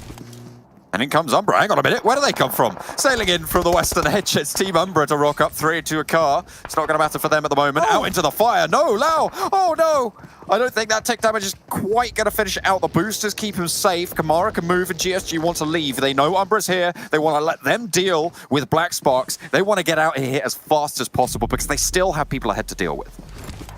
A GSG would absolutely, like you say, just want to get out of dodge because they're in a position to actually make much further up into those top standings, John. Kamara's just gone over the bridge to Military Island, to Sosnovka. All right, well, let's talk about... swing all the way around. Let's talk about GODSENT, though, because this is one of the crucial teams, Blank. They've lost Reeves at the moment. GODSENT absolutely in the running for these top 3 spots right now. Very little separates them and the rest of those 3 at the top, and they've just lost 2. Unicorns of Love had a bad showing, and it looks like GODSENT might be emulating it here, but Game Lord, they've dropped 3 as well, so it's just Victor standing in a 1 versus 2. Maybe looking for a res over onto Spicy, but hasn't popped it just yet. Vito moving around the side. Marley not getting that res either, so they are sticking to this 2 versus 1. The res starting to come through for Victor now. Nade over the top towards the back lines of Game Lord. Vito out wide and Victor spots it. Dropped very low, and this is looking hairy right now for GODSENT. Spray's coming on through. Marley tries to get back in. Drop shot from Victor. He keeps on going. Blank. GODSENT are eliminated in such a crucial fashion. Unicorns of Love still alive. Destiny alive. UDR Killers and Lakonostra still trucking. This is bad for GODSENT. This is the worst thing could have happened. Versus Game Lord as well, a team that we've relatively striked from their cards at the moment, John. GODSENT could have done so much more, but losing that fight is tragic. Pro Lord with a shot of a century right there. That thing was going miles along the way, but we got to quickly talk about this circle again because it drops down towards Unicorns of Love and NEXUS. NEXUS are able to close out games very nicely once they have the circle, but going back maybe a few minutes, that circle not going down to Sosnovka was the best thing that could have happened to Unicorns of Love. You mentioned it earlier, they were absolutely not making it across that bridge with Duster 2, but now this gives them a fighting chance into the latter half of the game. Lakonostra MVP clashed with Destiny, trying to move on into the center. Now they're down to 2. Blank Destiny still have all 4 alive. They're on the northern road at the edge of this circle, and everybody's piling into this peninsula. Clash is absolutely bearing down upon the guys from Panda right now. This could be really, really good if Panda goes out early for these other teams. For instance, Destiny. For instance, looking at Unicorns of Love. Oh. Killers, though, able to make it happen. Quickly crawls back into the window. Bullets flying past his bottom. That's me. Well, the UDR Killers have better luck in the fight than the other crucial teams so far. Gaijin Seraphim lose a player to the water, to the gap. GSG, they cross down south. They're trying to cross on over now. Team Umbra trying to make their way along the coastline from the western edge. Currently clashing with Polar Ace. And there's the representatives from Black Sparks still going. That's Billend. Moving through the terrain, trying to stay hidden. Polar Ace coming right up on the position from Unicorns of Love. Remember, it's just 2 guys who will have the drop on them, though. I'm not sure if they know people are here. If Umbra can pick up holes, though, on his journey in, it would be great for them. Game Lord immediately taken down by Panda. Panda still trucking. Look at these guys with the resources on top, but it's Clash who's right in position. Nades everywhere, John. Over the top, MZ drops the smoke. Another nade over the top, and Panda, I think they're down to 2 there, Blank. They've lost quite a few. And here goes down, a nade over the top as well. Will fall to a nade, MZ. Brutal here, pinpoint on them. Oh, backs him up. Good. Oh, it's so close. But the molly, the smoke. GK first now, last player alive for Panda. Honestly, a lot of the teams at the top would prefer Panda to win than for some of these other teams to be able to make it later into the circle. But at the moment, they're not having the greatest of times. Clash, Max's long-term prediction. The French gang not quite having the best of luck in these finals here, Blank, but this is odd. They have power in some fights. Trazen has fallen. GK first, rezzed up teammate. They just let this happen for Panda. I'm not sure what Clash just didn't fly into this one. I don't know if they assume there's more players here than there actually is. Now, GK first can be throwing some more nades, but finally, Hikoni tossing some back. Kato goes back in the same shack as before. Kind of an insanity play there. Happens twice in a row, and now Kato's like, come on, GK first, just get me back up. It's not like I did the same thing twice, is it? Hey, it worked before, it will work again. They'll stay alive, but there's a nade right on top of them as well. Kato goes very low. GK first takes a tickle of damage as well, and that's far from ideal. When the blue zone's at your back, the next shift will push them further in towards the mainland, and they have to move. Clash now maybe wanting to disengage from this fight. Absolutely. They can kind of run away from this one. I mean, clearing out GK first might be a good idea just so they don't get backstabbed. But GK first is going to live for a long, long time. You already know it. If you don't take out a single player from Panda, they typically can crawl their way in all the way up to the top. And right now they're taking shots from Destiny along the way, who would love to get rid of this angle on the eastern side. Noshi looking to regroup with the team. Unicorns of Love, they're going to have to go across a lot of open ground. So I do not expect a win from them. So their biggest mission at this point in time is to get a third, a second, or a fourth spot. There's so many crucial teams still in it, but we're up to 11. Umbra, you can see they've got a player down the bottom of that cliff. They're going to try and move along the coastline, but they have to move through Polar Ace's position. Unicorns of Love are on the cliffside as well. Further to the east, you can see in the minimap just on the right-hand side there, fading away in a vehicle. You got Savage X for Unicorns of Love. Remember, they are down to 2 from earlier. UDR Killers, they have a compound. They have 4 players. They have a really good spot here, Blank. This is a lovely position for the UDR Killers. And we said that unless they had a massive game here, they couldn't really make it up towards those top spots. I mentioned them earlier, how they've done a lot of improving. Some of their rotation, some of their positioning has been a little bit scuffed at times. I won't lie. Look, it has been. But most of their other plays have been pretty on point. And this one looks like a very smart, quick decision-making. With the player advantage they currently have, they're going to go for it. Holes, though, fighting back from Polar Ace. Umbra was their biggest weakness at the moment. If they can clear them out, Polar Ace have a much easier time getting to the circle. Unicorns of Love, scarily close to GSG at the moment.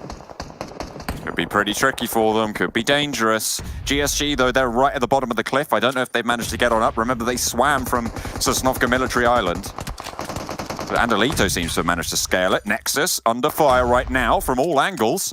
Nades from Destiny, shots from Andalito for GSG, and there's nothing more doing. Nexus Gaming eliminated.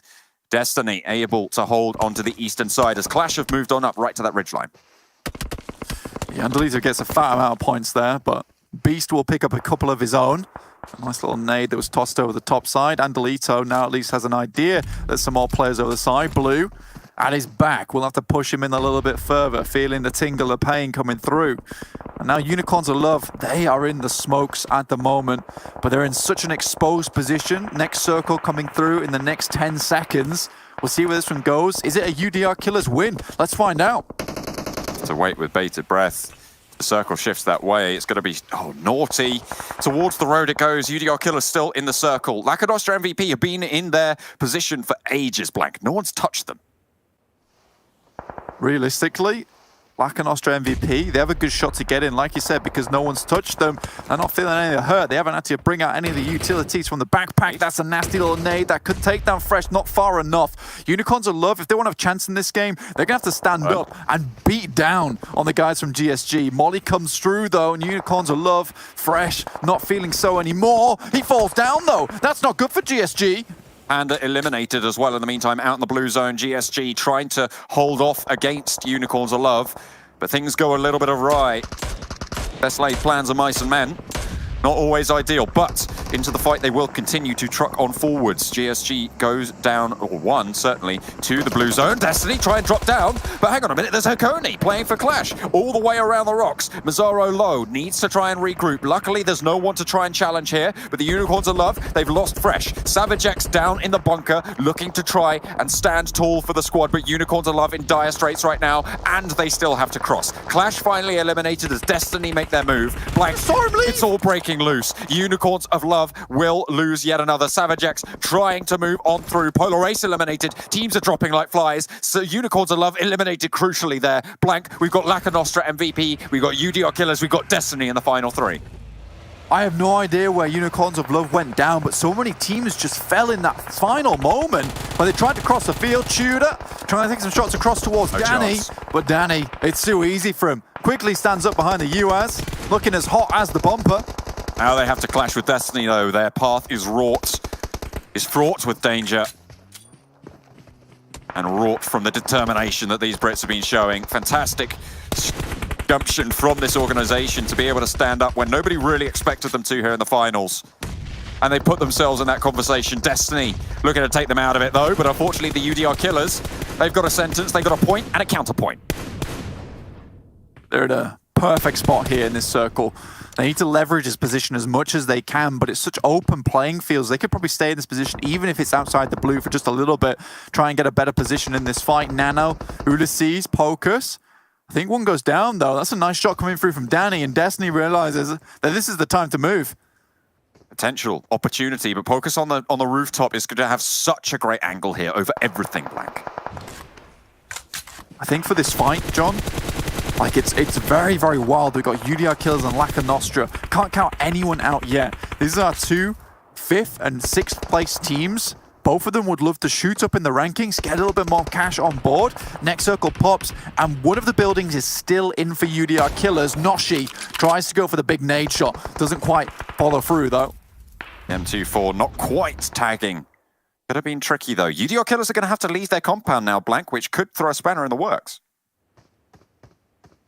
There's a tiny little bit still available to them. There's also that loot crate off in the distance. And I think here for UDR Killers, they still have some vehicles and they need to use them to great effect.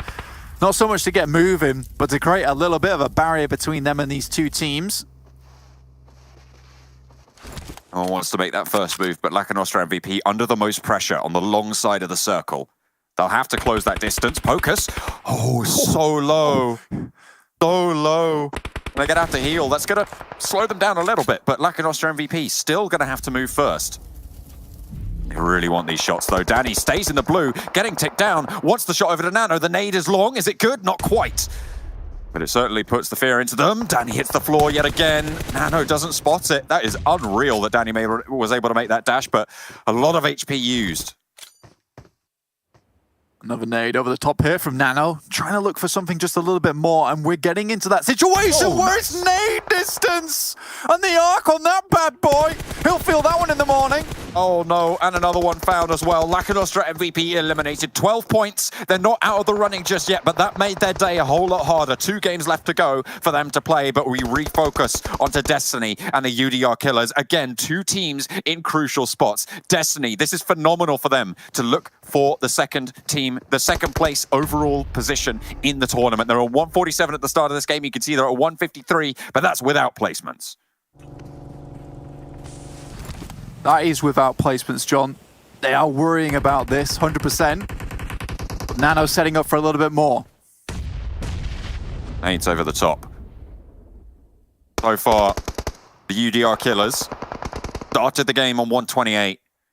And this is the run that both they and Lakonostra MVP really wanted to have here. They've had such a good spot here in this Peninsula finish. And the nades over the top. Oh, another one. You can't be serious. Noshi nearly going down there, but they save it. Send out wide. Those are the vehicles you said you wanted to be used. Blank. Ulysses hits the deck. Down on the floor here. Just a little bit longer. Sees one get done. Mozero off in the distance. Destiny's final man at the final hour. They try and leave, but Blank, the circles move out towards Destiny, and they have control over the ground in front of it. Destiny have that control. UDR Killers, you said they wanted to use those vehicles. They've moved forwards, but they haven't really got that launching point to get any further. Are they out of steam? That's the question. Need to add some more coal to the engine, but it's not happening. Nano also goes down. Little bit of a nade there coming through, but it's only chip damage. Beast gets up. No first aid kits. Looking to confirm onto Ulysses, and now the Grand March comes through from Destiny, John. Oh, they are moving across this field. A unit of 4, a death squad, a rolling ball of thunder, and Sebi cowering behind the tiles in the bathroom. UDR Killers, they had the compound. That's where they will make their final stand, but it is not enough to hold back Destiny. They want to qualify. Blank. They had a little bit of a quiet time, but they are roaring in this final day. Unbelievable stuff here. 4th chicken dinner of the 3 days. It is absolutely nutty. I think I was telling you, John, that this is kind of my Jekyll and Hyde team, to be quite frank with you. This is a team where, you know, some days they've got that Dr. Jekyll on board where, you know, he's a bit scrawny, he's not super strong, and then we get the Van Helsing Hyde coming through here, and they are just taking names one after another, but I need to see how long they can stay in this form for. Luckily, it's just 2 more games they've got to keep the muscles up for. And not only that, with that game, they will have seen themselves over that 170 bubble. So they are looking very, very good to be able to take that one down. Actually, I need to double check on the numbers on that, but I believe that they would have been able to do that. I've flummoxed myself a little bit there, but a fantastic result nonetheless. With 2 games left to play, plenty of opportunity to get a couple of points on board, and that might be enough. Absolutely. Destiny, live finals coming up here for us right now in the rankings. 197 points total. Oh my goodness. Wow. That is a hella lead they have on Panda. UDR Killers jumping up into 3rd as well. Woo. That's cheeky. That's real cheeky. I'm not going to spoil any of the other rankings though. I'm leaving it at that. Goodness me, but there's still fights to be had. There's still plenty to be done for a lot of these teams. Lakonostra MVP got so far because they moved early and into the center. If they hadn't have clashed with Destiny on the northern side, maybe we would have been saying their names instead of Destiny's. But you try and move in without any sort of incursion in sort of forward scouting, it's always going to be tricky, right, Blank? It's always going to be difficult. And to be fair, the circle was brutal this game. I mean, they took holding your nerve to a new level, to be honest with you. They literally grabbed their own nerve and held it very, very tightly that entire game, because I think too many teams there got super duper roughed up by that circle that went down to Sosnovka. Suddenly, you know, you got that scene in SpongeBob where they're all running around in the mine trying to put out the fires, trying to find the files, and that's exactly what happened there for a lot of those teams. They were flummoxing quite a big time, just mermaiding during that match, just not really sure where to go, and it ends up they move down to Sosnovka too quickly, too soon, and Destiny really plays that game by the ear, plays it safe, plays it slow, and finally finds a really good position because of it. UDR Killers getting that 2nd place though, with probably a whole bunch of kills. Woo, that's going to shoot them up in the rankings. They're going to be happy about that one. Yeah, I think Destiny not quite able to leapfrog over Panda in that final game, but it was very, very close. It was going to be pretty interesting for them to be able to strike out towards the top. But in my mind, I think we found 2 of our EMEA finals teams, the championship teams in Panda and Destiny. I think now, in my mind, in these last 2 games, it is a race for that final spot. And we are going to be looking at Unicorns of Love, looking at UDR Killers, GODSENT, as well as Lakonostra MVP. It feels like those are going to be our 4 teams, our 4 horses in the race. As Unicorns of Love trying to take point on that at the moment. I believe they're sat towards the top end of that pack, but it is Lakonostra MVP flagging back just a little bit. So we are going to be looking for Lakonostra MVP to try and pick up as many points as possible in these next coming games. But the good news for them is that the teams above them, certainly at the start, didn't always have too many of those high point scoring games in that final bit. UDR Killers put themselves amongst the people far above them, but Lakonostra MVP still had, I believe it was 12 points on that last game. Yeah, I mean, we're truly in the sprint phase of the peloton right now, to be honest with you. That pack has been left behind. We're having these guys that try and just pump out as much energy as possible, get that cadence up just a little bit.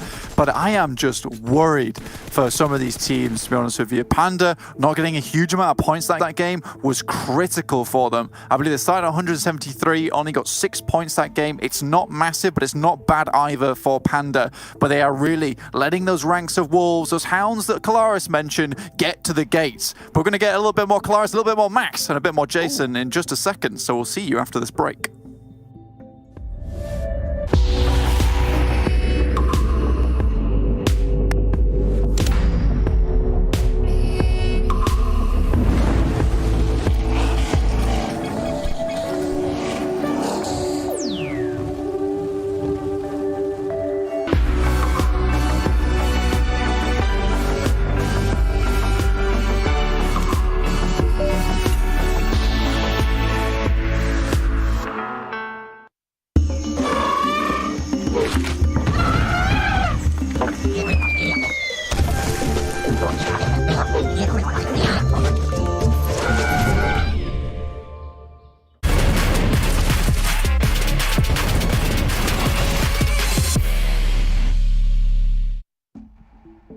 Well, Kalaris, you said the full package of Destiny. One of the first teams you talked about as being a championship team. And look at this. They get themselves another chicken dinner, up to 4 in our finals, and now see themselves set up in 2nd place, just a few points behind Panda. What do you say now? I want to lay out the scene, Jason. We started this tournament with Destiny absolutely sitting on the throne here for this tournament, and then they were absolutely usurped by Panda, who looked powerful, looked strong, looked more dashing and more handsome. But then Destiny is back with an army behind them to try and take back the throne here in this tournament. 25 points right now in today. They are blasting. They are coming for Panda. I didn't think anybody was going to be capable of chasing down the Panda, but here is Destiny looking to reclaim the throne they had at the beginning of this tournament. Well, we'll have to see how close they are to Panda in the overall rankings after, but I can tell you they must be damn close. And they're back to where we were hoping to see this team on the first week too. It's really big step up coming up from Destiny.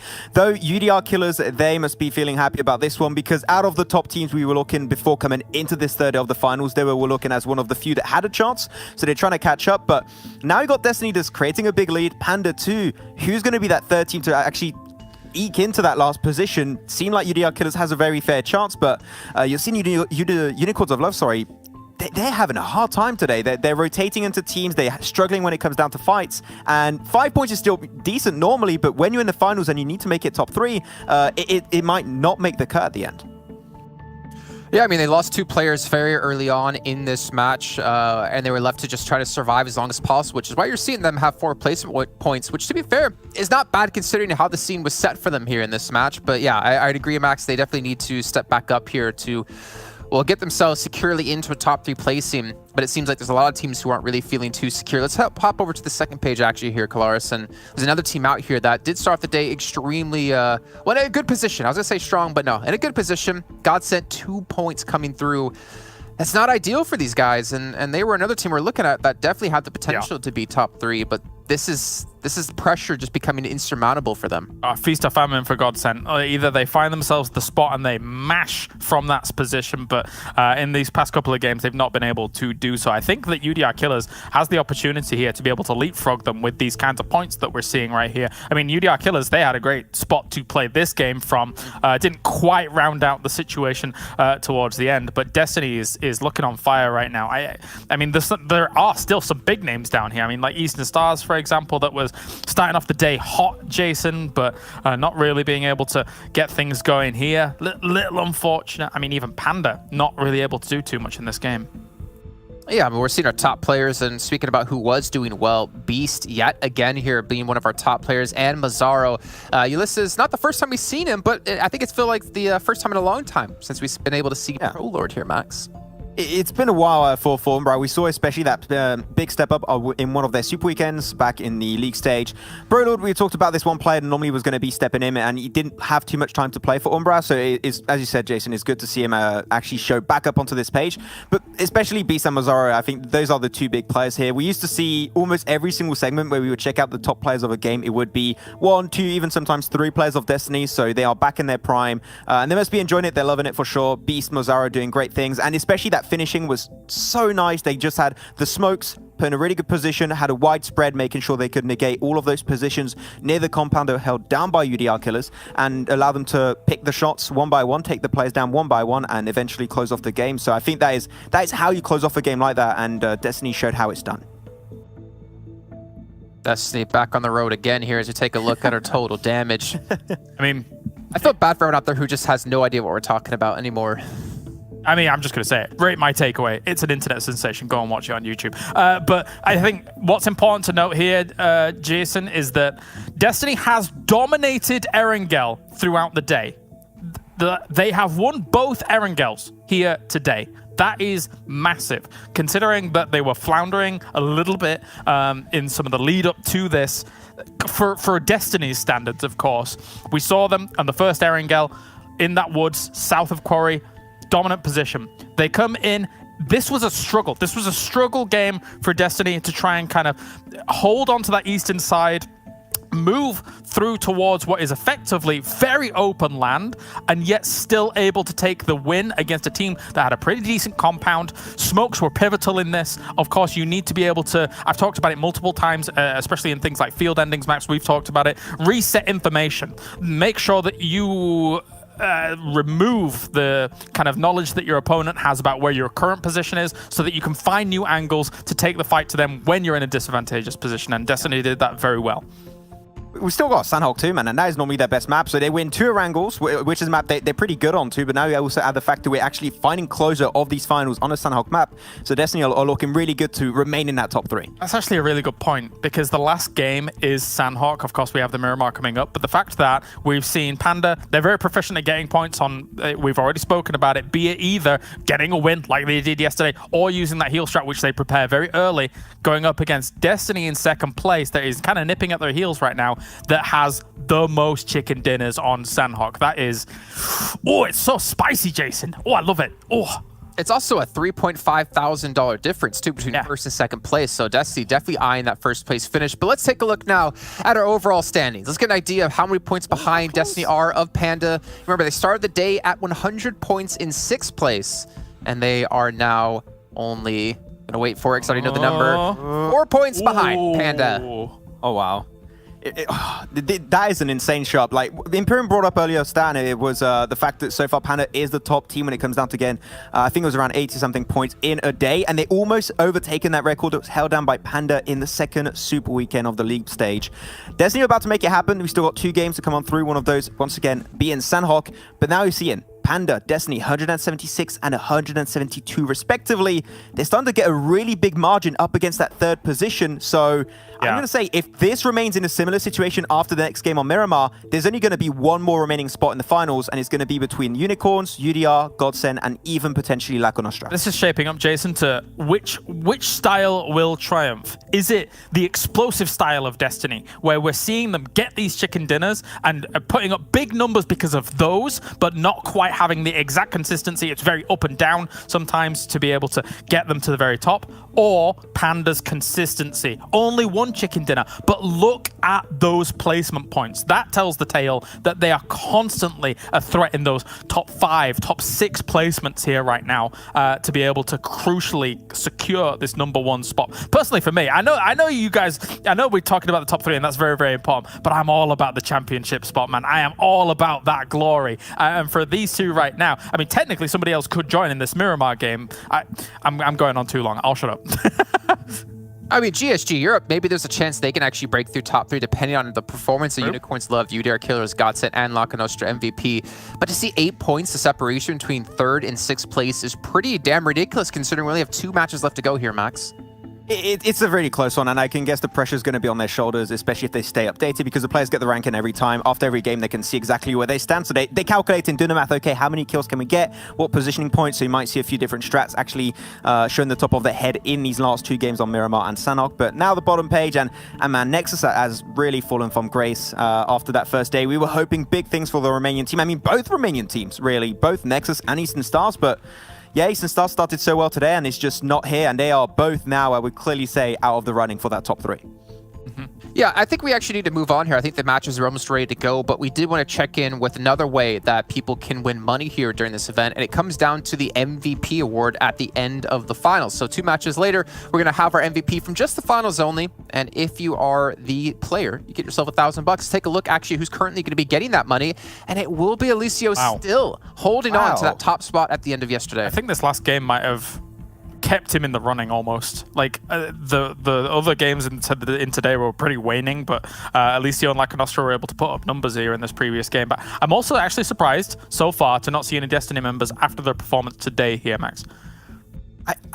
What I'm thinking of, especially because I'm just jumping on the numbers of Alicio real quick. That is a 0.44 margin in average kills difference between 1st and 2nd. Looking then from 2nd to the last place from Vito is not all that big.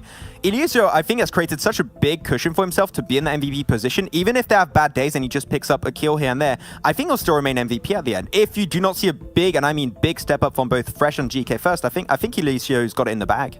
It's hard to catch up with those numbers. I mean, even the damage as well. That's quite a difference when it comes to just 2 games remaining. What if there's any impact of the fact we're having more Sanhoks here in our finals than we had during the Super Weekends, with GK first not being first place? Because as we were saying before, they go for the heal strat, right? They're not trying to go for the kills necessarily. But either way, We have 2 matches left to go. We'll quickly check out the schedule yet again to give you guys that final idea of what's to come. We've got Miramar, as mentioned before, here on the desk, and Sanhok to round out the entire event. It all comes down to these last 2 matches for quite a few teams here to try to break through top 3, to maybe defend first place. Who knows what's going to happen? It's not going to be us. It's not going to be the casters. It's going to be the players who are participating in these games. But at least we'll give our predictions here when we go into Miramar of who we think's going to take home this chicken dinner. Claris, we'll start off with you. Who do you want to go for? Who are you supporting? Miramar, you know what? I couldn't paint any better picture than Panda here in this game, having a low kill game for then Destiny to have a big kill Sanhok. I want it. I really want it. Ooh. Okay, right, I like that one. I'm going to go with Lakonostra. I mean, it's the dream. This was a team that we did not initially expect to potentially compete for that top 3. So because of how Lakonostra has improved over time and the fact that they can get back into it if they get themselves a good game here on Miramar, I hope that they can potentially perform well here. All right, well, let's let you just take a quick little break. Got to bring your commentators in. The game is just about to start here. We got to summon John Allen and Blank back here to the virtual reality world to break this all down and to talk about everything happening. And gentlemen, I mean, it's getting extremely close to the top of that 3rd place. I know Claris is focused on the championship slot. I'm still focused on who's going to be that 3rd team to get through. Absolutely. I definitely agree. I think it's the 3rd spot that really is up for grabs at the moment. Panda and Destiny looking good to be able to make it. Who's that 3rd team's going to join them? That's the question, John. I mean, we're really not sure at this point in time. I mean, it could be anyone. There are so many teams who have so closely packed together towards that 3rd place. You got Unicorns of Love, UDR Killers, GODSENT, Lakonostra MVP. It is very crazy at the moment to determine who's going to come out on top at this point in time. But right now, Destiny, Panda are clear leaders of this pack. What I want to see, though, is either a GODSENT or a Unicorns of Love performance here, because, you know, these 2 guys started out extremely well those first 2 days. Miramar is where they've had great success before, so let's see if they can happen again. But realistically, you know, Destiny, Panda, these are the guys to keep an eye on. They are absolutely popping off. For Destiny, though, how long can they keep this up for? This is a crazy push at the end. They've got to be sweating. They've got to be breathing heavily. You know, the question is, how long can they go until they need to take a quick break? Will they bend? Will they break? Will they adapt under the pressure? Will they forge themselves into champions or take that 2nd spot? I mean, they'll take it. They'll take it if they get through. You know, that's as good as you're going to get, really, if you can't make it all the way to that top spot. So phenomenal stuff. But that difference worth, as Jason mentioned on the desk, $3,500. That's pretty important there to be able to take that top spot then. Oh yeah, it's a lot of money on the line here for these teams. I mean, it only gets huge towards that top spot, and the fact that we've got 2 teams 4 points difference away from one another makes this so incredibly just exciting. It's so exciting, John. And I mean, for Panda, I would be a little bit worried, to be honest with you, because if you end up on a tie here between you and Destiny, Destiny's going to win out purely based on the amount of chicken dinners they currently have. And, you know, sure, this playstyle they have going, which is every single game, we need to be consistent, we need to do well. We might not get those chicken dinners, but at least we'll put us at the top. That might come back to bite them, honestly, because they haven't been getting these chicken dinners. Though, to be quite frank with you, it would be very hard to keep up with Destiny's run of their pace right now. Getting 4 chicken dinners is unheard of over 2 days in a finals, no less. What a time to do it, though, if they're able to. They're able to get double on up. See if they can get a couple more as well. I mean, why not? You got 2 more left to play. Let's go 2 for 2. Back to back to back. What are you thinking? I'm thinking back to back to back. It's not out of the realms of possibility. I mean, I saw Na'Vi and EMEA get 4 chicken dinners in a row, which I thought was quite honestly impossible, if not, you know, illogical as well. I wonder what the record is for most chicken dinners in a competitive tournament in a row is for a team. I do think it is probably Na'Vi's, honestly. Na'Vi with... Yeah, at this level at least. At this level at least. Yeah. If you know, 4 chicken dinners a row has not happened anywhere else. Well, if you know, sure of it. If anyone out there does know of someone or a team who has won more than 4 in one of the PUBG Mobile tournaments at this sort of level, then please do let us know on Twitter. I will have to scour through that. I have to do some research because I'm quite interested now. I've got to stop watching this game and do some research, Blank. I'm busy. All right, see you later. I guess I'll take over. No worries. El Azahar, once again, Lakonostra MVP up here. Eastern Stars and Impala, one of their cases. But this time they don't have Polar Race up here in Campo Militar. So, you know, towards the backside of them, they are fairly clear coming into the circle. It's more about looking ahead and clearing teams as they go, which is going to be the big mark of how well they actually do here. Picardo again. It is centered up around this area with GODSENT holding on to it. They love to do this. This is a great starting point for them to cut the ribbon, to get going. The rest of the teams, pretty standard. Nexus, Los Leones, Destiny, off towards La Bandita. They've got a few teams just surrounding them at the moment, though. Umbra towards their north side, obviously Eastern Stars off towards their east. It's a bit interesting, but Panda also staying out of the way. I googled who got the most chicken dinners in a row, and it didn't tell me, so I don't know where to go from here, quite frankly. But yeah, you're right. Over on the western side at the moment, Panda, they are relatively unchallenged, but those Chumasada hills very difficult to move across, very difficult terrain to navigate. And the Unicorns of Love waiting just on the other side. They've got Gaijin Seraphim to worry about in the meantime. Although Gaijin Seraphim fairly split, fairly disparate at the moment. There they are. Pretty split. I mean, this is classic Gaijin Seraphim, though. Not going to be going anywhere at the moment. Just kind of trying to find a home. Unicorns of Love would love for them to stick around, though. Give them a few juicy morsels, juicy points to add to the scoreboard. It would really help pad it out. Currently set at 147 in that third place. The two teams ahead of them, you know, they can see them off in the distance, but they're starting to have to pull out the binoculars, which is an issue. Definitely. And they are one of Unicorns of Love, as you say, they're one of those teams in those crucial spots. 147, 146 for UDR Killers overall. Below that, you've got GODSENT on 143 and Lakonostra MVP on 139 from, what is that, third down to sixth? That's a difference of 8 points total. And that can all change in a heartbeat, Blank. That is such a closable gap.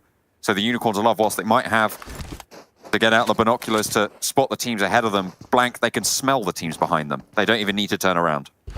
Oh, no, not at all. And I mean, you mentioned heartbeats, and these players, their hearts are beating very, very fast. And even so, that's about how quick this game can turn around. It is at that 144 BPM mark, really. It's not good. It's not good at all. And I think that for Unicorns of Love, with the, to be quite frank, a couple of atrocious games behind them, they need to bring something out because they're not feeling like the same team we saw before. Ked going down early, often losing players right at the beginning of the game. It is just so, I don't know how to put it, just not really as to how we've seen them perform before. It's just a very, very different Unicorns of Love than to what I was expecting in these final games. Because this is the 5th game, we've got one ahead of us and then we're done. That's it, we'll crown our champion.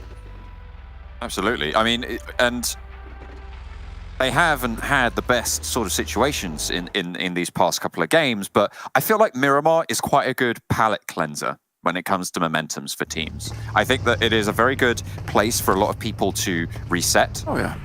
And to sort of regain their confidence. And it's a great position to have it in, right? When there's 2 games remaining in your tournament, that's when you need to have those resets if you aren't on a massive upswing, which evidently Unicorns of Love aren't. But on the flip side, Destiny, they are on a massive upswing. And if they get reset as well, that's tricky for them to handle. Yeah, you don't want your momentum to slow down here, but as you say, John, for Miramar's, if Erangel and Sanhok's the sushi, then Miramar's the pickled ginger. So we do have that palate cleanser on board, and this is going to slow things down massively. And I think that just this beginning part of the game, you know, a lot of teams may be losing momentum from the last one. Erangel started off so quickly as well with that shift down towards Sosnovka. We saw immediate change in rotations. Teams into awkward positions all over the place, and Destiny able to fight from that position.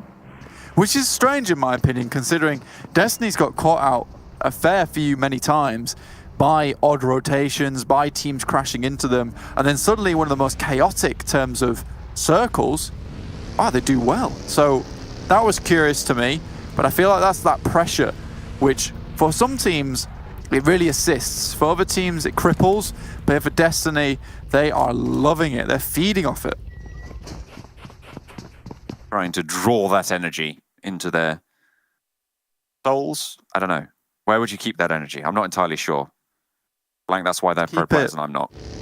Keep it in my eyeballs. Yeah. And mainly my thumbs if I'm a PUBG Mobile player. Ah, that's okay. for sure. You're a thumbs player. I get it. Fantastic. I am, yeah. Polar Ace. Filthy. Moving down a little bit late from El Pozzo and moving up the tables a little bit late as well for the tournament. They're having not a terrible day today. I mean, they have managed to move up a couple spots, but a little bit too little too late for them, unfortunately. We spoke about them quite a lot during the course of the tournament. And it seems like they just came up short in these last couple of days, in these last 3 finals days. Exactly. It's been a bit of an odd one for a fair few many teams, to be quite frank, as well, John. Yeah. We've seen teams fall to the bottom, teams having upwards trends suddenly fall off. I'm looking at Polar Ace. Sure, they had a great performance yesterday, but that hasn't transitioned to today. We have a lot of really good teams in this lobby, and it's sad to see some of them just start to fizzle and dwindle.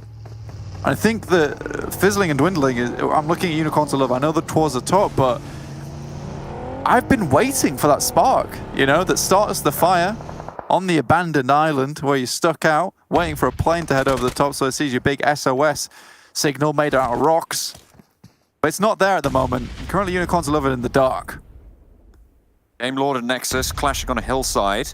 Not really too important, but there's 2 teams of sharks waiting in the waters. GODSENT and Destiny both pretty close to this one. Clash coming up against the Black Sparks as well. Not super important, but it's close to the Unicorns of Love spot.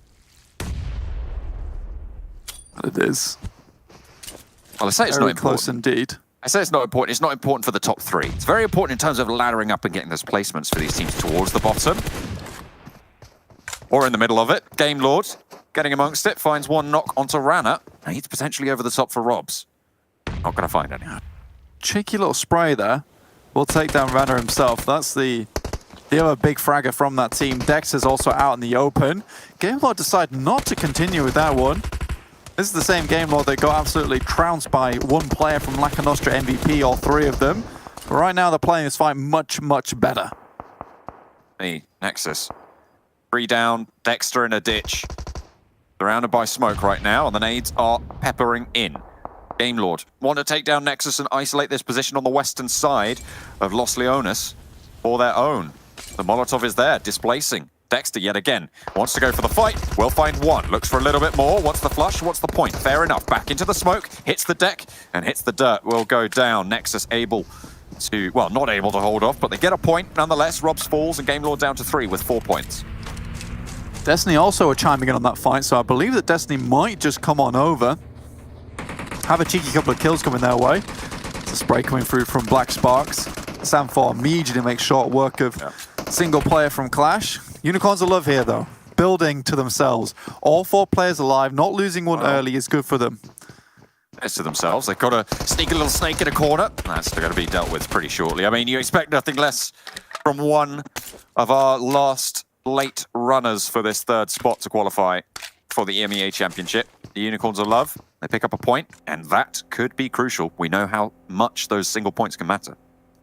Exactly, John. I mean, it's those small points that really make the massive difference towards the end of these games, especially when the points are so tightly knit together towards this top side. It's a bit rough. Lakonostra MVP, they lost Will early again. So, yes, sure, they made it to a late stage of the last game, but again, losing one of those players on your team is just not enjoyable, especially on this next circle that comes down towards Panda's position, who are in a very nice little spot here. I believe on Super Weekend 2, they won a similar Miramar to this exact position too. That's a beautiful grenade coming through from Black Sparks. Take down one of the players from Gaijin Seraphim. Gaijin Seraphim are like on a pilgrimage at the moment on Miramar. Oh, yeah? Players walking everywhere. Wondering, they'll need to get, you know, get in the foot massage parlor at the end of it with the prize money that they're earning. Not going to be too much. It's towards the bottom of the tables, but that's still not bad. Not bad at all. That's foot massage money. Absolutely. That is foot massage money. The classic. Maybe we need a bit of a hand massage as well after the amount of games these guys have been playing, to be honest. It's been rough. It's been rough. It's been one hell of a one. Fresh cannot die. Fresh cannot die here. He is honestly the most critical player on that team. Aegon nades himself. Not ideal. What is this? Not good. Unicorns of Love, fresh up to bat, finds the first shot, has backup from the high ground as well, but goes down around the side of things. Holes for Polar Ace, playing the backstop in the door frame. As Ked has to move up, wants to pick up the pieces here. Fresh still alive for now. 2 players from Polar Ace trying to move through, but hang on a minute, who's that? It's the UDR Killers from across the way to take down Holes. They're playing guard to Unicorns of Love, and maybe they don't want to. The UDR Killers are right next to Unicorns of Love in those standings. Fresh, a sliver HP, Ked can't save it, no! Only one left for Polar Ace in the building, and that should go down. Hang on a minute, they're turning things around. Muzzy in the smoke. Oh, that looked a little bit ropey for a second, but Unicorns of Love, again, blank, crucially lose 2 early. That is going to crush the mental there. Aegon nading himself practically means that Ked has to leave that high ground position, come down to help, and Fresh is all by himself. If I was that team, I don't know, there might be some infighting right now, to be honest with you. UDR Killers want to take this team down. If they do, it is great news for them. The Unicorns of Love are running scared right now, as they should be. Ked, maybe look at a heal up in the window, in the building. But a look at that, they're driving around. They don't even want to walk. Taking the opposite approach. The Gaijin Seraphim, Ked in the building, knocks 1, goes for more. Crucial fight for Ked, but he will fall, and that will be a flush. There's no way you're getting that back as well. UDR Killers still with 4, and Savage X, the Lone Ranger, to try and keep Unicorns of Love not only alive in this game, blank, but in the tournament as well. Honestly, UDR Killers coming in to take that fight is so big, because they take down players from Polar Ace. They're not entirely sure who Polar Ace are fighting.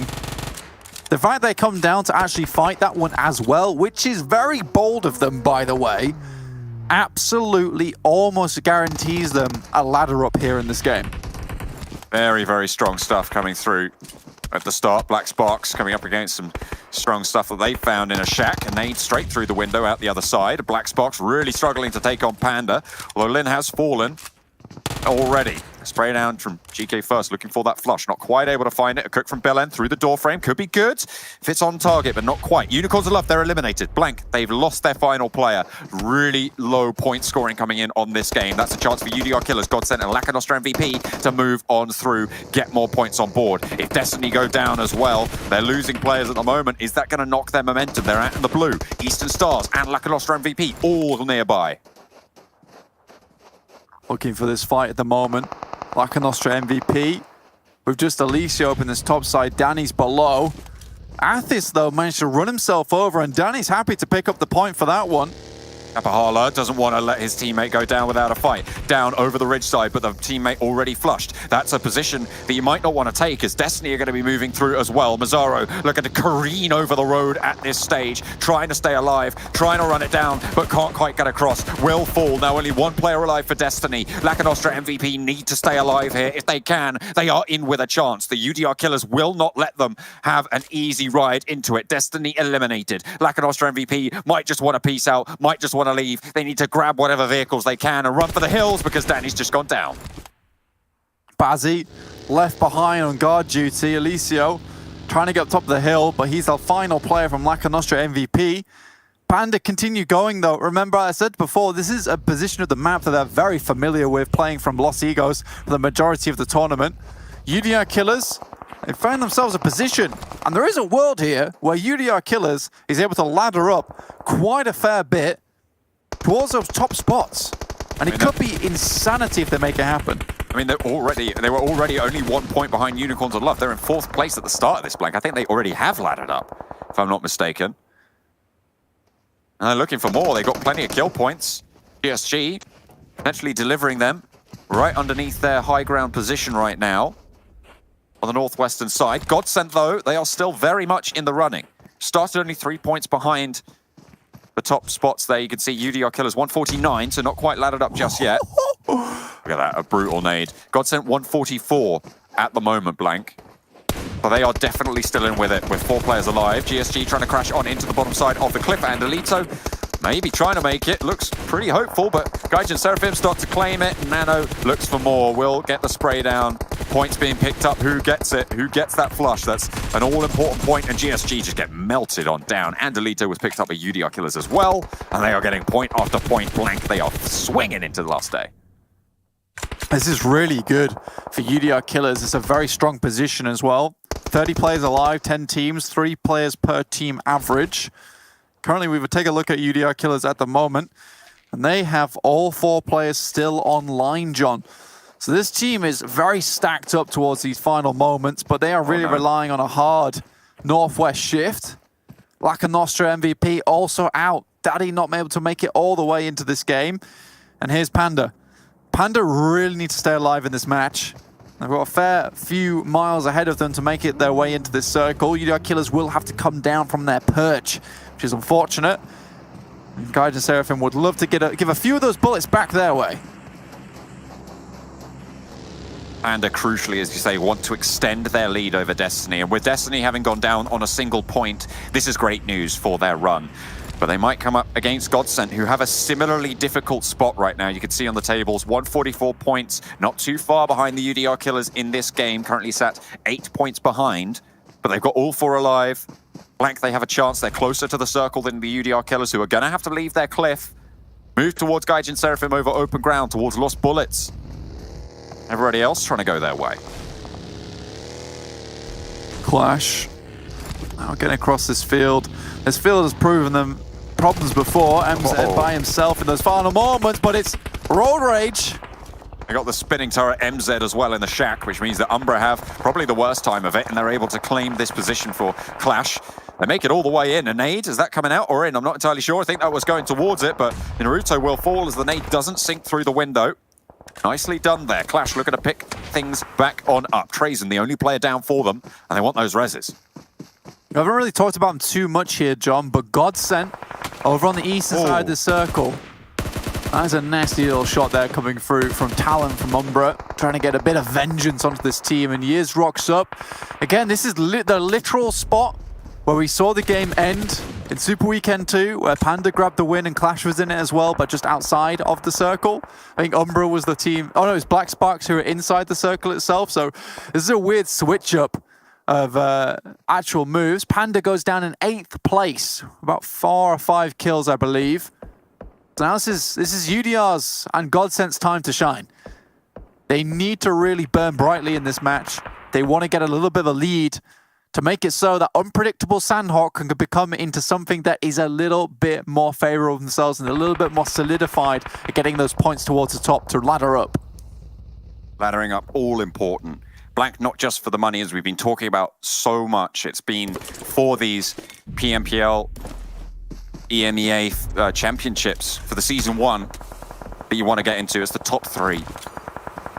And the fact that we've got 2 teams vying for it still alive in this late stage is so crucial. 7 teams remain. Plenty of placement points left to grab, but UDR Killers looking to try and make their way in. An unfortunate knock, and they are really under pressure. If Lost Bullets take them down here, this is great news for GODSENT, and there they go. Up in flames. A difficult push doesn't go their way, and the circle going out that end. Oh, so unfortunate that they got taken down there, but GODSENT, it's their time. Blank, they have this chance. They need to take it. Yeah, they're rolling across right now. They've been taking shots at absolutely everybody during this match, which I've been so happy to see. They know they need these kill points. They can't just get the chicken dinner. They need a little bit more oomph. They need a bit more oomph now, John. Or looks like they're really giving it. Let's go. More oomph. We love to see it. Blank, we're praying for the oomph. We need the oomph. We love the oomph. Give us the oomph. GODSENT. Couple of vehicles to their name. We'll try and move across this field. QLASH have managed to hold out in this field for quite a while. Been doing a lot of work. GODSENT moving up to the compound for Lost Bullets. I remember a fight going in on this compound that locked everybody in and ended up with them all dying. Yeah, and GODSENT was part of it.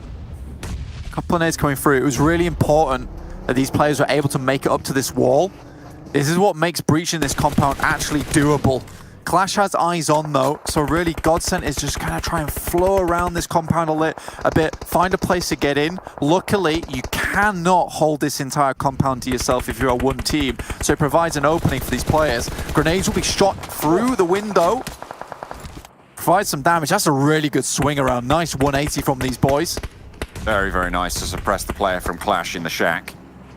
GODSENT take a building. They have vision now. They have windows to play around. AZ clearing it, making sure that there's no one lurking. Lost bullets, they have 2 buildings right now, but they're spotting out Kosti as well, and just for Tony left, that's Gaijin Seraphim down. We're down to 3 teams remaining, a minimum of 10 placement points here, Blank. 3 kills on board means that GODSENT guaranteed 13 points on this game. UDR Killers have got 10, and at the start of this game, they were sat 3 points behind. That means that they are going to at least draw with the UDR Killers in this current stage. Blank, it's only 1 game left after this. If GODSENT can go further, fantastic. That puts them ahead of the UDR Killers. It puts them in a position where everything is in line of sight. No. But they have to live through this fight at the moment. 2 down already. Molly's being rezzed up, but Clever's already moving up the stairs. Reeves goes down. And the defenses are slowly starting to crumble, to rust, to get weathered, but Vito's around the side with the mini Uzi. Oh, the rest of that, look at that. There was lost bullets careening through the doorway. Out onto the balcony he goes and he gets shut down. GODSENT eliminated with only 13 points. Blank, that puts them even with UDR Killers when all things are said and done. At the moment, GODSENT have more chicken dinners. That means that they will be breaking it out on the tie and being in that spot above them. And the Unicorns of Love, they will have faded into the background on this fight. I think that's GODSENT into 3rd place overall. You can see there that at the top, 156, tying it out. It is so close going into our final game for those top spots. Pretty much for us right now, we're looking at Panda, Destiny, and GODSENT. For everyone else, it's going to be almost impossible to get the amount of points you need to shoot up towards that 1st or 2nd spot. So that 3rd spot is going to be extremely desirable, as is that 2nd spot. Well, the 2nd spot's really not possible to hit either anymore. So it's that 3rd spot, which is the one that everyone's looking for at the moment coming into Sanhok. With Sanhok being so unpredictable, how do you make this one happen? But let's go back to a storyline we touched on before about Panda, how they go for these heal strats and go for consistent points. I don't think you can do that anymore with Destiny so close to you. So close to the back, breathing down the neck. You have to go for a big game as Panda, because if you don't, you let those points get out of control, you let a team get out of control, they can just win it all. Take the whole thing home. Clash and Lost Bullet looking to have a final shout to ladder up in the bottom sides of the table at the moment. Lost Bullet sat, I believe, in 11th. With in 10th, I think that is, with Clash in 11th. I'm not entirely sure on that, I have to double check. But at the start of the game, yeah, Clash are in 12th, and Lost Bullet's now up in 10th with the kills that they've managed to get this game. 10 kills, and they're looking for more. There were little turrets in those apartment blocks. They picked up the points for it. They took out GODSENT as well. One of the heavy hitters in the tournament. Maybe the nerves got to them. Maybe it was all too much to handle, but they made it to 3rd. And they are still in the conversation. In my mind, I mean, we've seen these being ticking across. There are 3 teams now. We are down to 3 teams who are looking for those final spots as Lost Bullet try and close out the game here. They'll be able to do it, but maybe a little bit slower than they would have liked. And it's a 2 versus 1, so still doable for Clash from behind this rock. Clever. The open ground. Looking to pepper those shots. Looks for the flush as well. Not going for the res just yet. Knows there's a player moving forwards. Lost Bullets. Looking a little bit scraggly, but Clash are going to have to move in. The Blues are right at the back here. Clever playing around the rock. They want to get that res. Trying to go in, but goes low. Gets it done in the end, though. And Lost Bullets claim the 2nd to last chicken dinner. It's the penultimate game. Blank, I mentioned 3 teams that we're looking at for that 3rd and final qualification spot to PMPL EMEA Championship Season 1. That's going to be Unicorns of Love, UDR Killers, and GODSENT vying for that spot in the final game in Sanhok, of all places. Oh yeah, and I mean, it's so unpredictable coming into that map. Like, you can't really ensure anything.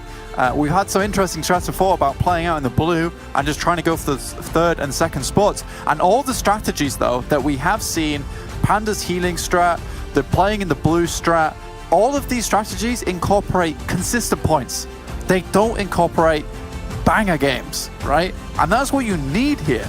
And I think at this point in time, there's almost this mental block for yourself. It's like, do I go for an incredibly standout game and try and take that huge jump in money in that 1st place? Or do I go for something consistent and secure my place in the PMPL EMEA Championships? That is the question that these teams have to ask themselves. And it's a really rough one to answer as well for yourselves looking forward, because, God, I wouldn't want to make that decision. Let's just put it that way. I feel like the decision is slightly easier for a team like Lakonostra MVP. They finished top 3 in both of the previous days in the overall standings. Today, they've slipped down. So many teams have started to step up here, Blank. And in my mind, I think they're at 141 at the end of that game. The only chance they have is to qualify for the next stage is to have that banger game. So I feel like you just go for it. I feel like you just... and caution to the winds and just fly as hard as you can into this game. Play your hearts out, because there's no other way you're going to keep being on scene in that PMPL EMEA Championship. Oh, you got to go full throttle for these teams that are underneath the 3rd place. I think for Unicorns of Love, it's really that double question that is being proposed to them, whether they try and have something consistent and really wrest control of that 3rd spot, or do they try and go all out and try and take a 2nd, or even, lo and behold, a 1st spot away from these teams. Though I do believe it is very unlikely with the current current performances we're seeing them having. I think that something consistent would most likely be the play here on Sanhok going forward. Consistency is what we've seen from Panda, though, on Sanhok by playing that healing strategy. You said maybe they have a difficult decision to make, but I feel like at the moment, you know, they're sat a little bit above Destiny off the back of that performance with Destiny going out a little bit earlier. So they have some leeway to play with. It's not much, but it's something. They can get 10 points on. Fantastic. Great. That is probably going to be enough to see them in that 1st spot. Unless, and Kalaris predicted this as well, Destiny have a high kill game on Sanhok. And we know for Destiny, there's really only one person that sits on the throne of Sanhok, and that's them. These guys have wore the crown, the circlet, whatever little bit of adornment they want for this map for so long. It is unreal how dominant they have been on it. The amount of chicken dinners that they've got on this map alone is absolutely mind-boggling. So if there's a place to do it, it's Destiny. They have surprisingly consistent results on a very inconsistent map. So I believe in them. It is their destiny to make it this far. It's their destiny to finish on Sanhok. And it's their destiny to try and get that #1 spot. And I believe they can do it. But Panda, my God, I think something's going to have to change up if they want to hold on to it. If they get sort of 10 points, I think that's going to give them, they're currently sat 8 points in the lead at the moment. If they get 10 points, that gives them an 18-point buffer. So Destiny's sort of looking to try and crunch that one out. It's going to be close. It's going to be down to the wire. Blank, we're going to head over to the analyst desk for the final pre-match segment of the tournament. After this short break, don't go anywhere. It's all heating up for that 3rd and final spot to qualify for the next stage. We'll see you in a minute.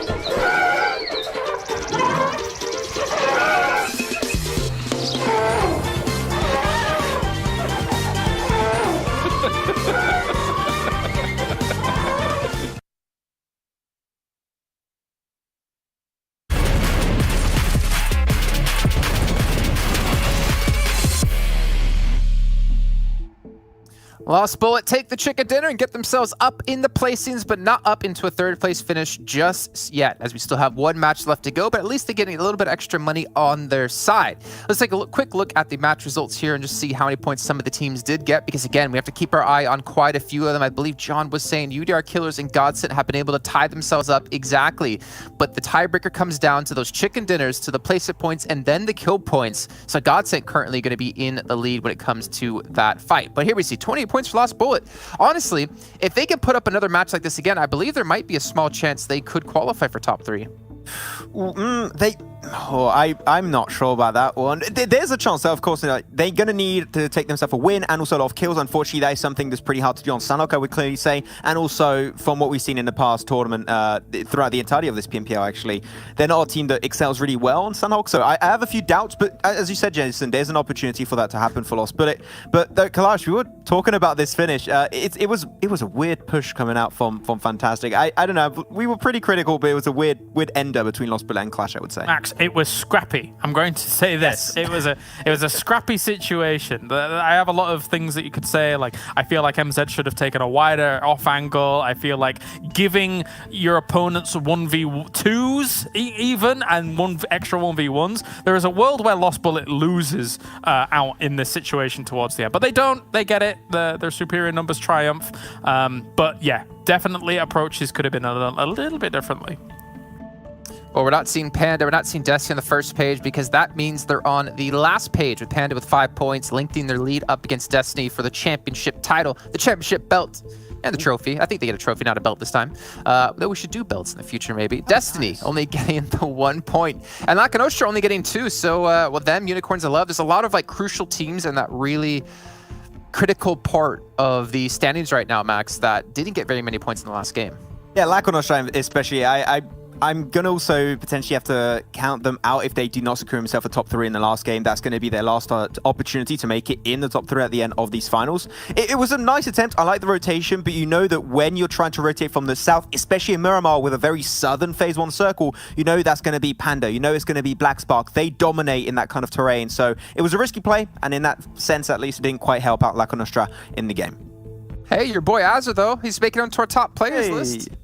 Doing good. Hey, I mean, to be honest, Azza has been playing, he's been on and off throughout these finals for the team. Calimos has been stepping in from time to time, but I still think that Azza should be a mainstay in the team and able to perform this time in terms of damage and also mainly assist and also survival time. He's been able to keep the time in the runnings to try and get some, once again, extra prize pool, just like Lost Bullet. And surprisingly enough, Clash are right behind Lost Bullet in the overall ranking, so they'll see if they can try and catch it up, but that actually will cost Clash to lose an extra few $100 after this Miramar game, unfortunately so. Kalaris? Any thoughts? I think, of course, Lost Bullet, I think they did a really good job of being able to clean up GODSENT, who were crashing into that compound and that situation. We've seen crazy situations in that compound before, as we fully well know, with 3 teams clashing up there and then all of a sudden being killed off by the blue. But very nice by Lost Bullet to do so. Dami, once again, putting up the numbers, but the rest of his team also stepping up around him, I think is great to see. As you say, there is a world where they could jump up, but it would have to be, as Max says, an abnormal Sanhok. Typically on Sanhok, wins even come with maybe like 7 or 8 kills, something like that, and in that case, it wouldn't even be enough to be able to bump them up, because Sanhok is just, it's very even because of the third parties going on, people kind of clipping each other on edge positions, and then kills get spread out a bit more evenly. Also, you're going to require UDR Killers and GODSENT to do pretty bad. So everything, the stars got to align perfectly for that to happen. But once again, as we said, there's a chance where Lost Bullet could maybe make it happen. Yeah, and we'll touch on the Sanhok in a little bit of time here, but before we get to that, we should look at the overall standings, just see how close these squeezes are here between these few teams, especially towards the top, where Destiny are looking to overtake Panda here in the final match. You can see 181 points for Panda, Destiny at 173, but again, Unicorns of Love, UDR Killers, GODSENT within 4 points of Jason, the only thing that separates 3rd and 4th is a chicken dinner. That is true. That is completely true. Oh my. That's ridiculous. I mean, so there is a tiebreaker after kill points. I can't tell you what it is exactly because I can't remember for the life of me, but I know it comes down to map performance. Yeah. Okay, well, this is going to require, of course, every single kill between these teams is going to be very important. And we got the information in our ears. Thank you very much. Blank is going to be actually placement. That's going to be the last kind of tiebreaker between these. So in order, is going to be chicken dinners, then positioning points, kills, and then placement in general. But one kill might just make the difference. And we've seen that if you guys have been watching any kind of CIS tournaments, European tournaments in the past few months, especially back in 2020, we've seen so many teams qualify by just that one extra kill. So you're going to have to be very careful, not only getting those kills, but also if you do have a chance to secure yourself a good position, die to the blue. That is the strat to go for. Coming into this last Sanhok, it's very clear the race for first is still on. Panda and Destiny, absolutely. But also, look, as I previously mentioned, the race for third has never been closer than this, even into the last game, Jason. Well, we see our second page, and these are the other teams in their current place. In 119 for GSGs, they've fallen off that first page. Polar Ace, we talked about them on day one, not able to live up to the hype in the Super Weekend 3, carried over into the finals, as well as Eastern Stars. 115 points, didn't expect that. That is a weird one for Eastern Stars. I think that they're going to be watching back potentially the VODs and everything, trying to work on a few things that hasn't worked their way today, and in utter disappointment. This is not the Eastern Stars we were expecting to see, so I'm hoping back into the full split we can see a lot more of them, because they clearly have a team that has so much potential, but this time it was just not meant to be, so we'll see you guys next time. Yeah, we do have one more thing to show as we're going to be talking about the next match here on Sanhok, our final match of the entire event, all coming down to this. We'll take a look at the performances of some of these teams here when it comes to this map in particular. And one thing that we're going to have to talk about right now, Kalar, is that if Destiny wants to catch Panda, they're going to have to catch them out in the blue or hot drop them, I feel like. I think Destiny should be safe. I think Panda and Destiny are 100% safe into the PMPL EMEA Championship Season 1. Yep. But if they want to take first place, they have to catch Panda out, because we pretty much can assume they're going to go for a heal strat. I'm going to paint your scenarios here for a moment, because we've been able to extrapolate and see actually quite a few Sanhoks, and they've all played out in very similar ways. If we have our first circle centering around that northwest island, I think this might be a done deal for Destiny. I think they have shown brilliant mastery over that northwest island, has Destiny, because of drop, because of their positioning, because of where they choose to take up residence. I think it might be a done deal. To that point, if that is the case, if we do see a circle go up there, Panda drops not too far away. I think they have to adapt. I think they have to then rotate a little bit earlier than they normally are, because sometimes they're getting caught off down on that southwest island. Destiny are very clearly, they perfected the Western Coastline kind of playstyle. They know how to rotate across those rivers very, very easily. And when you look at Panda, they know how to play the trifecta really well. So I fully agree. If it is going to be going over to the western side on one of those islands, it might be really close between these two teams, but Destiny tend to have a little bit more knowledge of how to play those positions. Okay, gentlemen, we only have a few seconds left before we have to bring in our commentary. So before we do that, I once again want to give a big shout out to our sponsor of OnePlus. The OnePlus 9 series has the next-gen Qualcomm Snapdragon 888 chipset for the most graphic-intensive gameplay, alongside heat dissipation that keeps your phone cool enough to play on max settings. Hashtag never said. I was hoping you guys would join me for that one. But you know what? I don't think we need to see the schedule anymore, because we know the last match is going to be on Sanhok. We've been talking about this the entire time. So instead, I want to talk about what you guys at home can win here, because this is your last chance to win one of our lovely prizes that we have coming up. It ends at the end of tonight. So 11:59, 59 seconds p.m. tonight. That's the last chance you have to enter. You can win one of the OnePlus 9 phones, one of the 3 OnePlus Buds special editions, or one of the 5 PMPL parachutes. You got to head over to PUBGMOBILE.Europe.official on Instagram to learn the full details of how you can apply or enter into this one. As long as you guess the champion correctly, though, I think all of you out there will probably be able to guess the champion correctly. If you just wait till the show's done, which is before midnight, you can probably guarantee get the champion. But anyways, you two head on out. We'll bring you back once the entire tournament is finished, because we got to bring in our commentators for the last time here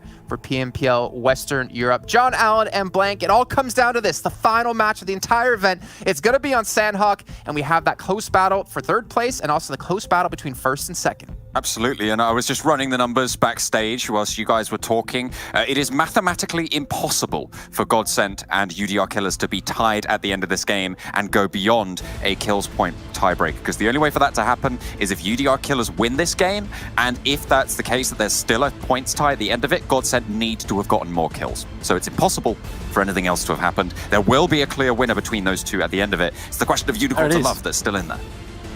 There it is, and here's a map on the screen almost immediately after that quick breakdown of why there is no ties possible. We will crown our first, second, third, and fourth and fifth place, and everything else respectively place so it's fine. But we're getting right into the final game of the day here, John. Oh my lord, this is going to get a little bit spicy, a little bit crazy, a little bit naughty with that kind of circle coming through. Get a little bit naughty, all right, fair enough, for the final game of the tournament. Why not? Whatever place else you gotta do it, I just don't know. Northwestern Circle blank. Destiny are laughing. They are having a great time. I mean, this is why they called themselves Destiny, because it all comes through now. Those threads, they have been a weaving since the beginning of this tournament. For this moment, they consulted the oracles and they told them, keep going to that Northwest Island, because I assure you that final game of the final Sanhok, that's where it's going to end, and you'll need all the luck you can get. Panda down towards the southwest and Sami, GODSENT already on this island. Very interesting stuff. So they're good to go. Think about what happened in the last Northwestern Circle finish, Blank, on Sanhok. Of course, that was a Panda win, with Lakonostra MVP having the south side and them coming up the mountains from the west. They were able to take down Destiny there. Are they going to be able to do it again? That's the question. I mean, they did have quite a large difficulty getting into that position that did Panda, ending up with just the 2 players in the end, GK first doing GK first stuff. Make it happen. See what they can do here in this game, but it's going to get rough. Lost Bullets definitely going to cross quite early, depending on the next circle. Just because last time I mentioned that they had a 0% chance of survival if they continue doing what they've done before, which is try to hold the bridge like a couple of madmen that they are. But this time they were a little bit more wise, and they said to themselves, we'll go further in, we'll hold from the coast, and that worked out fantastically. Lakonostra MVP, another team that got frighteningly far in this match. So things are getting... it's so close towards the top end of these tables. Like, this is one of the most exciting finishes to any finals that I've seen in a long time. Absolutely. There's so much still to play for. With those 3 teams really sat clear, vying for that 3rd spot for qualification. And that, in my mind, is one of the most important parts of this, to be able to have that presence in the next stage, in the PMPL EMEA Championship Season 1. I think that that is really the grand prize that all of these teams are getting. Sure, $10,000 for that top spot is phenomenal. And you do not want to let that slip away. That's what Panda are playing for. That's what Destiny are playing for. They're already pretty safe in those qualification spots, though. They have a different game to play, and it is qualification on the minds of GODSENT, UDR Killers, and Unicorns of Love. It's a scary position to be in. Destiny and Panda at least know that even if they go out early in this map, they're almost definitely... In fact, I think they are just confirmed to make it into the championships. We'll see if they can continue a little bit more of pace, though, because they're trying to race each other. Panda's a little bit far ahead of them. Unfortunately for Destiny, 8 points ahead is quite a big lead here on Sanhok, where typically you don't want to be taking a huge amount of fights, because if you do that, you're more likely to get third-partied. It really depends how well Destiny can gatekeep this northwest edge, and how efficiently can Panda try and get into this circle. Crossing that river is always tricky. I think some teams opt to sometimes even go for a boat, go out wide, try and get up to the north end of that island. That's always been tricky. We've seen a lot of teams try and play out in the blue as well on Sanhok. At the moment, there's 5 teams even, who are currently not in the circle as of now. Panda the closest. We saw where they were down near Nakam. You've got QLASH in Camp Charlie. You've even got UDR Killers over in Kampong, as well as Polar Race a little bit further up and Eastern Stars in Lakawi. So an Eastern potential traffic jam for the latecomers to the circle. Yeah, it's a bit of a rough one. Now, I'm going to make a strange analogy here, but, you know, for Destiny and Panda, I kind of see these two guys like your hairdressers, really. Because you've got... You're right, it's strange. strange. Got Panda. It is strange. Are you ready? You ready? Ready. You've got Panda here, who... Well, some nice shot. Ooh, some good shots back, though. Panda's kind of like that hairdresser that you've known for years. And you always go, and he gives you a pretty good cut every single time. It's never bad, it's never amazing either, but he is consistently up there, and you're always happy when you leave, and it's not a case that you have to get in the shower when you get home and tell everyone, I promise I'll look better in 2 weeks, I promise. But for you guys over on Destiny, on the other hand, these guys, that's the type of barbers you go to and you jump in. Sometimes you get some randomer and he cuts your hair and it looks like he's lawnmowed half your hair off. And then other times you get the guy who makes absolute gold happen, absolute championship worth stuff happen on your head. And honestly, these two teams, they are so different in their play styles that it's amazing seeing them that first and second place respectively. And it's going to be very interesting to see which actually comes out on top. Oh, Is it that one where you have those strikeouts, or is it the one where you have it consistently good every single time? Need to have that fresh fade coming on board. If that's your style. I don't know about you. I'm not particularly involved in the hairdressing scene. I think you might know a little bit more about it. You've been recently. I've been fairly recently, but I only asked for the bog standard. I have been hairdressed. That is true. We'll go back on board with this fight, though, because this is a very important standoff. This is GODSENT, current third-place team, current potential qualifiers. If things were to stop right now, they would qualify for the next stage, for the PMPL EMEA Championship. So them getting a good fight here, so important. Very, very important. You can kind of tell just how important it is just because of how low they're lying here. See Lost Bullets and GODSENT. If it wasn't for the camera panning around, I thought the feed might have frozen. Pretty much, yeah. Oh my god! No, they know each other are there. They must do. I know. I'm surprised that Lost Bullets aren't going for this fight. This is very, very weird. This is a very weird situation. This is like going down about 8 a.m. in the hotel, down to the pool, and there's just a load of weirdos that got up about 6 and they're all sunbathing and not doing anything. Then you go back up to your hotel room and never go there again. I don't really want to be here right now. This is a weird little standoff we're having between these two teams. When you're walking... Who's going to start throwing the pool noodles first? That's the question. Like when you're walking down an alleyway, you make eye contact with a cat, and you both just freeze. Yeah. Like, I just want to be in this situation. I do kind of want to pet you, though. That'd be... Not you particularly, John. That'd be kind of poggers. But I'm not going to, because you might leave. Naruto, taking down Dexter. Maybe we should take a look at that. Well, maybe we should take a look at this, actually, because Unicorns of Love, again, one of our crucial teams, and Lakonostra MVP, whilst we haven't really put them back into that top spots, they could still make it with a high kill game. There's potential. 141 points so far, Blank, in the tournament. If they're able to get a big chicken dinner, they could rack up 30 points fairly quickly. 10 kills, that's all you'd need to be able to see, well, actually more like 15 kills to be able to see themselves there. Something around that sort of mark is what they need in a chicken dinner if they want to make it. I think Unicorns of Love would much prefer to be in the situation that GODSENT's currently in with Lost Bullets. Just looking at each other menacingly, not doing too much. Unicorns of Love have been taken down and made low so early in every single game that, honestly, at this point in time, just leave. What is this behavior? Is this allowed? Is this allowed? I think it is. Neither of them want to make that first move. They are just waiting. They're biding their time because they know they have a great spot. The next circle shrinks as well, so we'll be all right. Lakonostra MVP, they're jousting right now with the Unicorns of Love, and with Savage X taking an early knock. They're going to look to try and res that, but no one's in position right now. Nades out the front as well. Aegon goes low. A good nade there, you're right. Lakonostra MVP up on the high ground as well. They're 2-2. A lovely little peek from Danny and Ked, not there to pick it up just yet. Spray down, suppressing fire, but there's nades from the side. Good. It is big from Fresh. Moving around the side now, it's Ked looking to try and challenge out Will. The heels there, pulls out the gun, but he can't get it out in time. And there's 2 quick downs for Unicorns of Love.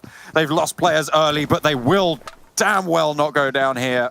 They don't want to fall. Alicio, though, still trucking. Daddy is there. Unicorns of Love, they're looking for these reses. 3 of them now alive. Aegon low.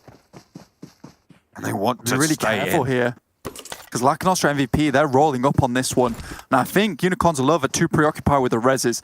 I would 100% leave Savage X. I think they've actually spotted. I think Savage X spotted that Daddy's come around the corner. Yep. I need to go back to that play between the Fred combo because that was really, really smart. Is that Ked waited on the door side purely to lock that player in position whilst Fresh threw the grenade from the other side. So a wonderful bait coming through from these 2 players because that's not a great ideal situation because Kez has to face first and he doesn't have a great spot to shoot through that door. But what it does do keeps that player stood still long enough for Fresh to make it happen. Good stuff from Unicorns of Love as well, cutting their losses too many times. They've gone to save someone and died because of it. This time they say, Savage X, we're just gonna let you go, man. We need to keep trucking here in this match.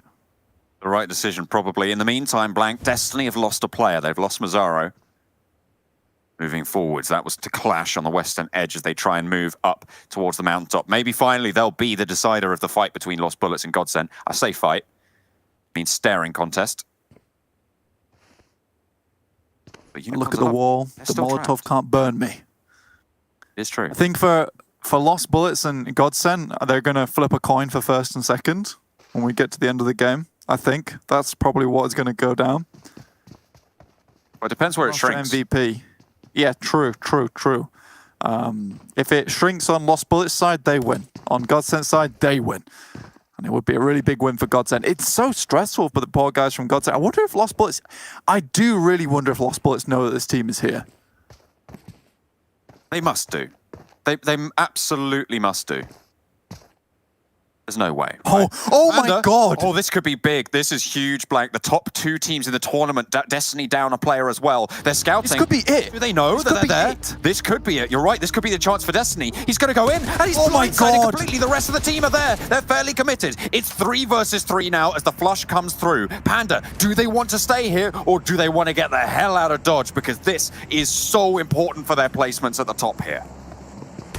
The bad nade from Years goes inside the car. I wonder if Destiny planned this, knew that this was an actual stopping post for Panda as they came over the road.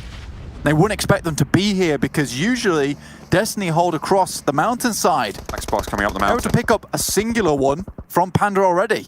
GODSENT now have to face off against the back. Lost Bullets, they didn't know before, they do now.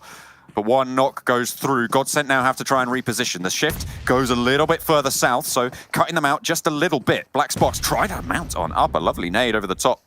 Tickles the shoulder. Not going to get too much, but certainly slows things down. Lost Bullets still yet to come in for this third party, yet to move. And absolutely staying completely still. And why not, really? Why not? Already another player from Panda is down. Ked goes down to a grenade from Alicio. Not good. Lovely nade comes over the top from GODSENT. But surely Lost Bullets now know from the grenades and the fighting that's going on this side. Too long on the cook, I was just saying there for Reeves. Not ideal, but Fresh. He's fallen, and Alicio stepping up for Lakonostra MVP right now. Unicorns of Love going down here might just seal the deal for the squad. Plenty of teams vying for the top here, and there they go. They're eliminated. Blank, Lakonostra MVP with 2 players were able to take them down. Now Panda have to try and hold off as well, as Clash still on this western edge. Eastern Stars, somehow from Lakawi, have gotten all the way to the western side here. I don't know how they did it. I'm pretty sure they teleported. But here they are nonetheless. Maybe they went on a boat, who knows? Yeah, they did go on a boat. They came over the northern side, dropped in over towards Camp Alpha. The good stuff for them, but Panda's currently holding out Clash. They have a forward position in this circle, just trying to get some points on board, but now really, it's GODSENT who want to look to get up there. UDR Killers aren't quite in the circle as of yet to strike. Octavian from the off angle, as per usual, takes down Azza. Ray's coming on through. Panda with 1 kill so far. It's Clash dropping a couple, maybe looking for more kill points as well. Blacksparks tried to move up the top of the hillside against GODSENT, and they're being shut out right now, Blank. GODSENT still with 4 alive, and I think Blacksparks down to 1, just Sanfor left standing for the squad. They're keeping track of that potential player for the top spot. UDR Killers, they've been super chill right now on the southeastern side. They're still on that on the main island there. You can see them south of boot camp. As Panda have all to play for as well, to hold onto their spot. As we said, only 8 points ahead. They're up to 2 now, which means that they are now a little bit further in the lead. But after losing a point to Destiny as well, losing a player, that's good news for Destiny. It is, yeah, and Destiny's in like a very nice compound, regardless of what happens, to be honest, with this circle. I think the most tragic thing to happen now for both these teams, or at least for Destiny, would be for a sudden shift to occur down towards Ruins. For Panda, they've got a quick exit route over the bridge. I think there are a lot of options available. So many teams up between GODSENT and Lost Bullets, including Black Sparks. Everyone wanted this top of the hill, but only one can truly sit atop the masses. At the moment, Panda hold that place, but Destiny want to take it from them. And I can feel the tension in this game, Blank. I can feel how much this matters to these teams. They're really weighing it out. I mean, every single decision that is made with conscious effort, as well as a lot riding behind it. Because we have all this money on the line, we have these championship placements on the line.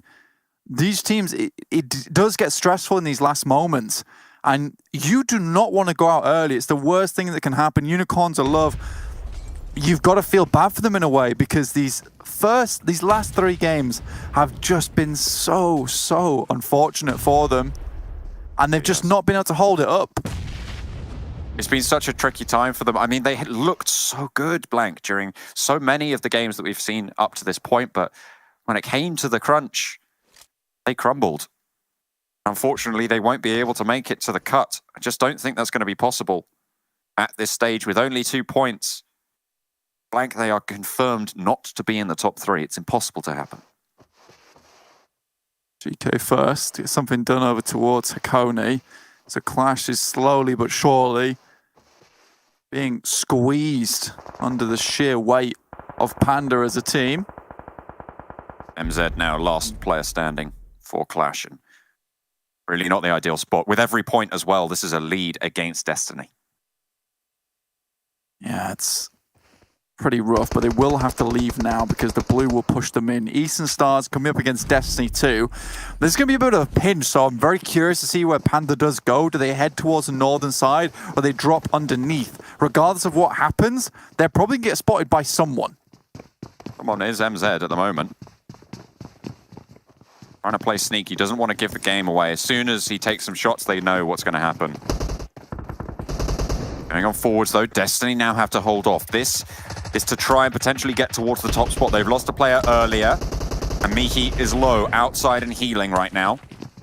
A crucial fight coming through. In go the Eastern Stars, trading, going forwards, and that's another knock found for Destiny. Still 3 players standing, still 3 of them there. Kapahala, the Warlord, beating drum for the team of Eastern Stars, tries to hold it out, looks for one, finds it. Knock is there, full HP still. A lot of damage onto the other players of Destiny. Beast now trying to hold down, out of the door he pours. Kapahala, the drums are beating strong in the jungle for this man. Moves around the side of the shack and into a 1 versus 1 for Destiny's chance to make it to the top spot, to claim the 10,000, to be the top seed from Western Europe, and it's all coming crashing down right now. Kapahala with an aid around the side, spots the player, goes even as the blue zone puts a hurry on things. Around the side, Beast is there, looks for the spray, goes low and goes down. Kapahala, you absolute unit for Eastern Stars, but Destiny fall at the final hurdle. Second place potentially still on the cards, but Panda breathe a sigh of relief as they are pretty much all but confirmed for that top spot. Now it's the race for third.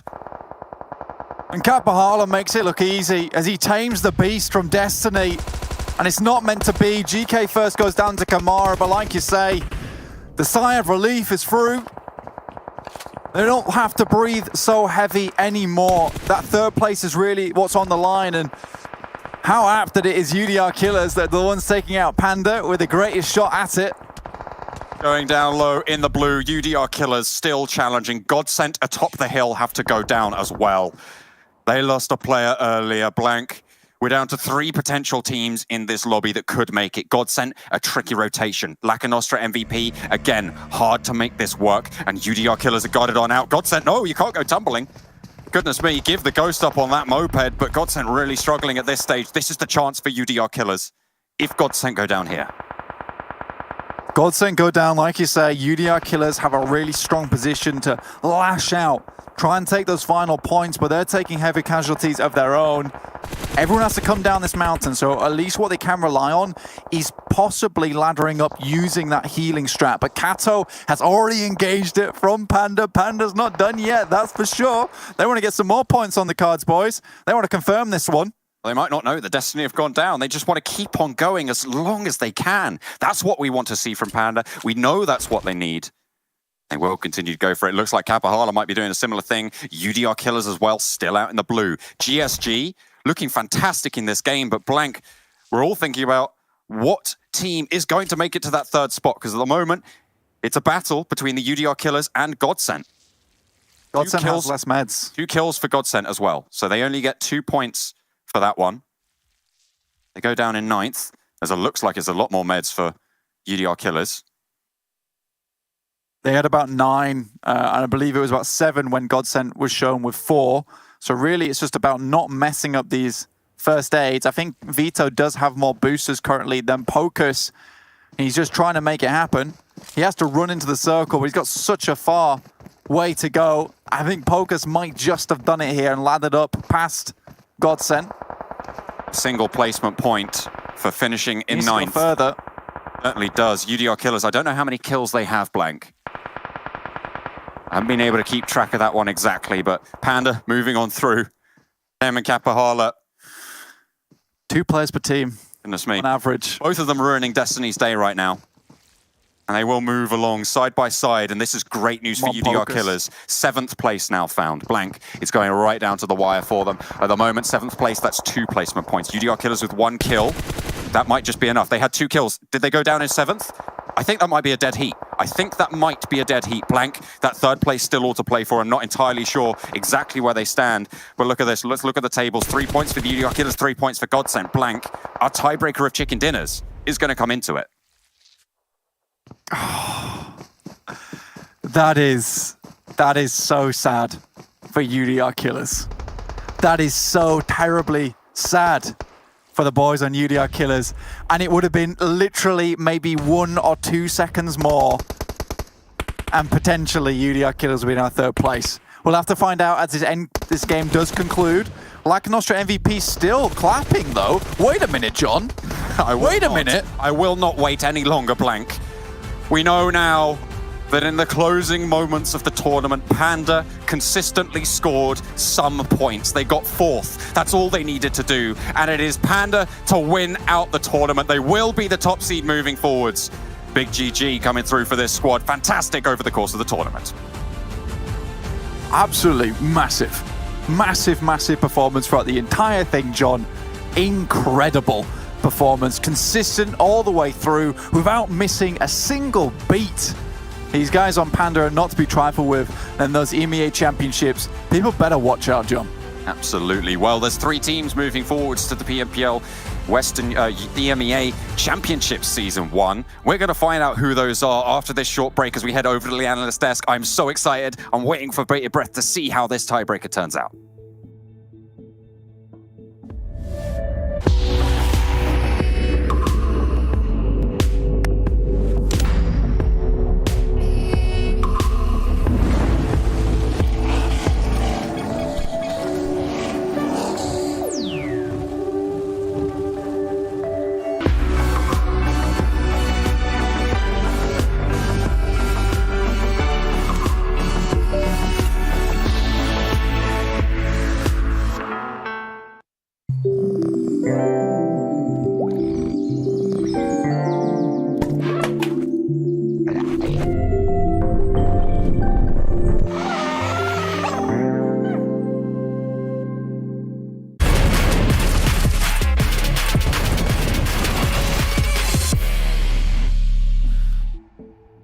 My lord, it could have been a better final match there. Watching Destiny have a trap set for Panda as they walk into them. They get the first kill, but the Pandas back away instead to regroup, and Destiny fall a little bit later on to that crazy battle up against Eastern Stars. But Panda, guys, they've been the most consistent team. They've been the full package team, and now they're a major threat going into the PMPL EMEA Championship Season 1. I mean, coming from the very first day we mentioned Panda as potentially being this dark horse. Well, no more. You know what? I retract that statement. They are not a dark horse anymore. They're just a very clear mainstay team in the European in general.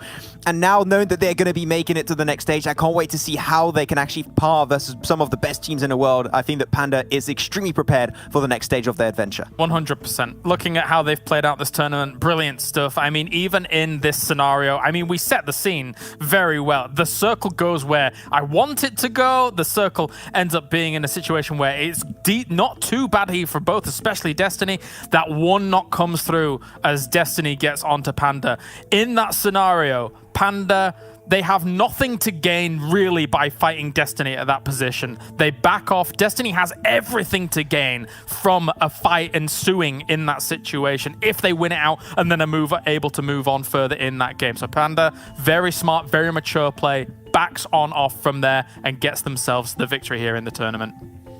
So gentlemen, I have one question for both of you. Are you ready to see who our top 3 teams are? We know 2 of them. Close. We're not sure about the 3rd. Max, are you ready? This is a moment where you troll and we're not going to the rankings, we're going somewhere else. So I don't know if I want to believe on that one. I think it's ranked. Okay, well, forget Max. Klaus, are you ready? I'm absolutely ready, Jason. Yes. Okay, well, let's see it. Let's see our overall rankings to see which 3 teams will be participating in the PMPL EMEA Championship Season 1 coming up in just a few weeks' time. We've got Panda, we've got Destiny, and we've got GODSENT by 1 chicken dinner over UDR Killers. They're going to qualify as the 3rd and final team.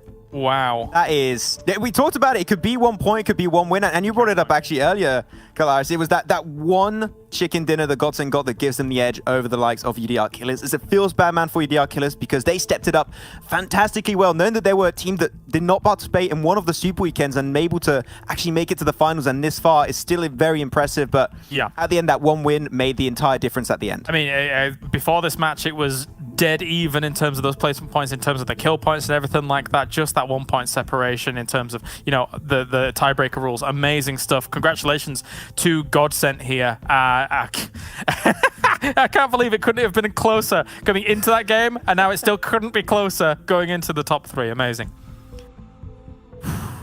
Destiny 2. I mean, 4 points. They jumped 4 extra slots at the last moment. Throughout the last day, I find that just such an insane comeback story coming out from Destiny in general. We talked about it. They had trials and tribulations. They struggled a bit at the end of the league stage and able to build it back up at the end of these finals. What a step up from these guys. Definitely deserving, but now we want to see them always on the A game. That is how Destiny could perform in the PMPL EMEA Championship.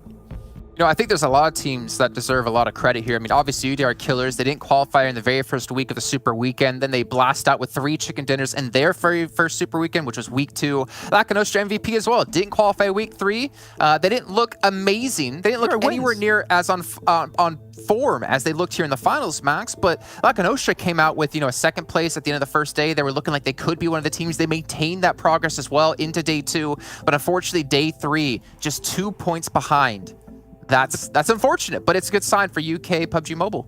Yeah, the big downfall in this third day, unfortunately, for Lakonostra MVP. But as you said, no, for the UK teams, not really a big region, I would say, not a big country when it comes down to creating big teams in the European team for PUBG Mobile esports. But finally, we've got ourselves a big team that's come in from the UK. Kalash might be happy about that one a little bit, and even maybe Highland Wolf. And with 0 wins too, which I find very surprising. 0 wins and 157, 2 points behind the likes of GODSENT and UDR Killers. They could have qualified with just a few more kills. They had that chance. Elicio was fragging out in the trifecta, but at the end, it wasn't meant to be. Let's be real. Coming into the final, they absolutely had a massive stand-up, like a massive step up.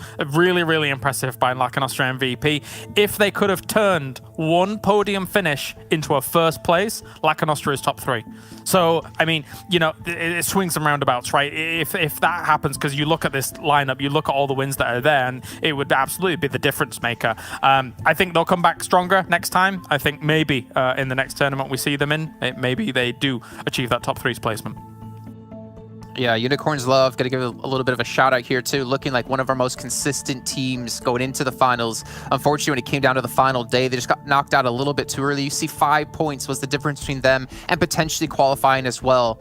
But here's our other 8 teams and how they finished off. Remember, every team here does win a little bit of money. Black Sparks, even though they're in 16th place, they still get $1,000 to split across the team. And of course, any chicken dinners they had within our Super Weekends, they won an extra $1,000 as well. But we can see Polar Ace, Clash, Eastern Stars, even though Kapahala and Eastern Stars didn't fare well in the finals, Kapahala at least had that MVP moment at the very end of the game. That was ridiculous. Absolutely ridiculous, especially to bring it quite like he did to Destiny in that moment. There's jump shots, there's nades, there's corner shots, there's sprays that are juking back and forth, waiting for the run out of the ammo. Yeah, that was a Kapahala moment. Really well played. It's good to see them trying to finish on the positive note. Though, and you talked about a team you wanted to maybe mention. There was Lakonostra MVP. I'm going to talk about NEXUS Gaming. This is their very first big international kind of tournament that they participated in. They've been doing scrims and small tournaments for about a year and a half now, and these guys have been training and working on their skills for the longest time. And sure, it did not result in them making it to the top 3, but that's okay. You still make it as the top 16 best teams in the region, and that really means something at the end. Okay, gentlemen, we have our 3 teams. We have our prizes sorted for all the teams, but now it comes down to that little bit of an extra prize at the very end of the tournament for our MVP in the finals. Now, I'm going to ask you guys predictions really quickly of who you think it's going to be, but I think all 3 of us are probably going to predict the same player. I think so. Yeah. All right, so okay, same time. Ready? 3, 2, 1. Alicio. Yeah, all right, let's take a look. Who is our MVP of the PMPL Western Europe Finals? It's going to be Alicio, and Lakonostra, well, at least Alicio in particular, will get an extra $1,000 for himself. I mean, again, we talk about the carry potential of teams, and Alicio has definitely been that potential and that carry here for Lakonostra MVP. Yeah, it's surprising too, seeing because we had GK first be the MVP twice, to Fresh actually being the MVP in the first Super Weekend. I find that very surprising. The new player risen up to the occasion in the name of Alicio, but we love to see it. And Fresh, talking about him right behind, seemed like that 0.44 average kills stat average was going to be enough for Alicio to create that little bit of extra comfort in that first place position. Though GK first, I think, is going to be a little disappointed, because I was talking with the team a little bit, and they did say that they were trying their best to get GK first in the MVP position.